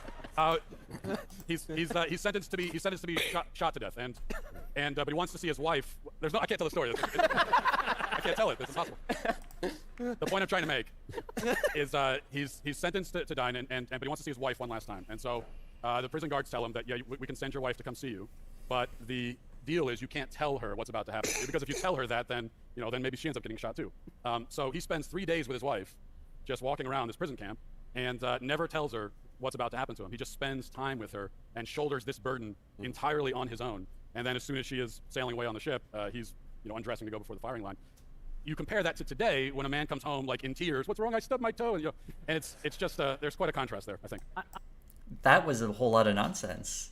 I mean, in the first story, it was he wanted his wife to not get executed alongside him. It's a very good reason not to unburden yourself to your wife, because you don't want her to be damaged with it. If I am going through a tough emotional time, I don't think my wife is gonna my hypothetical wife in this situation is gonna be hurt by that. In fact, they can be there to support you. I mean, that's one of the nice things of being in a relationship, isn't it? Having someone else in your life who can support you. Wow. I'm glad we got to the bad marriage advice, because I was worried they would only have decent takes on love and marriage. But some bad stuff. Great, thanks. I agree that you need honesty in your marriage. Absolutely, you need honesty in all of your relationships, including your relationship with yourself, which is where most of the real lies happen in the world. But I think that, kind of to your point, Matt, I think that there's a difference between honesty as a general statement and honesty in the specifics. So, for example, I believe that the fantasy of marriage is part of what destroys so many marriages in the modern age. I don't want to live in a fantasy relationship with my wife. I want to live in a very real relationship with my wife. And so I don't want my wife, for example, to think a bunch of fanciful things about the foundations of our marriage. I don't want her to think, I think you're the most beautiful woman in the world. I mean, Mila Kunis exists, and my wife knows that Mila Kunis exists. I don't believe my wife selected me on the basis that I'm the most beautiful man in the world. Clearly. In some ways, believing in those sort of fanciful notions actually diminishes the value of the choice that we make in selecting our spouse. And so I want my wife to know very, very truthfully what a man is, distinct from what a woman is, what the burdens of a man are, very distinct from what the burdens of a woman are. I don't want her to live in an illusion, and I don't want to live in an illusion. But I don't tell her every time that I think a waitress is hot. That's a very specific piece of information that is my burden to carry. Wow.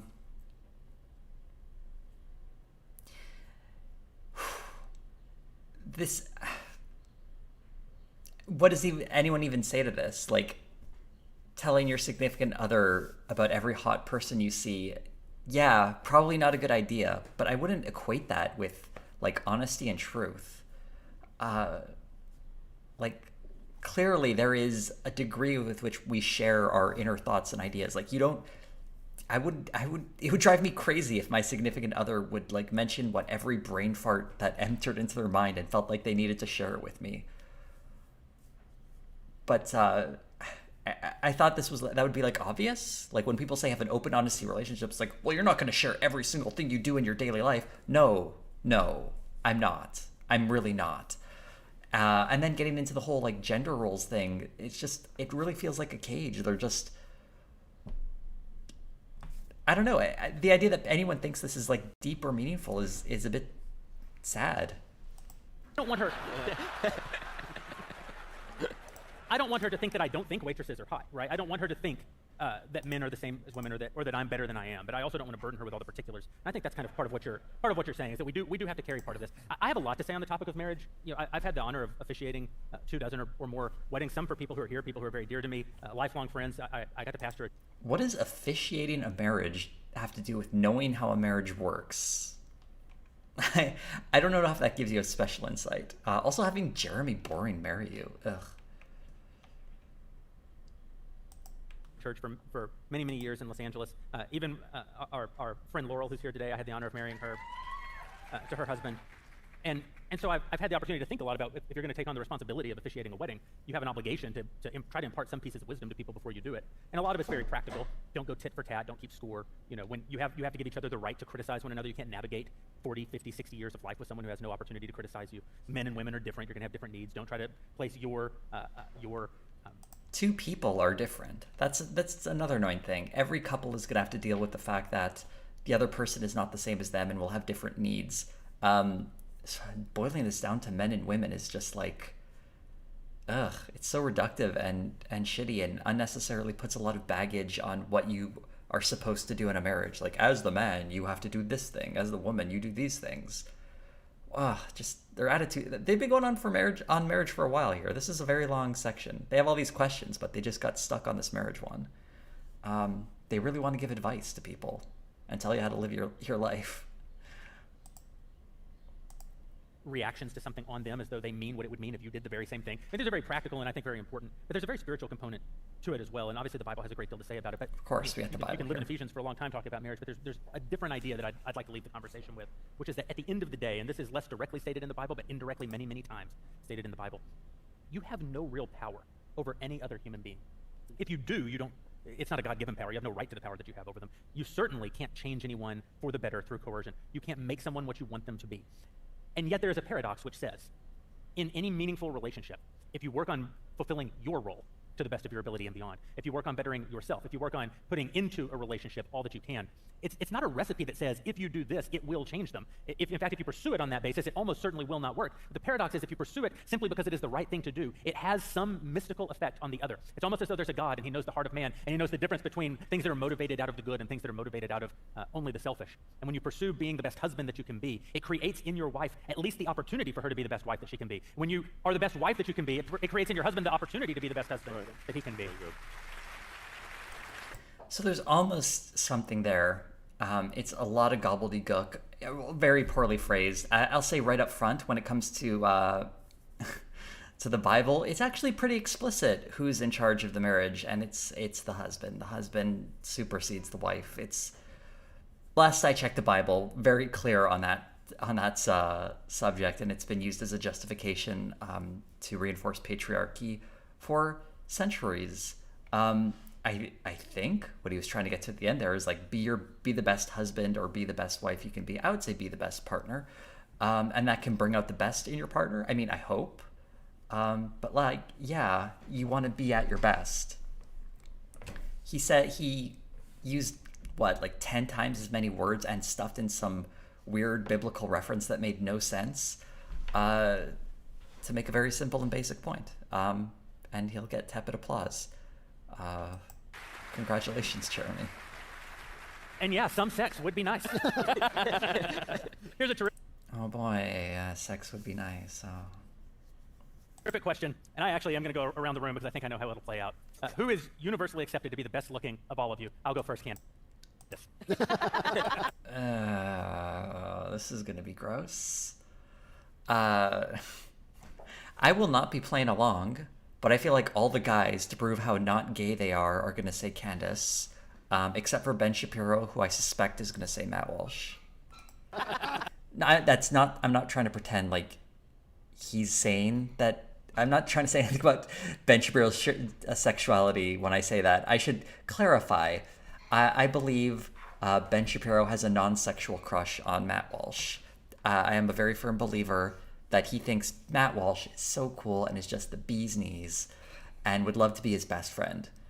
Again, non-sexual, but I do think he's a little smitten with him as like a guy. I dare any of you to say anything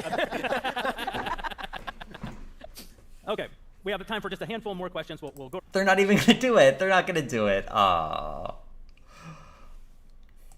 Around the room. I think this is working very well for us. I think we can just try cross-talking and see what happens at this point. Obviously, a lot of people want to know politically what's happening in the country. What do we expect? Only 8 minutes, everyone. To happen during the midterms and beyond. I don't want to dwell on politics very long because they're boring. Predictions for the midterms, they're all going to say the Republicans are going to win. And anything we say isn't what will happen because of chaos and the world. The thing that you don't know about the world if you haven't read the Bible is that people are terrible and you can't predict anything. But generally speaking, what do we all think is on the horizon? Definitely the collapse of Black Lives Matter narrative, I think for sure. I've Yeah, seen the Black from your community. What does that mean? The collapse of the Black Lives Matter narrative. Of course, she has to get there first before anyone says anything about like anything related to race. She has to jump in there and say like, "Oh, Black Lives Matter is going to fall apart." Good job, Candace. Yeah, the race narrative. There's a lot of narratives that seem to be collapsing and falling apart, and I think time has been on the conservative side for sure. And bizarrely, I think that the COVID lockdowns helped in a bizarre way in terms of all the arguments that we were making. I think people thought we were being hyperbolic about the government, about the extreme governance, about they're coming after your children, and then it got real really quickly, right? So When did this happen again? Never, right? Never. I've been extremely optimistic about the direction that the country is going into because of that, because I've been gaining followers where I don't expect them. I think people are realizing how little things, like when you're complaining about inflation at the supermarket, they're realizing, wait a second, I don't even know how to grow my food. Everyone knows I'm very into gardening right now. I don't know how to grow my food. I don't know how to, do things for my family and for myself. We've all, in a sense, been welfare recipients in my mind. And because of the tragedy of the Biden administration, I think people are waking up, and the tragedy of COVID policy all around the world globally, there seems to be an awakening. And I always like to leave people with that optimism because things can seem really dreary and can seem really gloomy, but even in terms of Biden presidency, I say that God had his hand on that. We needed that to happen in order for there to be this proliferation of people waking up and saying, okay, wait, enough is enough, things need to change. I made the mistake of looking at my watch. That was nothing. Is Jeremy going to wrap it up? Is he going to wrap it up? I made the mistake of looking at my watch. I'm not going to ask you guys any more questions, but I'm going to use my prerogative to ask one that didn't come from the audience. I'm going to ask it, Dr. Peterson, of you. We've lived through, over the last few years, in this country and in your home country as well, a very open hostility from our governments against us. With the COVID lockdowns, with so many of the policies that were sort of justified. I don't like it when people say, oh, I work from home because of COVID. Well, it's not because of COVID that you work from home. It's because of bureaucrats and politicians who determined that their reaction to COVID would be these various. It's quite possible people work from home because they do not want to catch COVID. And it's quite possible that people agree with those policies, that to mitigate the spread of a contagious disease, it's better to social distance. Okay, let's loosen ourselves up for the very end of this. Thanks. And so I think a lot of Americans are seeing the world in a different way than they ever have. But you, uniquely of anyone on this stage, have had your government come against you personally. Not in the broad sense that we've all been enduring it, but you've really been targeted, it seems to me, by the Canadian government in a way that's very specific and very particular, and yet you continue to live a lot of your life. Very specifically targeted. How exactly? I'm not sure. I don't even think Justin Trudeau has mentioned Jordan Peterson. In no way has he been specifically targeted. In Toronto, I'm sure that you have deep relationships in Toronto. How does one make the decision? He mentions Toronto. I live there. People know of Jordan Peterson. No one is persecuting him here. What is he talking about? Decision to stay and fight versus, I mean, you can go anywhere in the world that you want to go. You're well-traveled. You're affluent. You've been successful. How do you make the decision to stay and stand against those forces when they've turned their guns directly on you? He's making millions of dollars. That's probably why he's. Why does he got to move? He's already making big bank. Well, I think in some ways, I haven't made the decision to stay. So, for example, I'm here right now. Well, and I was. Oh my God. What a bad. I mean, if that's a joke, okay, but that was a bad answer. But here we go. I was just in Europe for a month, mostly in Eastern Europe. That went great. I think Dennis is right when he says that the Eastern Europeans might save the Western Europeans. They had their fair share of surfeit of the ideas that are tearing us apart under the communists, and so they haven't exactly forgotten that yet. And so I'm in Canada a reasonable amount, but I'm traveling all over the world, and that's part of the battle against what's happening in Canada, because weirdly enough, what's happening in Canada is happening all over the Western world. I mean, you know that things have got extremely... What is he talking about? ...strange when Canadian politics is now interesting. That's a very disturbing trend, because our country had a reputation for being utterly predictable and dull, which is the most wonderful political reputation you can possibly have, right? It's like your politicians are just faceless bureaucrats. It's yes, thank God. That's exactly what we want, right? That kind of dull normality that conservatives particularly appreciate. Say, I'm doing what I can to, let's say, oppose the ideas, and not the people exactly, but the ideas that are shredding us. And I can do that partly by staying in Canada, where I still have family and friends, but also by being here and by the touring that I'm doing and by working as much as I can internationally. And so I hope he gets specific on what part of Canada he's fighting against. I know they'll be Bill C-15, yeah, Bill C-15 and the whole, including trans people in hate speech laws. But is he going to say anything interesting? that seems to be an optimal balance, and I don't really have to decide in that sense, right? I mean, I'm moving a lot of money out of Canada because they freeze bank accounts in Canada, and I noticed... he's talking about the truckers. I have bank accounts, and so... and I also saw when I was touring through Europe, especially in the last month, the Canadian government has no idea what freezing bank accounts did to Canada's reputation. It was a devastating move, and the consequences of that are going to unfold over, oh God, who knows how long, 20 years maybe. It was a catastrophic. That's a weird thing to say because most people aren't even talking about the frozen bank accounts in Canada. I do think, to a degree, it was when we're talking about the trucker protest, freezing those bank accounts. It was a questionable move because it is an overreach of government powers. I mean, the Emergency Acts was put in for a reason, but it's certainly true that a lot of these places were being funded, particularly from outside groups, and them having access to those funds is it's a little frightening to know that a lot of money is pouring into the Canadian, into Canada to finance a protest movement that is disrupting lives for Canadians.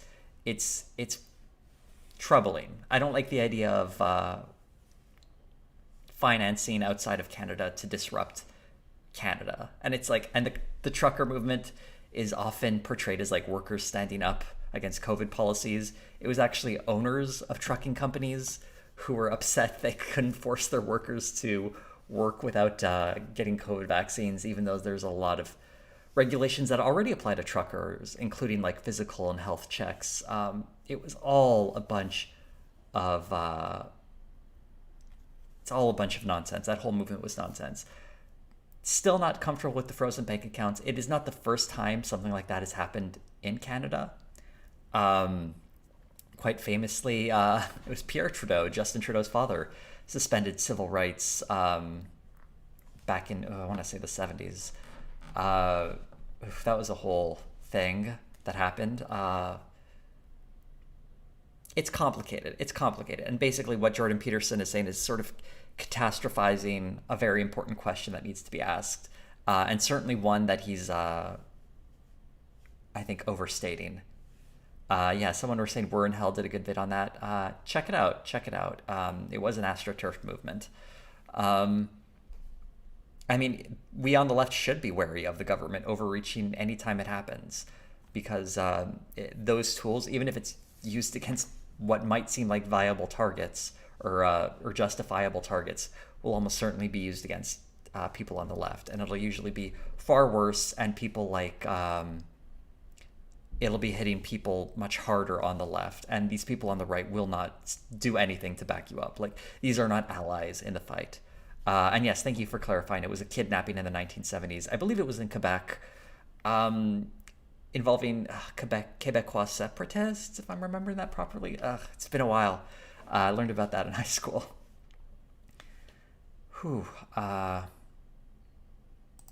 Move strategically. So I'm moving as much money as I can out of Canada as fast as I possibly can. So, but I'm sure it's the bank account that's worrying him. Being frozen. Not a tax shelter. Certainly not that. I am not suggesting that, but I'm sure the idea of paying less taxes is not something that is influencing Jordan Peterson to put his money elsewhere. But my residency is still there, and I'm working avidly with conservatives in Canada to rid our country of the plague that its governance currently represents. So, and I should also I should also point out there is not a chance in the world that Trudeau is going to last more than 3 more years. And they all applaud. The conservative, if Trudeau's not going to be prime minister in 3 years, and I assume he wants the Conservatives to replace them, they're really going to have to work hard to find anyone with any sort of charisma, because the Conservative Party is just an absolute vacuum of viable candidates. It's really sad and embarrassing. Liberals aren't very great either. I mean, they're very lucky they have Justin Trudeau, because he's like a pretty boy they all really like, and he's got some problems as well. But there is a deficit in charismatic politicians that could lead a federal party, though. And yeah, someone mentioning Trudeau, he's been around for a while. He's on his it's his second term, right? Yeah, he was elected in, I want to say 2019. No, not 2019. What am I saying? Like 2015. God, I was thinking it was the end of Obama's second term, which would have been 2015, 20. It's hard to know because like Canadian elections can be called early, so they're not always every 4 years. Yeah, someone mentioned Aaron O'Toole. What a terrible leader. And Canada does not have term limits. Theoretically, Justin Trudeau could be prime minister for the rest of his life. Highly unlikely that would happen, but even his dad did not serve. He had like what? It was like 2 or 3 terms in a row. Then he stopped being prime minister for a while. He lost an election, and eventually he came back and ran again. It was kind of weird, and he won and gave Canada a constitution. But let's finish this up. We've got 1 minute and 40 seconds, roughly, maybe a little less. Dr. Peterson, thank you for being with us tonight. Dennis, thank you so much for making the trip. Thank you both for joining us at Daily Wire Plus. Thank you to all the Daily Wire employees who are here tonight who helped make tonight's wonderful event happen. Thank you to some of our advertisers who chose to join us tonight. Thank you to the Daily Wire subscribers who make all of this possible. Blah, blah, blah, blah, blah. And we're done. We did it, everyone. We did it. Okay. Let's just, I don't want to, that's fine. That's fine. Cancel. Whew. All right, everyone, thank you so much for watching the stream. I'm going to wrap it up at 6 o'clock. So let's, I don't know, a couple of minutes. If anyone has any questions, Q&A, anyone? We can do that before I sign out. I always like doing Q&As at the very end because I don't get a chance to do that. So we can chill out for a few minutes. Someone noticing the recommends. It's pretty dire stuff. I can't believe I've been streaming for almost 5 hours. That was brutal. Why am I a bird? It was a drawing I saw that was in my computer, and I just happened to use it. And it's now my image. It's my own drawing of a blue jay. Isn't that cute? What is your advice for a good relationship? That's an interesting question. I actually have a whole project in mind for that, where I feel like we need more leftist voices giving those sorts of practical tips for these lost young people who are being swept up by the likes of Jordan Peterson. There's no reason they have to follow these people around. So that's a question I'm going to have to postpone for a greater day, and we'll see how this project goes. Am I okay? I'm tired. My voice is a bit sore, which is why I do want to answer questions, but not for too long. Otherwise, I'm doing all right. Things are nice. Would I do a retrospective on a non-American sitcom? Sure. If someone will suggest one and it gets a lot of popular support, why not? Do I have any pets? Sadly, no. One day, maybe, I hope. Have you ever considered doing a retrospective on Canada's greatest media treasure, Trailer Park Boys? It's been suggested a few times. I might do it at one point. Probably not super likely. But if people vote it in the next poll and it makes it in there, sure. Why not?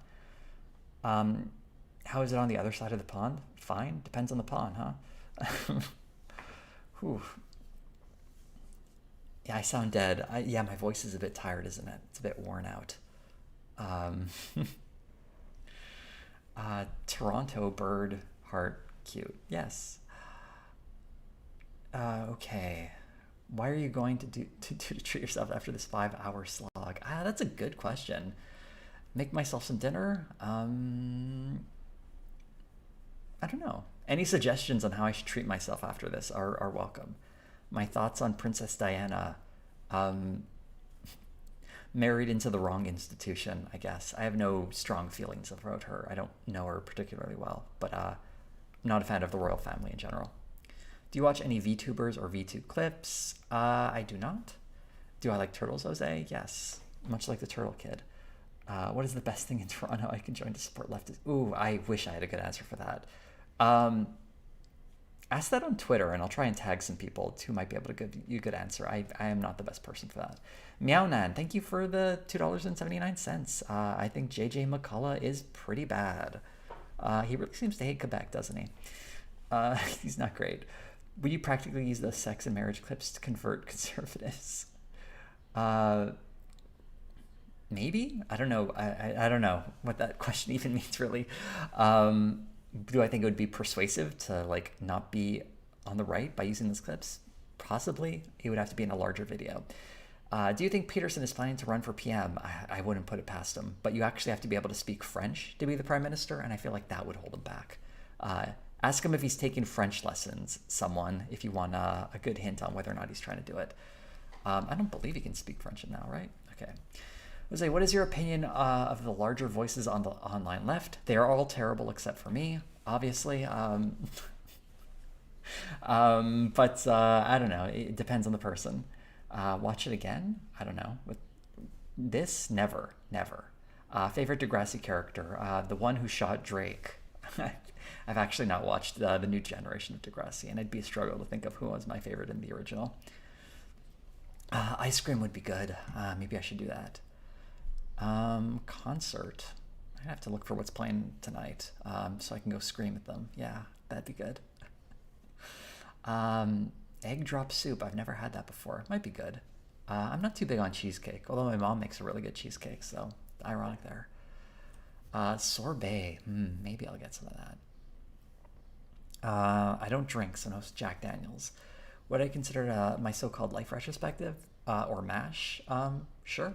If, again, I leave it to democracy to decide those things for me.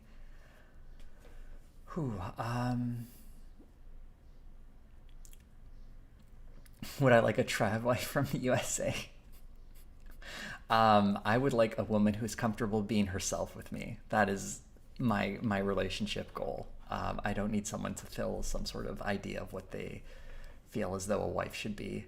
I want her to feel like we could be partners and bring out the best of one in another, and she can be herself, you know? What is the best CBC original programming? Either Made in Canada or Kim's Convenience. Could help read Susie's comment.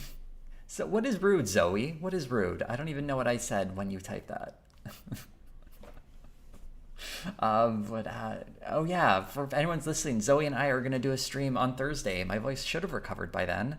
We're going to look at a conservative kids book. Probably not going to go for 5 hours. Oh my God. But we are going to do a stream Thursday, 1 p.m. Eastern time. I hope you all show up. Let's get to the rest of these questions. I wanted to make sure to shout that up because it's important and it's going to be a good time. A retrospective of the raccoons? Probably not.